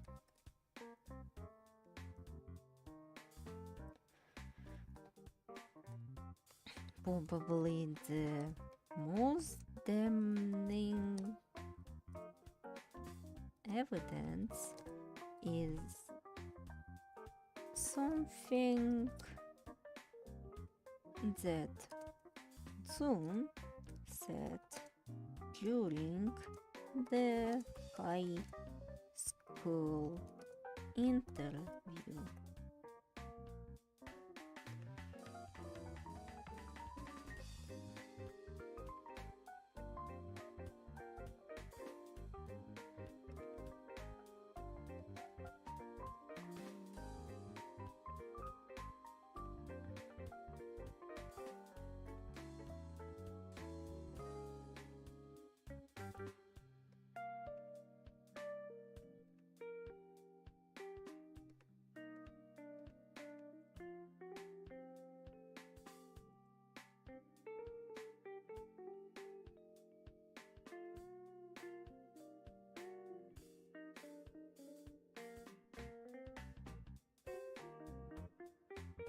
And now why do I have this?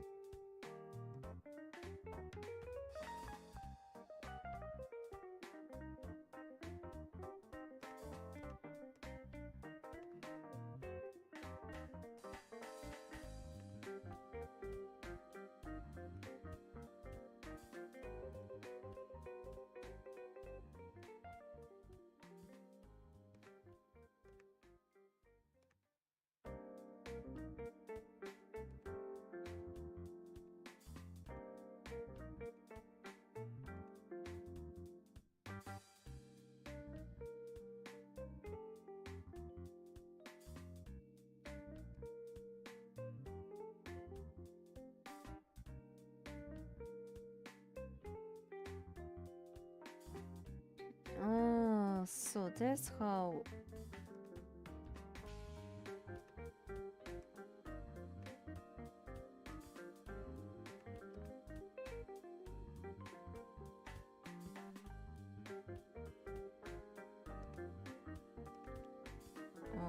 Or wait.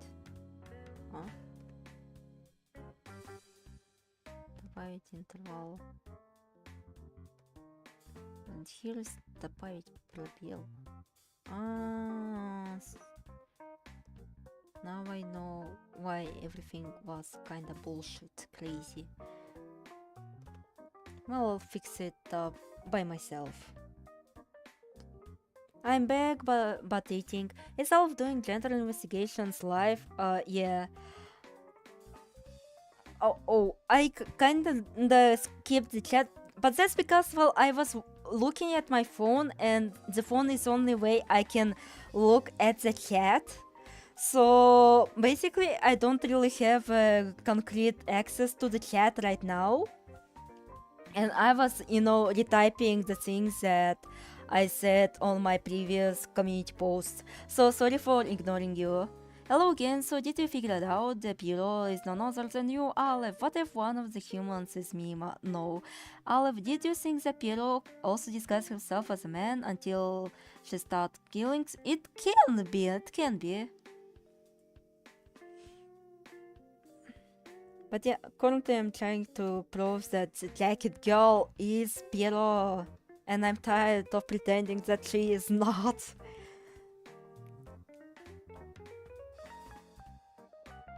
Look, my main criticism towards Flandre equals Piero theory is that it's way too obvious, but here, like, it's way too obvious. Why are we still pretending that this is not the same person?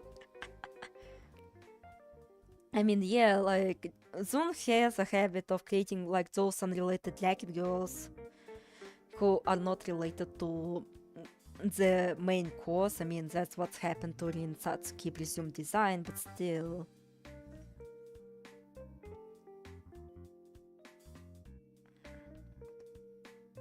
So if I...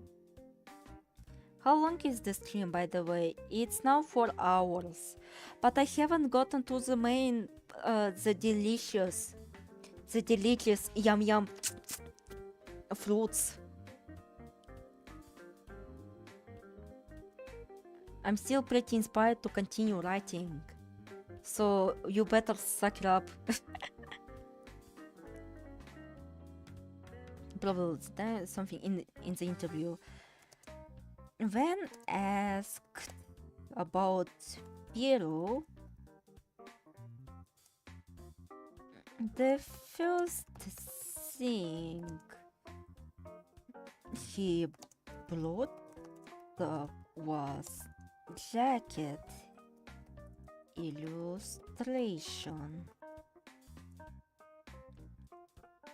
And while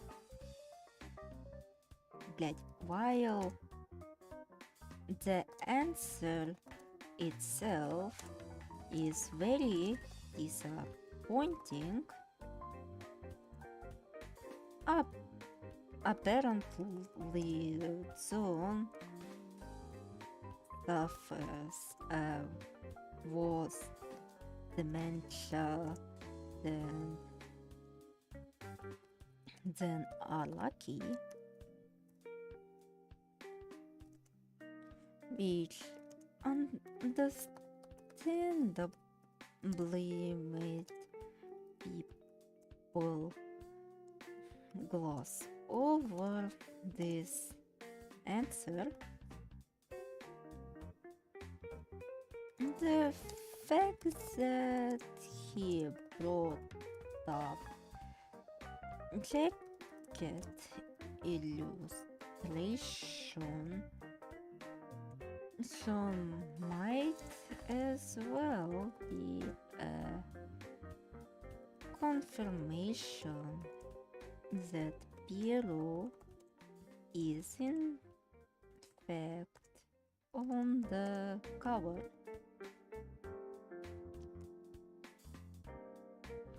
And there is why he doesn't think it's that necessary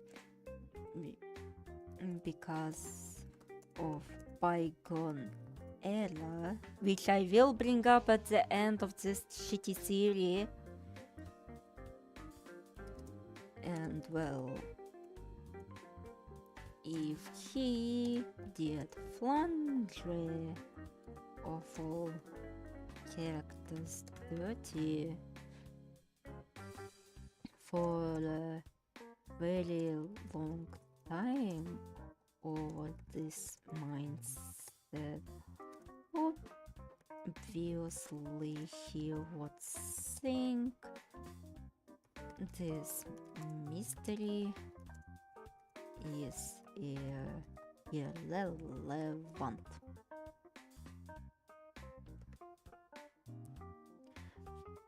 It's okay to take a long time on stuff. It took me a year to finish covering the decline video to the point where I'm now going back and rewriting the stuff. Trying not to go insane, have a night 4 more hours of stream. Araki forgot, Zune forgot. Yeah, I can relate to that. Like, I couldn't fucking commit to trying and debunk everything Suwako said for a long time. So yeah. And the only reason why I even managed to do that is because of streaming. Like, streaming did allow me to actually be able to express my thoughts and not agonize myself over not being able to convey my thoughts correctly.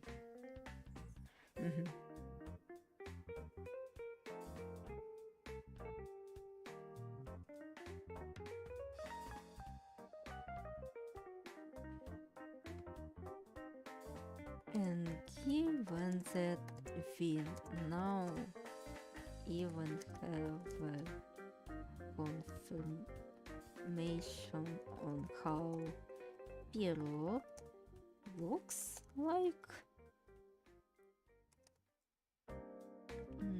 now let's debunk 2 of the most popular theories. This is what I wrote now.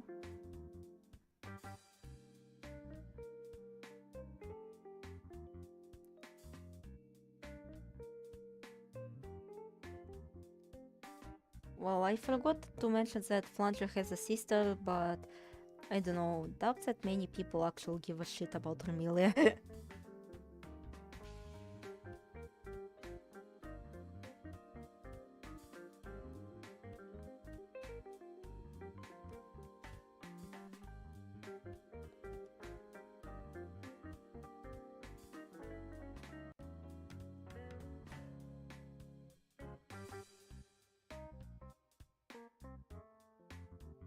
And because it's Alice, alright, I think I'll send over the screenshot over to my Telegram.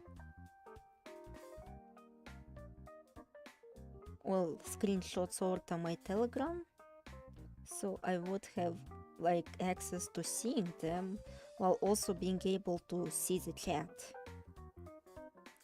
Because I don't want to leave you guys hanging.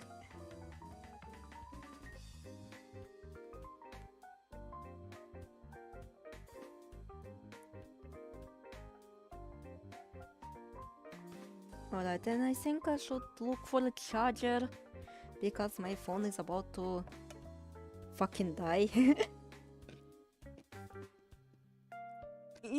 Ugh.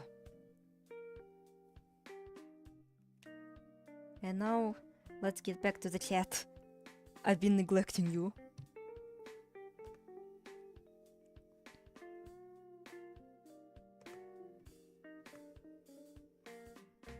No, please, please, please, please, please.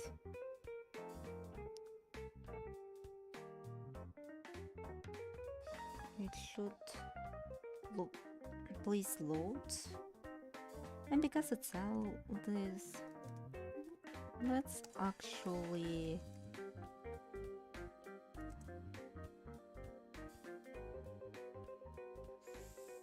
for Forgo. Is it right? Forgo? Forgo. Meaning. And once again, me Wi-Fi decides to crap in my mouth.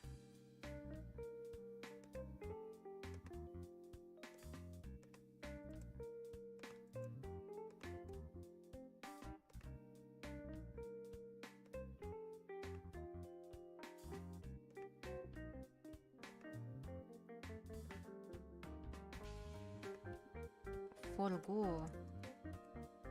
Meaning.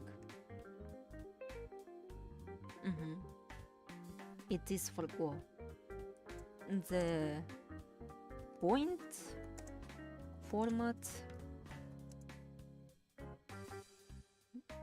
for our discussion.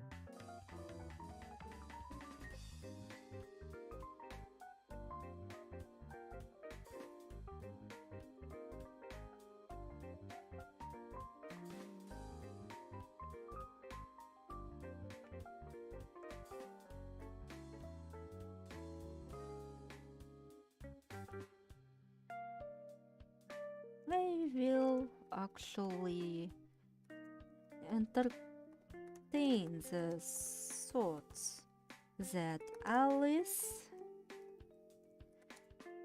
is related to Deep, but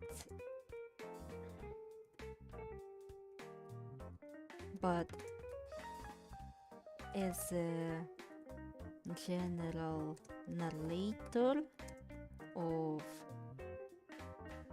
Comiket 63 edition of the story.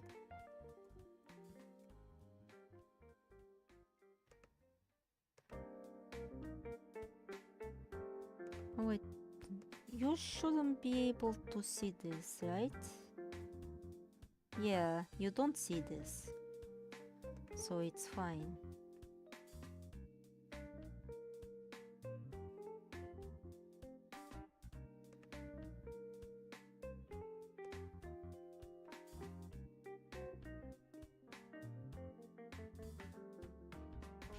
Huh?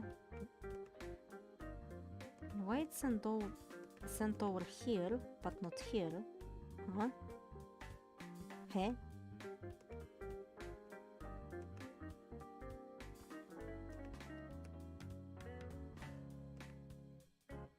Oh, well, fuck me, I guess.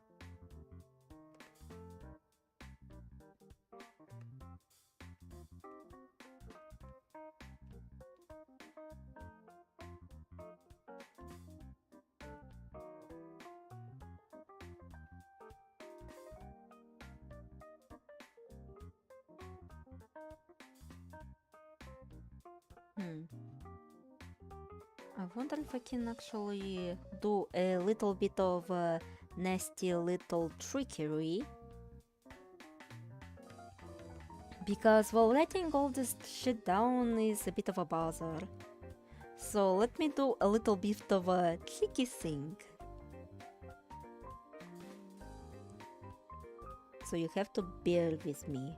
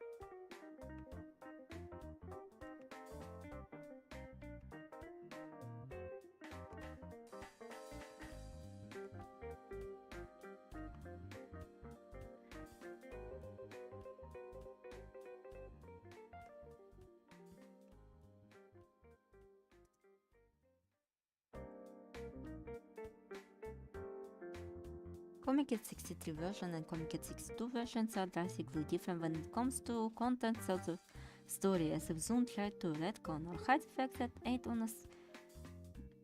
hide the fact of the 8 honest men's tale, and this version is certainly more relevant to the dolls and Comiket 62 versions. I think the dolls in 62 versions are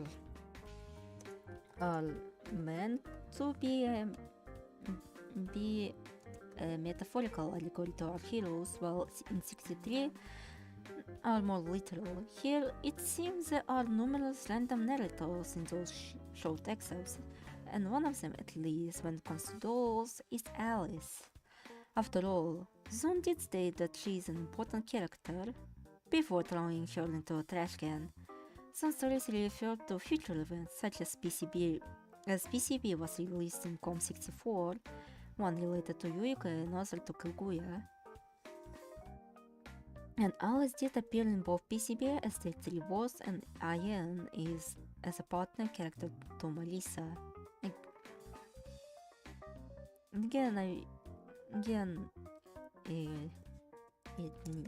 needs to be stated that it's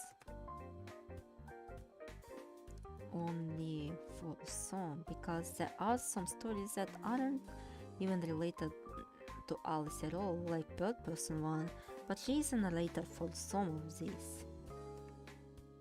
Oh, and the reason why I don't believe she's a Piru, well, let me do the cheeky thing once again.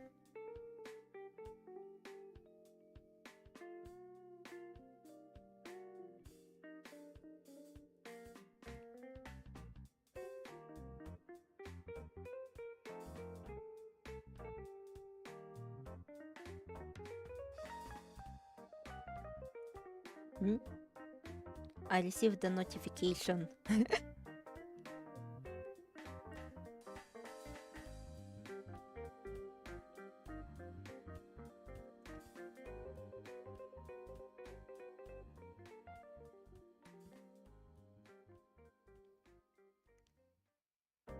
I think I need a Chrome extension that says, "That's enough for today, big guy," when I try to open a new Google Doc.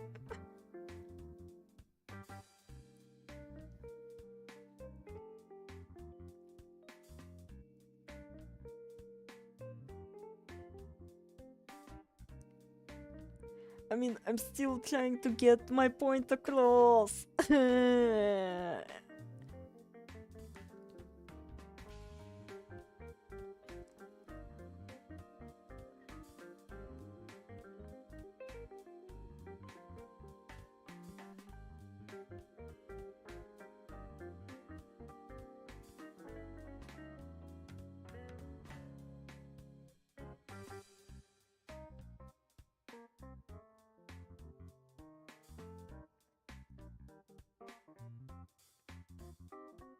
Alright. If she is the same Alice from PC98 era, and well, there's like there are a lot of correlations, then this theory just falls flat.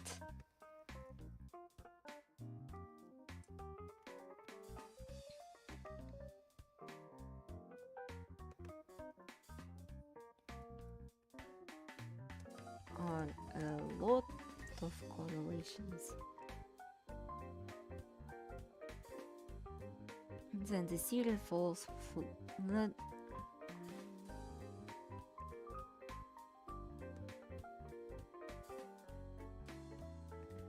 Because of her origins as the resident of Makai,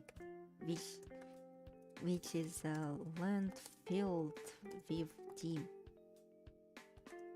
demons. Something that is highly unlikely to be the case in it.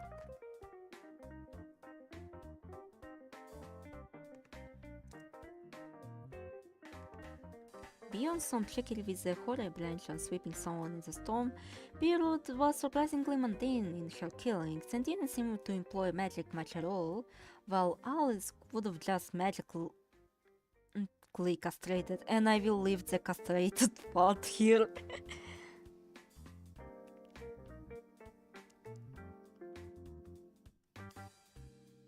Oh god, like this dog becomes much more casual and casual as the time goes on.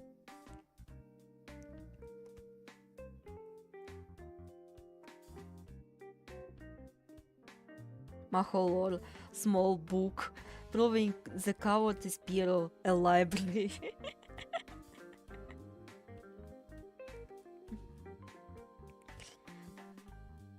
No, just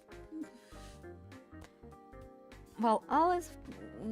Plus, it doesn't seem Alice specializes in potions such poisons, preferring to do dull magic instead.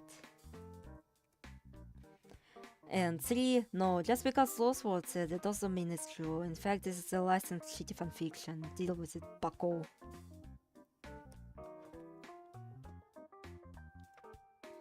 So, now that we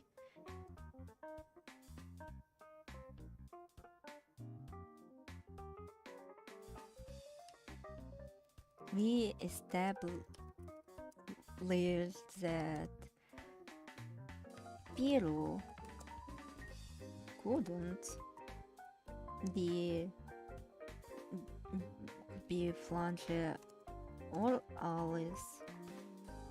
It's safe to assume that everything that happened in those Inside of Paradise is an isolated incident that happened long ago.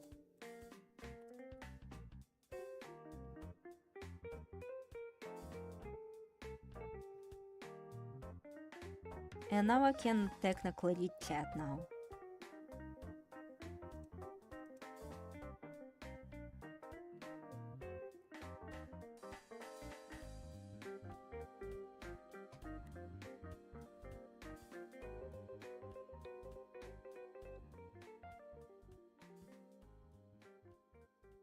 And since we confirmed that Piero is a coward, and coward is the jacket.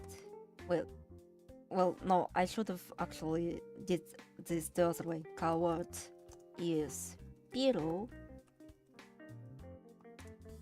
and Piero is a jacket.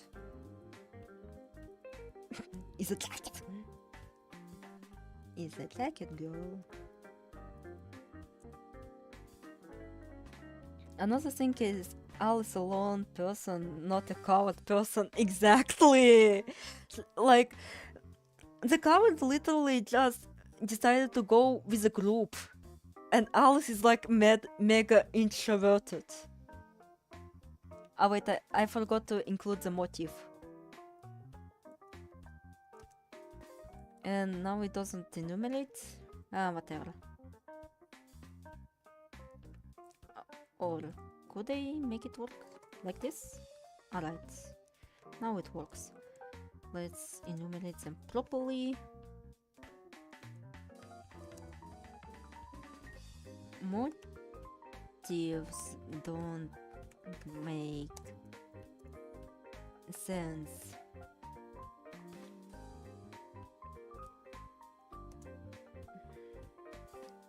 As established earlier. So it wasn't the idea, so coward was the Piero. Jacket a girl in all of this stream or Highland Terna? Well, it could be. Like Piero was described to having like blonde hair And like, since Pierrot is coward, and well, I did bring up that she has like the exhausted eye bags in her appearance, like this. Like it's clearly those are eye bags and not some like fancy thingamajigs. Lost for Lamar.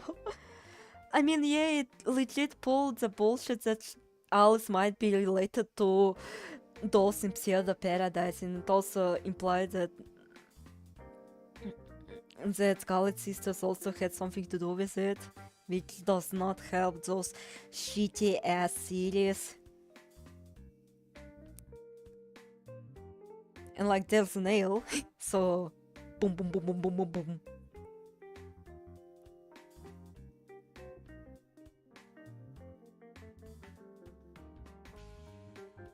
It's lost word, but sure call it L word. I'm sorry, I just like lost memes. Established earlier, just this is the main motive of you and Owen slash justice or grave. Just deep.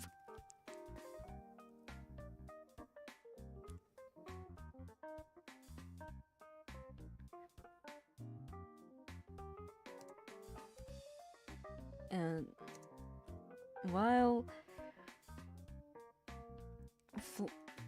Flandre would be seen as the person who kills for the sake of it, Alice does not. She is repeatedly stated to be research.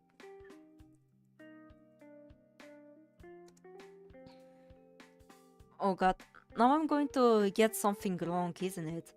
Because, well, from what I've read so far about her, she is like interested in creating the ultimate life form.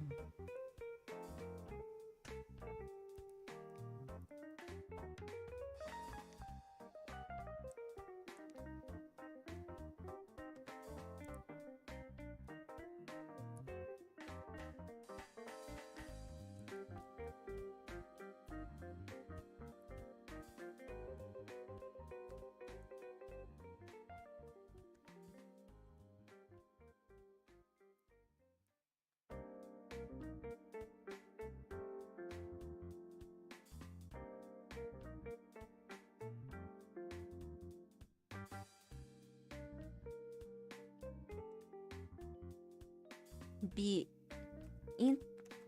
interested in magic and came me an article that is quoted to be as evidence of her being related to the deep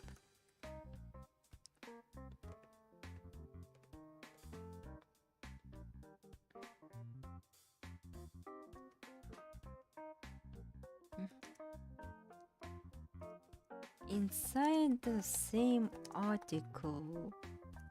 Her motives are clear as day. She wants to create an autonomous doll. Well, how she goes about it is rather disturbing, given that she created Goliath later on. It's not out of the left field.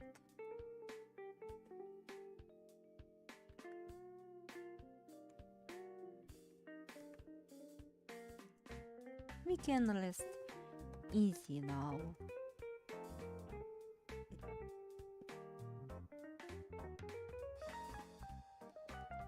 As the mystery is solved.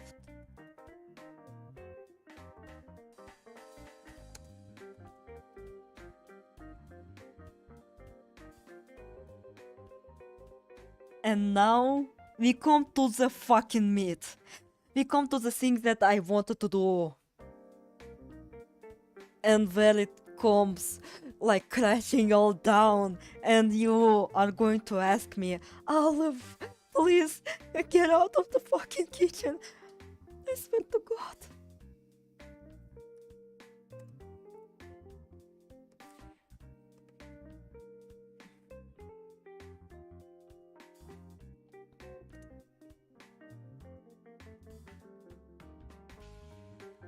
Expected conclusion. Conclusion. Conclusion. Conclusion.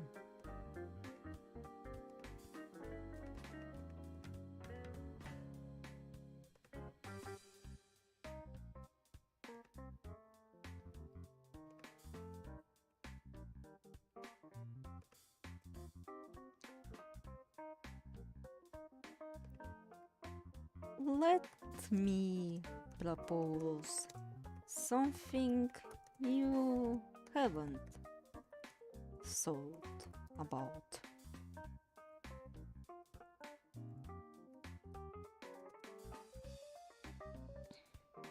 Let me propose something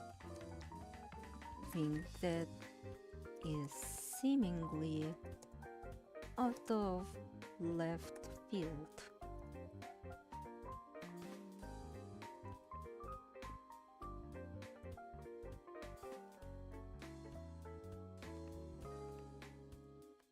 Something that even the most insane of theorists would scoff at.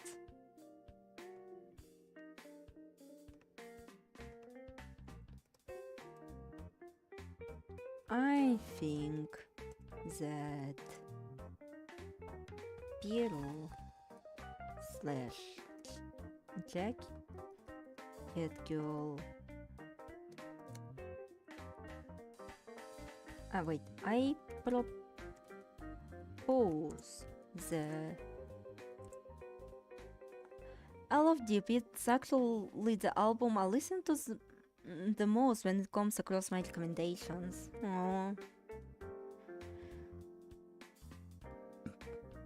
The identity of Pierrot, the U and Owen of those in Pseudo Paradise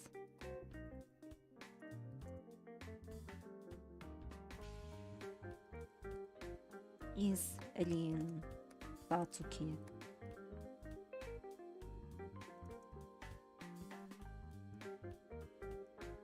Пять. Aleph. This is the most far-fetched thing I have ever seen in my life. What are you even thinking?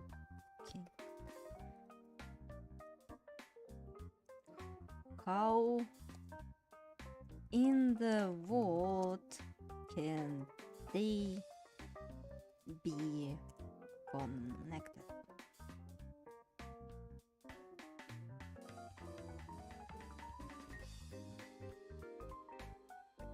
Well,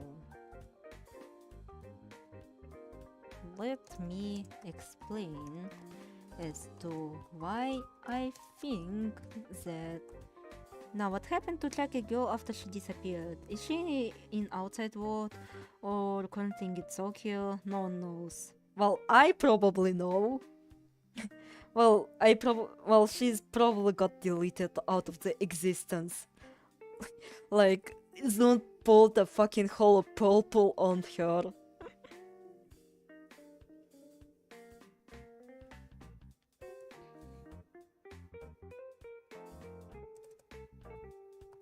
Insats. Okay.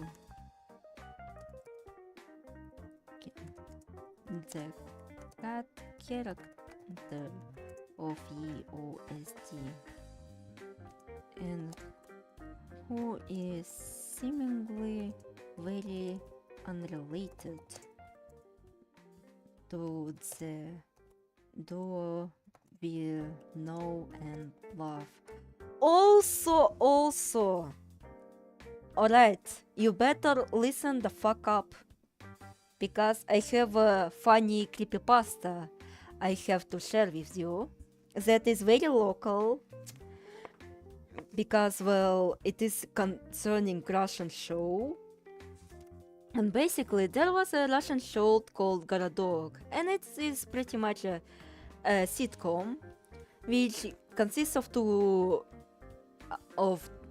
two guys. And, well, I unfortunately do not see Gorodok. Like, I wasn't really enjoying it as a child, so my memory is a bit fuzzy. But yeah, there were two comedians, and they would play various skits together in the show Gorodok. But there is apparently a rumor that there was supposed to be a third comedian doing skits with them. And, well, the reason that the third one didn't make the cut is because, well, the other two comedians didn't have, like, the most amicable relationship with the third one. Even though the third one really wanted to be in the role, like, really wanted to be in the show. But, like, they mocked him at the third wheel, like третий лишний.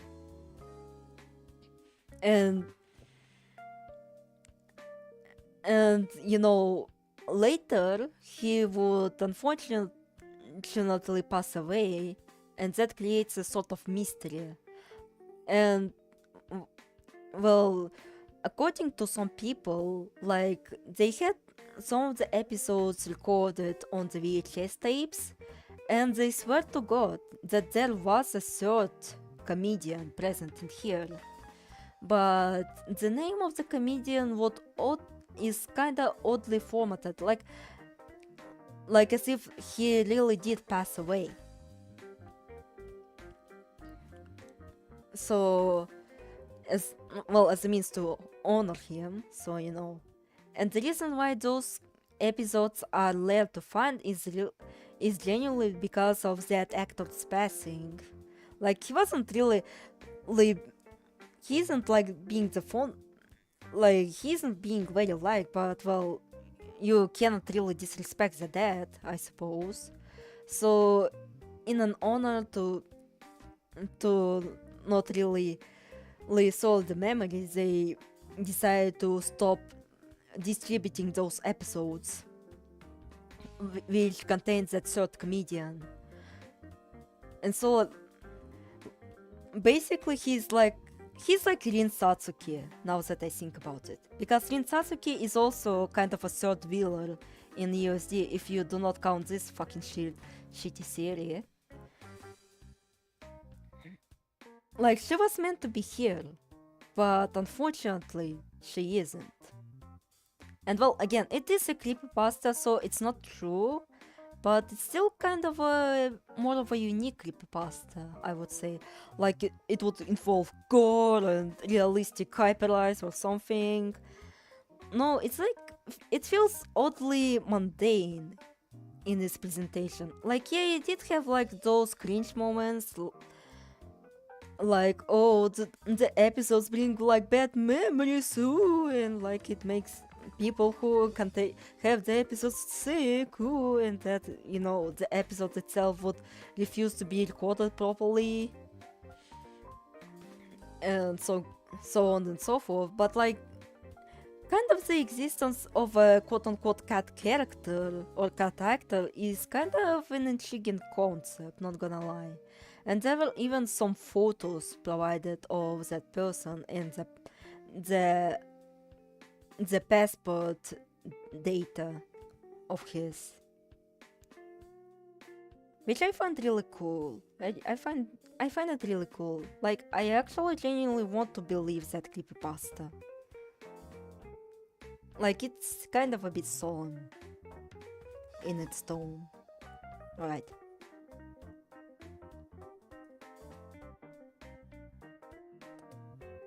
There are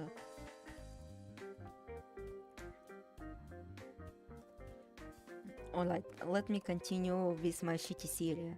Now that I stopped yapping about the creepypasta that reminded me that Rintatsuki reminded me of.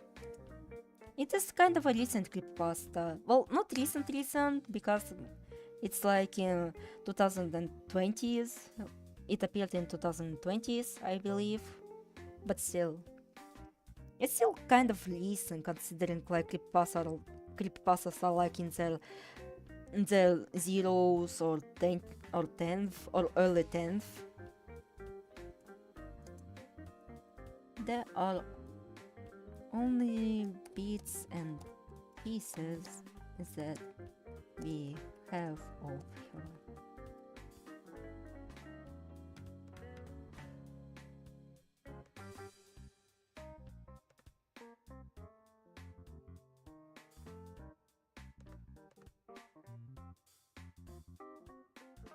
Back then, when I was teenage, I used to believe all creepypasta are true.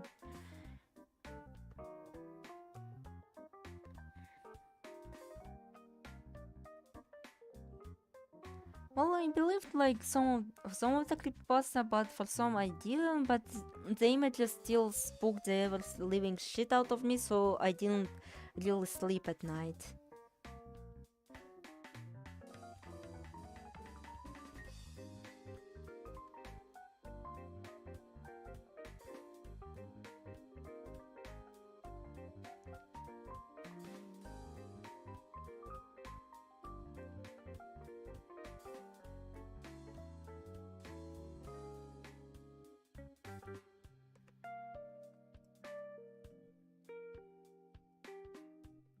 Her...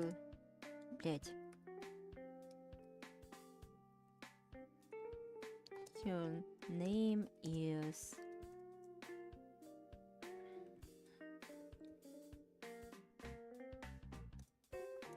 And...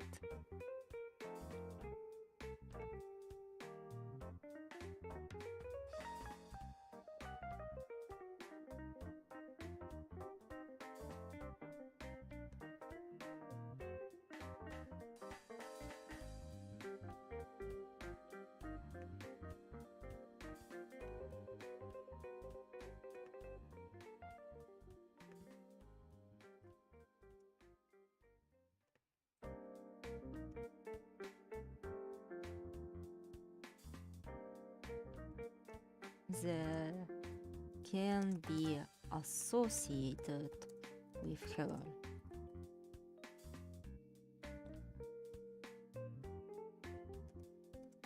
And the only small hint about her identity that we have outside of code is that Malice is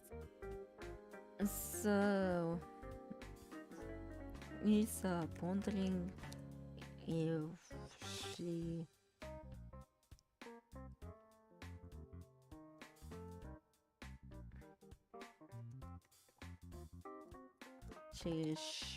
should have introduced herself as a nurse, which could suggest Lynn's profession.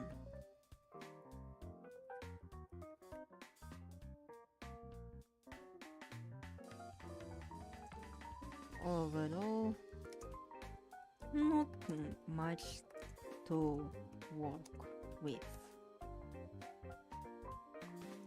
We don't even have an official design for that matter. And the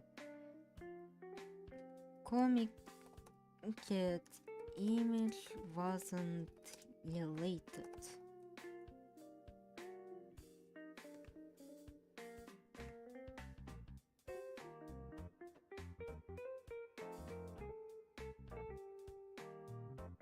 Oh wait, circle cut.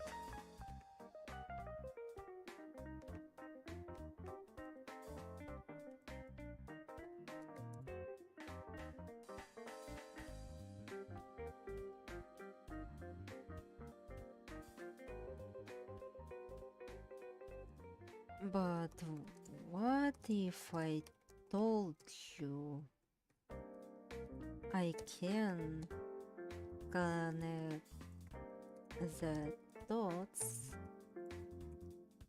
between Jin, Satsuki, and you and Owen?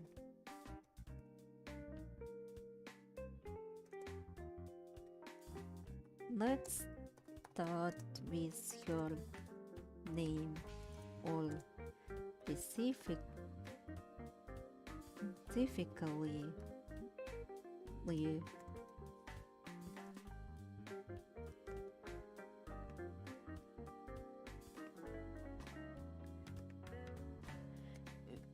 which refers to mythological beast called...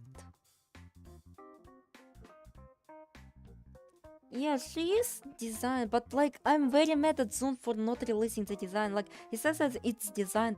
Fuck, release the design then. Killing slash killing.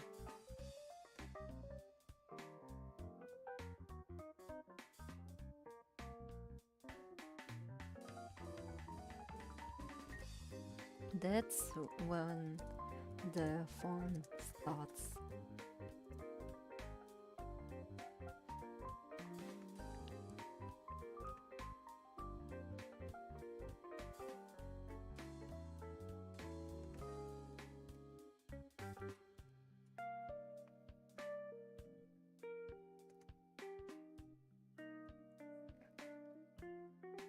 Killing.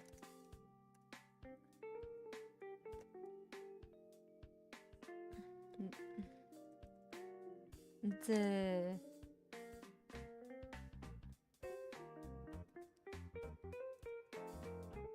kanji in killing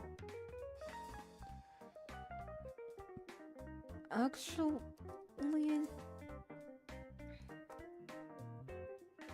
wait, is the note correct? The note. Ah yeah, the note is correct. Actually, the note male pot,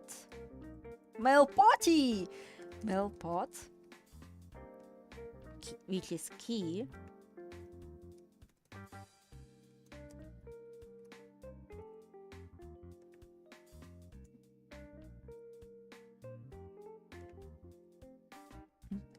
The killing are actually hermaphrodites, and the kanji in killing denote the male part, which is key, and female part.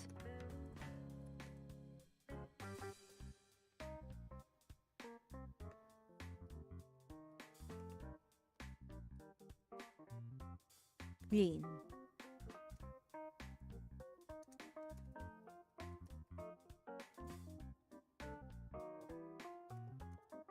The notable part about Peru is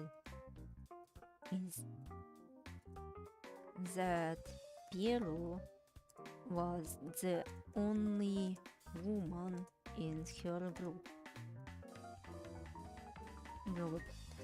And to fit the whole Toho girly aesthetic. Oh, my neck.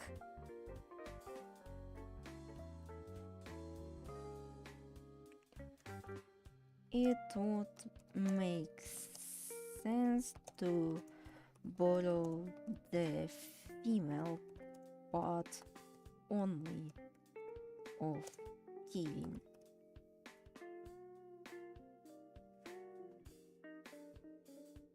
That's like the first proof.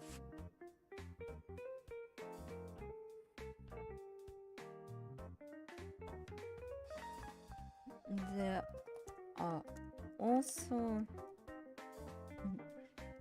numerous traits of Kevin that might connect them to you and Owen. Also, me using you and Owen and not like Piero is very intentional. Because again, I did say that the justice is the key part.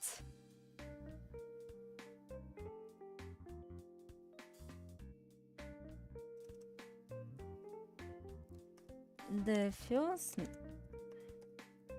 notable trait is that it's described as benevolent being.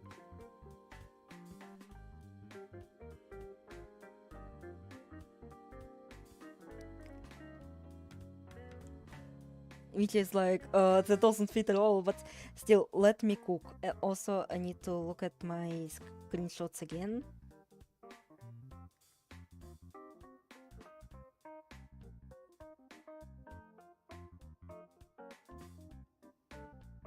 Non-beings.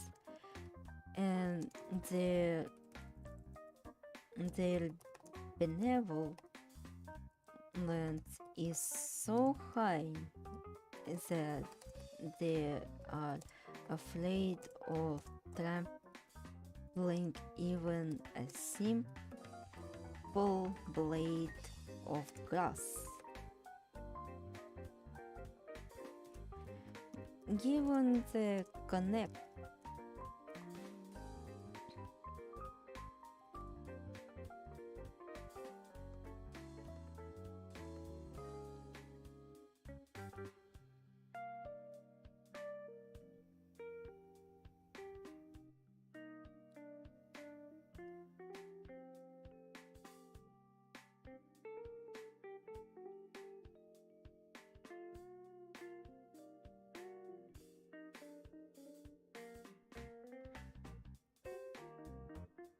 like given the connections of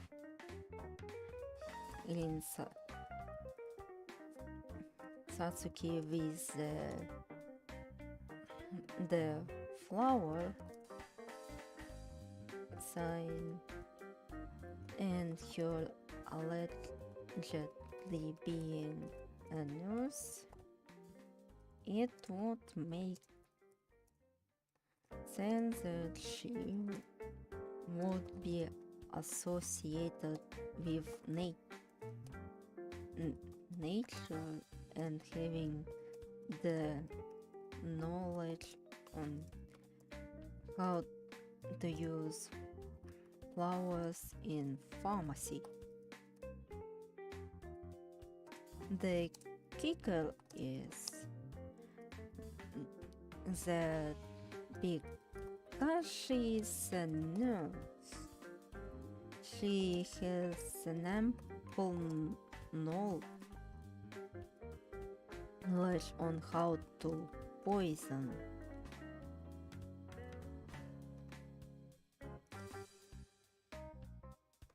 than people. Olive, when she cooks, not with fire, she just starts so the kitchen is perpetually burning.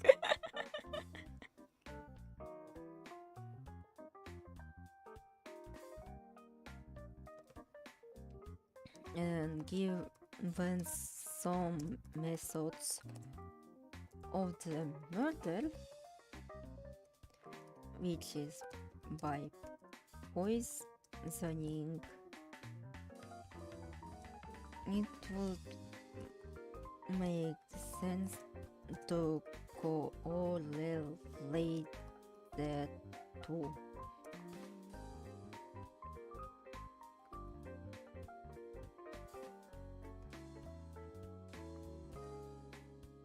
Plus, it would also make sense as to why some deaths are quite gruesome, like the beheadings or the infamous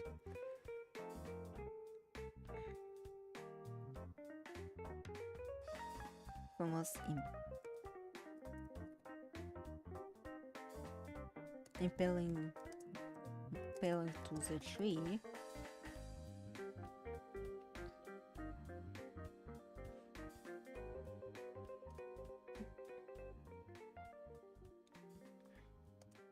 As the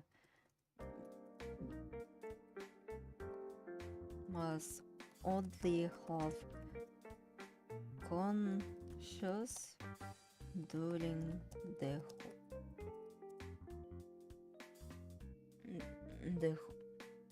whole scene.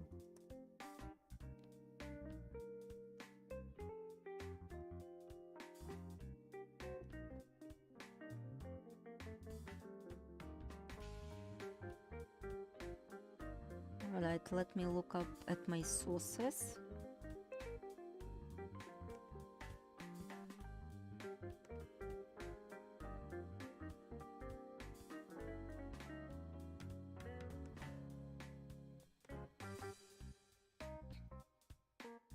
And believe me, like, it was kinda hard to actually look up the sources on Kirin, because, well, some of them are quite dubious. Let me show it up. Let me show them why I had my doubts. Блять. Here's the killing description from a site yokai.com, which is a very neat site, don't get me wrong, but at times it can be quite dubious and it doesn't really provide the sources as to where it takes the appearance, where it takes the behavior, where it takes the interactions and origins. Like, it unfortunately doesn't cite its sources, which makes very difficult to track the information down to verify its validity, because I know for a fact that it described Vani as like possibly accepting human sacrifice or, you know, feeding for the meat, despite literally everything else saying otherwise. Like, Vanis are really just purely pacifist creatures. And what I've actually found out is that those human-eating dragons are actually Mizuchi that it was talking about. So that's why I have some doubts. And why it was very hard to actually research the Kirin, because, well, the sources can be quite dubious.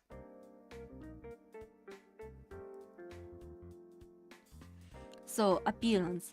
Kirin is one of the rarest, most awesome and powerful creatures ever known in East Asia. It is a regal animal, holy and highly revered. The Kirin is often considered a god in its own right, resembling a deer with scales like a dragon covering its body. Kirin is a chimerical beast. Well, okay, its body and main holy fire. A gentle animal, the killer never eats the flesh of other beings and takes great care never tread on any living thing, even insects. When it walks, it does so without trampling a single blade of grass. Its beauty only surpassed by its rarity. The unicorn-like killing only appears during periods of world peace. They are seen only in lands owned by wise and benevolent people, and during the reigns of noble and enlightened rulers, where they herald the golden age. Also, killing never harm good and pure souls. They are swift and fierce to attack if threatened, breathing holy fire from their mouth. Like, it does talk about like it doesn't harm another creature, but at the same time it talks about this. Like, they're fierce and swift to attack. Like, huh?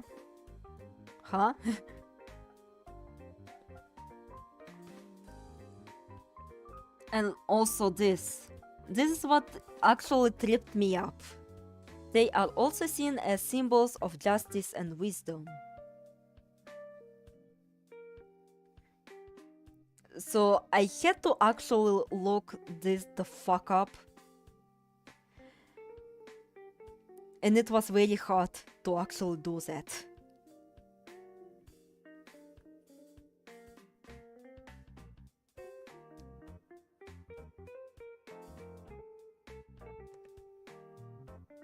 Very hard.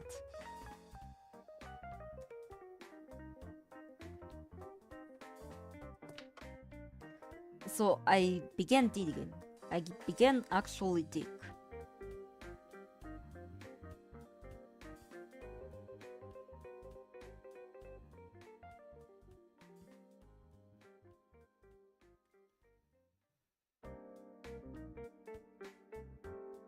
But unfortunately, your person does not know how to speak either Chinese or Japanese, so I cannot even like verify like or find like good sources about this.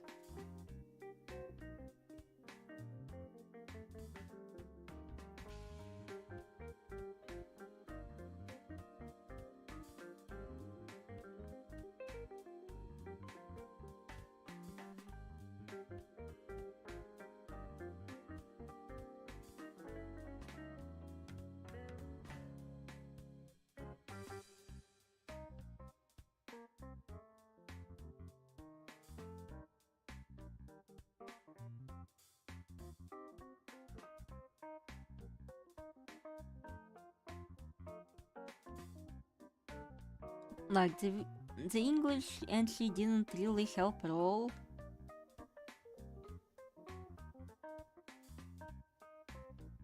So here it is. Like here, this is where I got that from. Huh?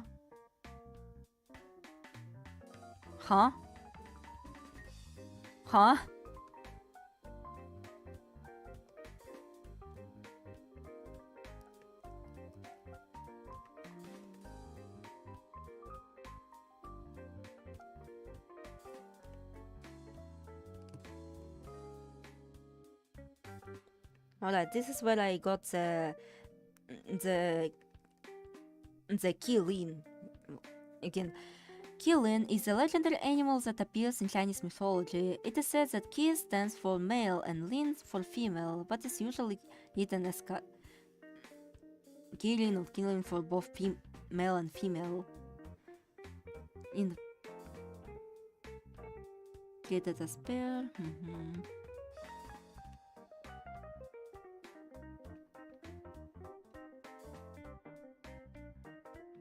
Oh, and the fur is yellow, as in blonde?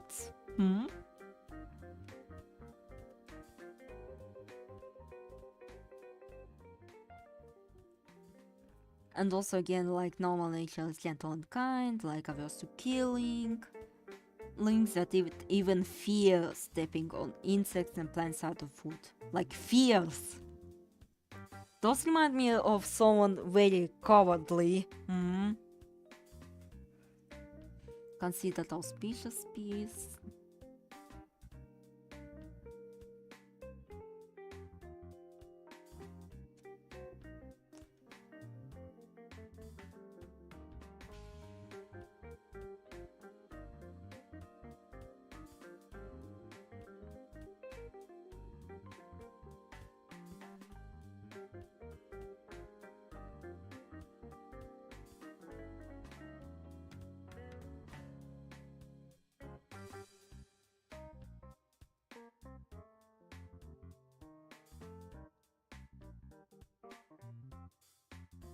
Okay.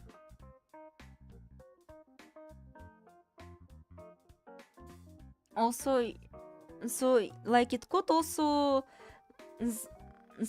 like the whole like Adorned with Shines, it could also relate to Piero inexplicably impersonating a Shrine Maiden. Again, that's how I see it. And here is where I actually finally found why the fuck it refers to killing as righteous. It's even further than that. It's apparently in Chinese because, well, killing are Chinese piece, first and foremost. And well, here is according to, well, this person, the killing, like the horse, can use its hind hooves to kick at its enemies. However, he added that the killing is benevolent by nature and can threaten its enemies, but will not threaten others. And well, believed that although unicorn had a forehead and horns, it would not touch or attack others. So it can be inferred that, well, killing would not attack people unless it feels like those people are either criminals or are their enemies. Which does kinda remind me of something. Now, isn't it?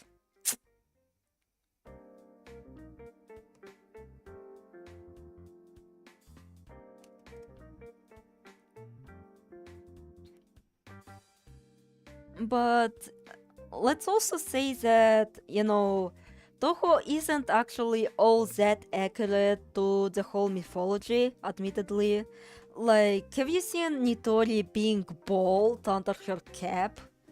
Have you seen her trying to go for your anus and grab your quote-unquote ball? No, I don't think so. She was more of a fucking tinker, which I don't think like cappers are tinkerers, but that's how Zun decided to make them.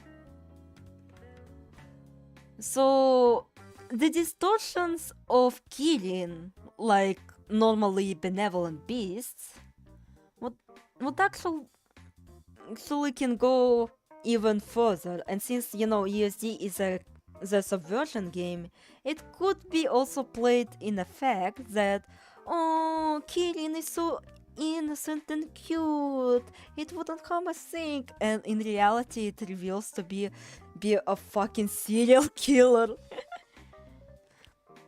Like the one who is responsible of Bite of 87.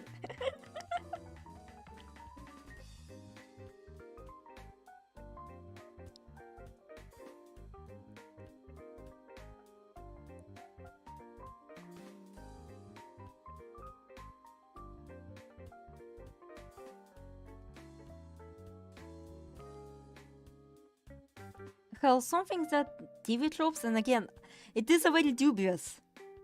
It is very dubious. I will admit, it's very dubious. Here. Like, Kirin are typically considered to be benevolent, heroic, and outright holy beings. They are usually depicted as having a strong sense of justice, which, combined with their supernatural ability to detect whether someone is guilty or innocent of a crime they are accused of, making them legendary, if merciless, judges.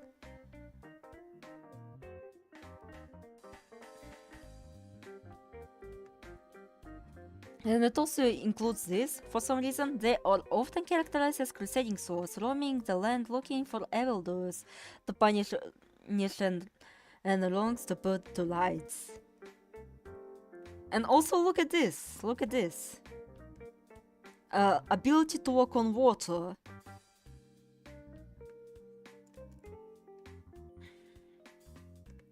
It only means this due to their unwillingness to harm so much as a single blade of grass, and thus using their magic to run on the air and water where they will not tread on any living thing. Would have a horn like unicorn. It would have been really cool actually. It would have been really cool.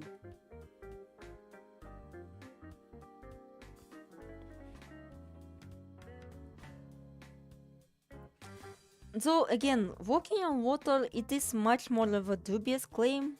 At least I didn't really find the description of killing actually, walking on water. But again, it could be just media distortion. Like, in media, everything is possible! So yeah.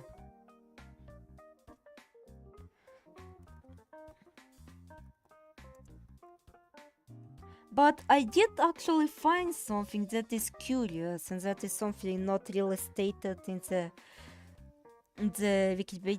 Wikipedia, is that Killian apparently dance? Killian apparently dance also? And well, the Shrine Maiden was dancing above the water.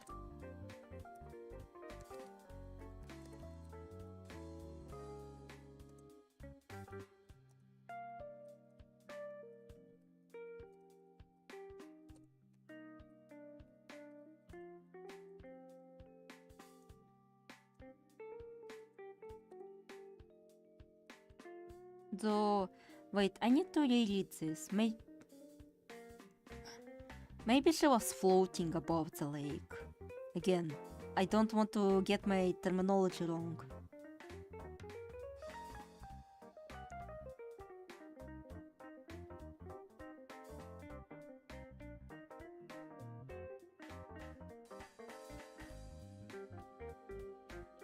Though it doesn't actually say that. Though I do not say that Elin couldn't fly, so to walk on water.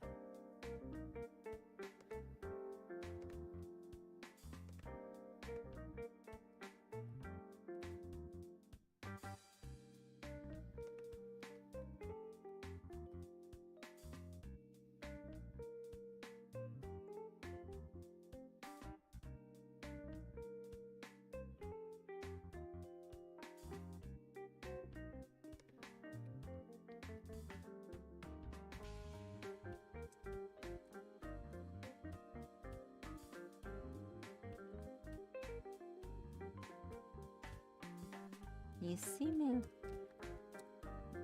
seemingly unsubstantiated. It could be as a result of their previous attribute, which is substantiated, plus media distortions. The Shrine Maiden was described as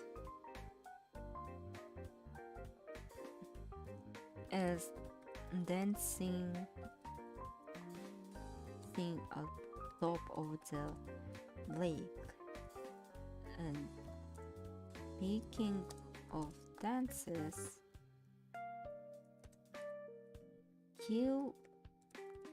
Killen dance is a thing.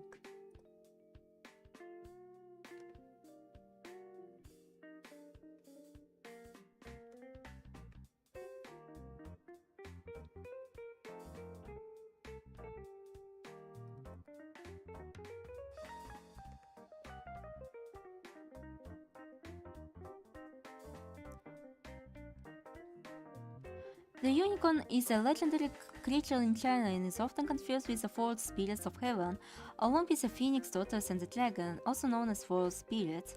The killing is said to be very tame, not harming humans or animals, and is not called benevolent animal. Hakka people love to dance the killing during the Chinese New Year festival, since the puppet will bring them good fortune. Since there is duration of well, I cannot say this. But the killing dance has moved southward to Hong Kong with the Hakka people who used to live in the northern part of Guangdong and I cannot speak Chinese. What the fuck do I think I am?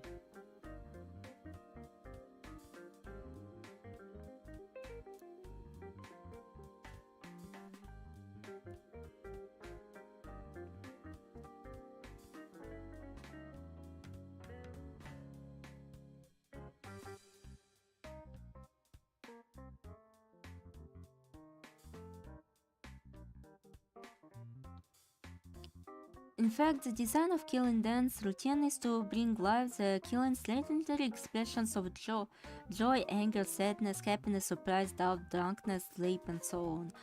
Of course, the dance routines have been passed from village to village with slight variations.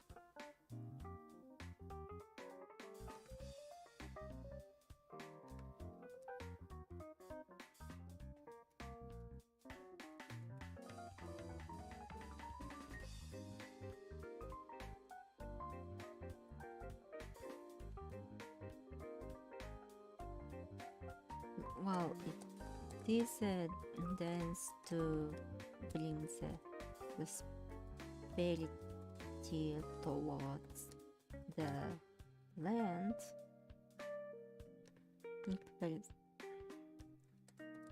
It is something that can be noted.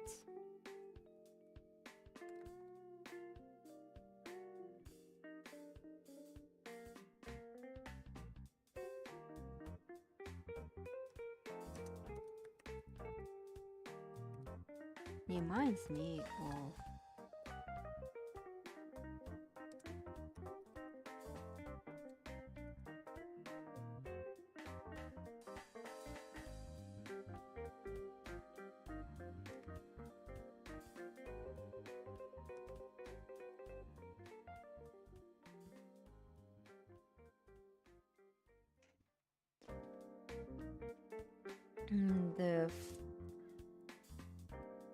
the final thing that can be noted is that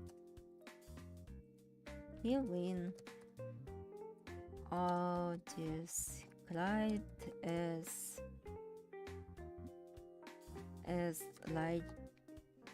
righteous beasts. The one who can see the evil and while they are described as benevolent,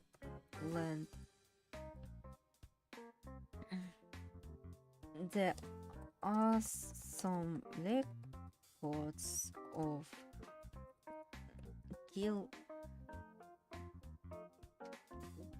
killing. I like cat. Me too. There are some records of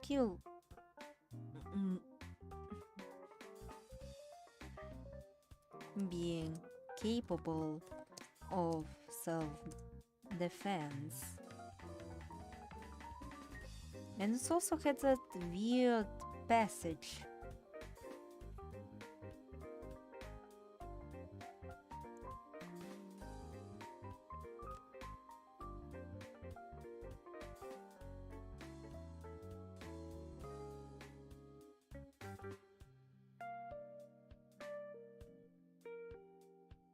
Although it has a long horn which can be used as a weapon to attack its enemies, it has a piece of flesh at the end of the horn, which indicates that it has a weapon but does not actually harm people or animals, therefore it's called the benevolent beast.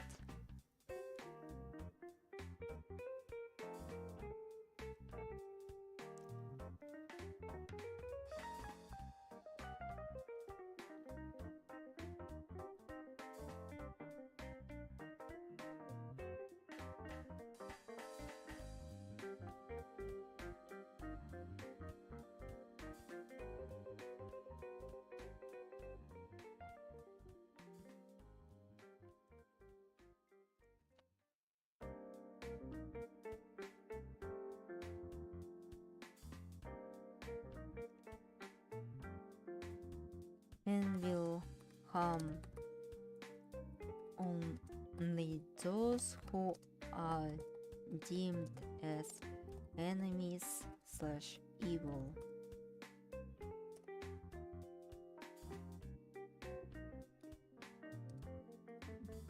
Justice Wargrave,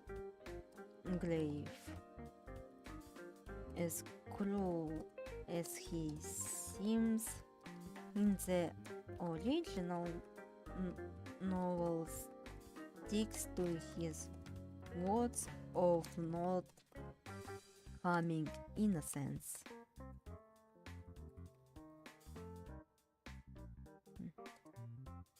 The person he presumably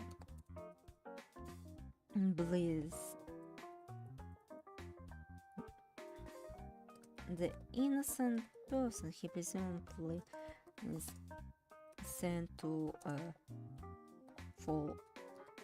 false execution was guilty all along. And the people he kills on the island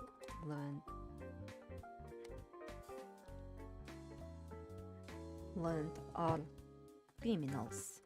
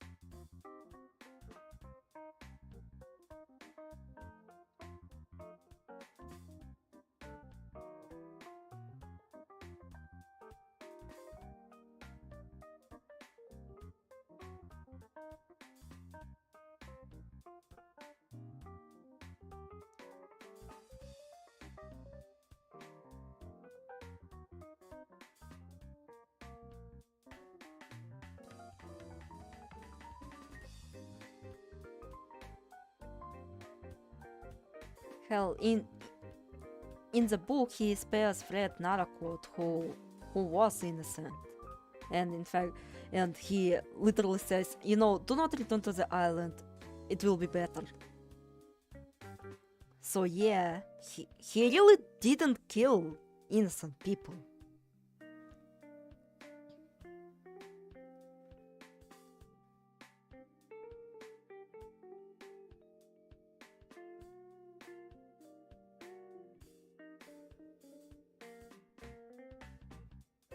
Hell, it also can serve as a parallel to Piero because, well, there are like severities to how people are killed, so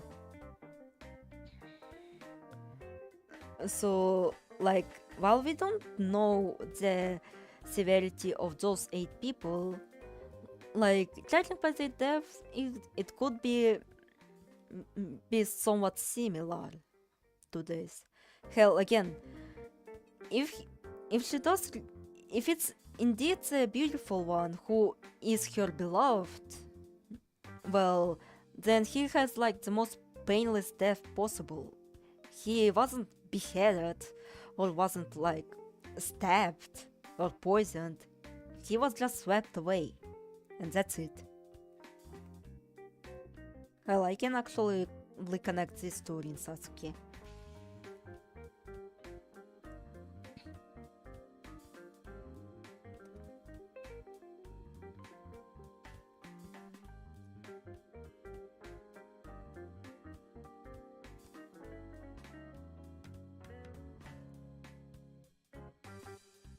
And people are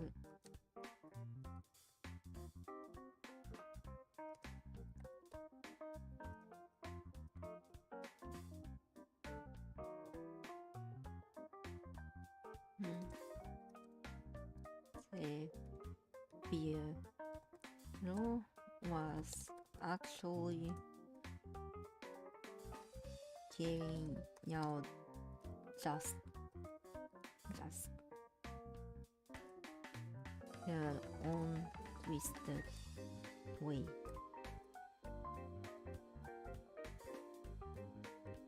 Like, let me read some of my screenshots.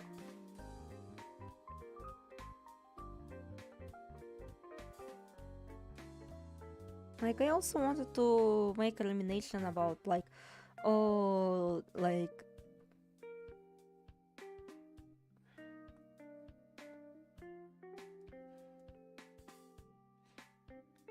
you know, oh, the old Toho could have had such great potential, but I decided to, you know what, I will spare you from the several hours of just plain writing.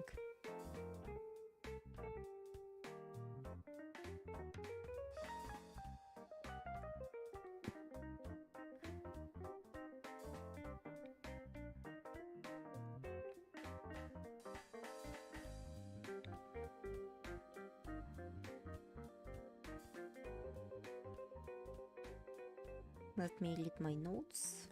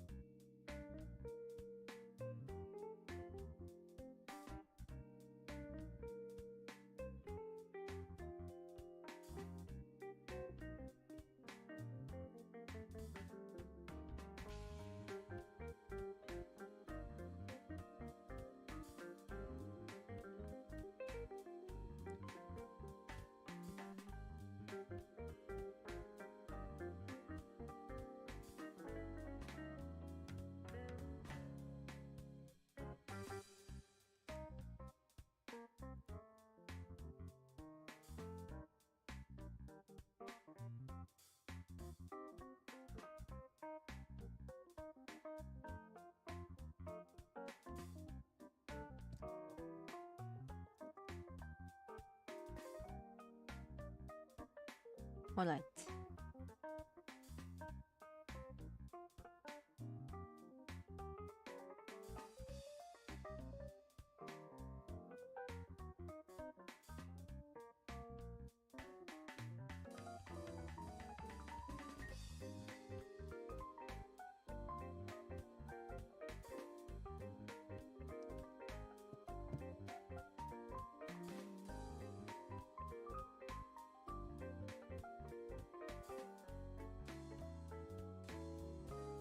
All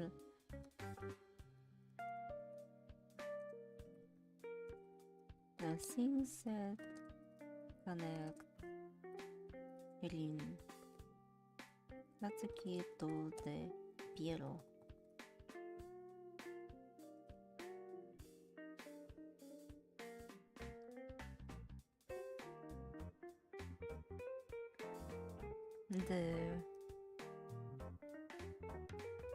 Oh wait,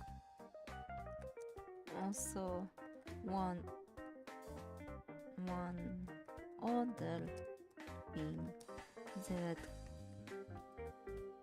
connects Satsuki to Piero, and that is win sign.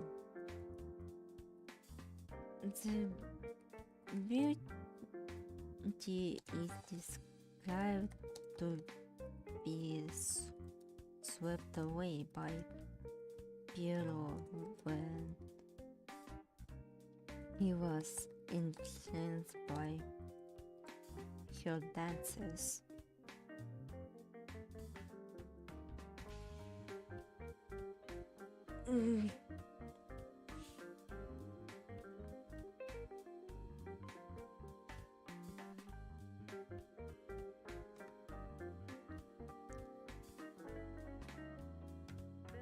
Wait, how many fucking words I have here?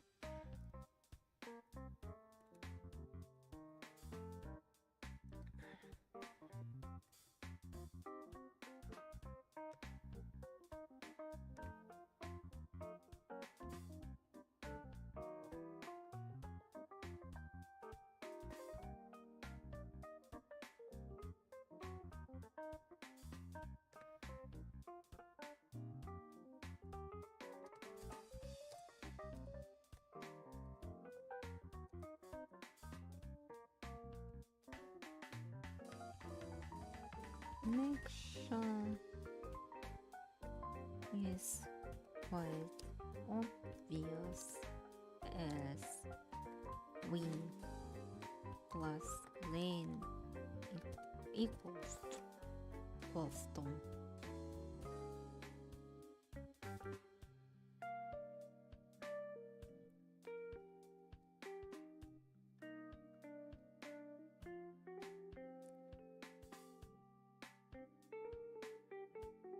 Let me look at the timeline.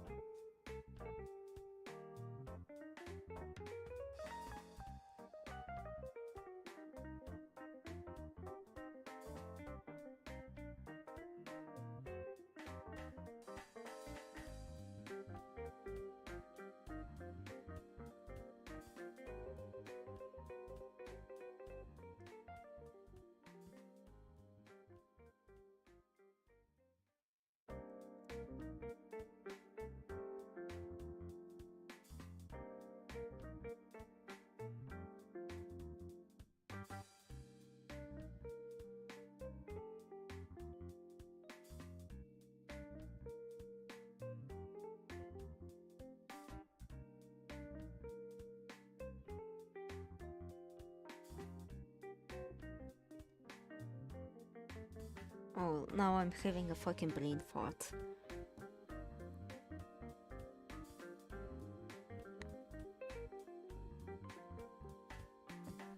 I'm having such a massive brain fart right now.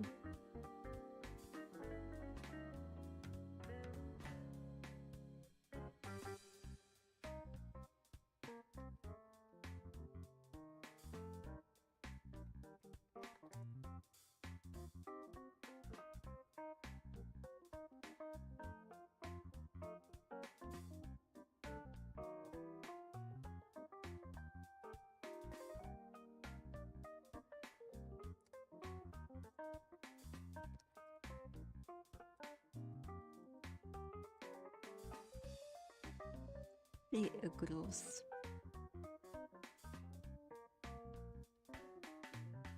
Perversion of the killing. Remember that yokai in Toho aren't one-to-one recreations.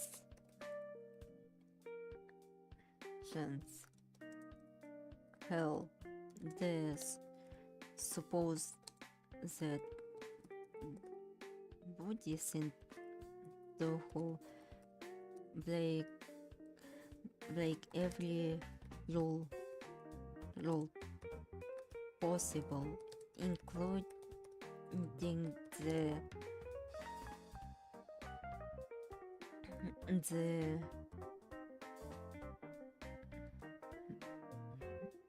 main.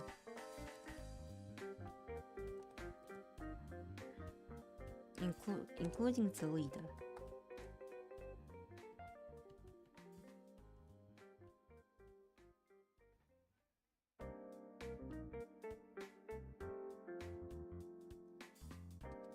And it's especially important to remember that EOST is meant to be a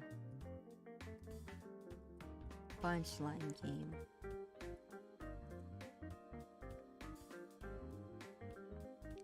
So having seemingly in and helpful killing that turns out to be a serial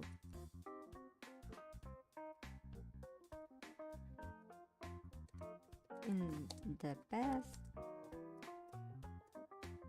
isn't all too far-fetched.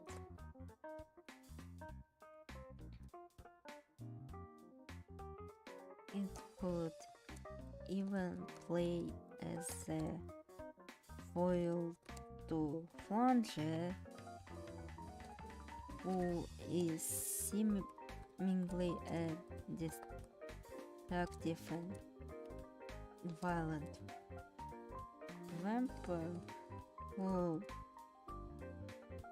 turns out to be quite docile, albeit eccentric girl.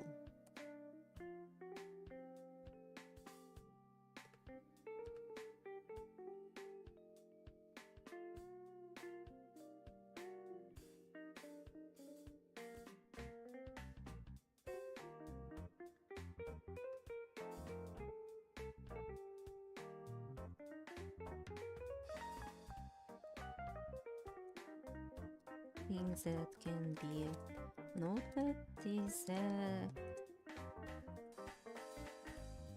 killing typically described with yellow fur, and the pillow happens to have blonde hair.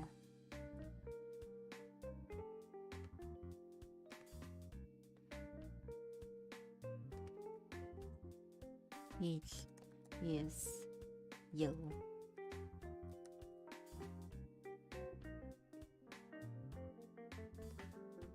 I went back some Wahoo and thought Fortune said, oh yeah, my dad was a miner, except of the miner. Yeah, Fortune, everyone used to be shot.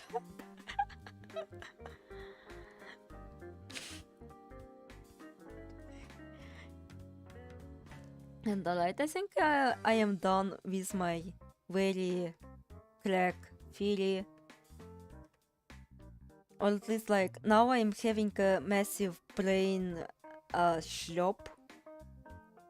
Like my brain is now not cooking, and I really wanted to write like about how the old Toho had potential for like in-depth story. Like it genuinely seems like Zun had like plans for the older Toho, but like he decided to give up on them because they're quote-unquote not relevant anymore.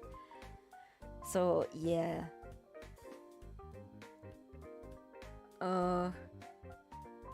I guess I'll share it tomorrow when I'll finish the ending part, and maybe I could make it a video, but I don't know.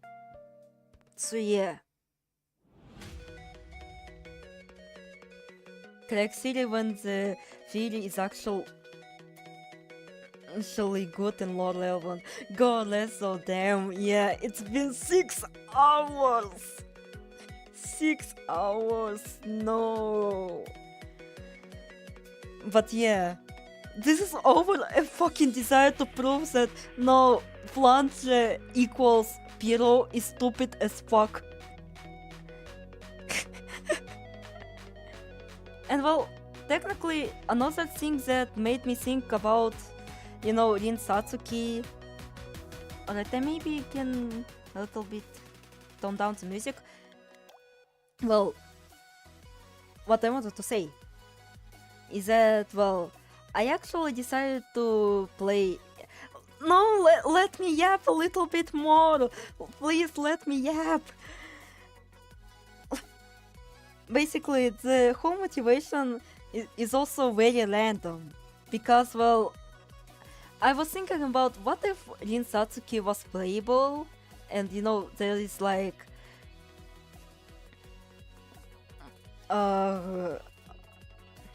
like a prequel as to why she doesn't appear in the modern EUSD.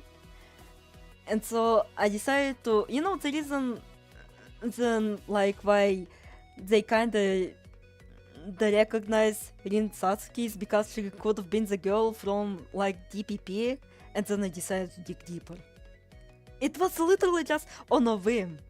It was literally on a whim. Like, yeah, what if Rin Satsuki was that girl? You know? Just for funsies. And then I just fell down the rabbit hole. I fell down that tiny hole by the peach tree. Also, yes, the power of spite is what fuels this channel. Alright, yeah, now I'll go back to sleep. You two also want to sleep already. Sorry for holding you like that.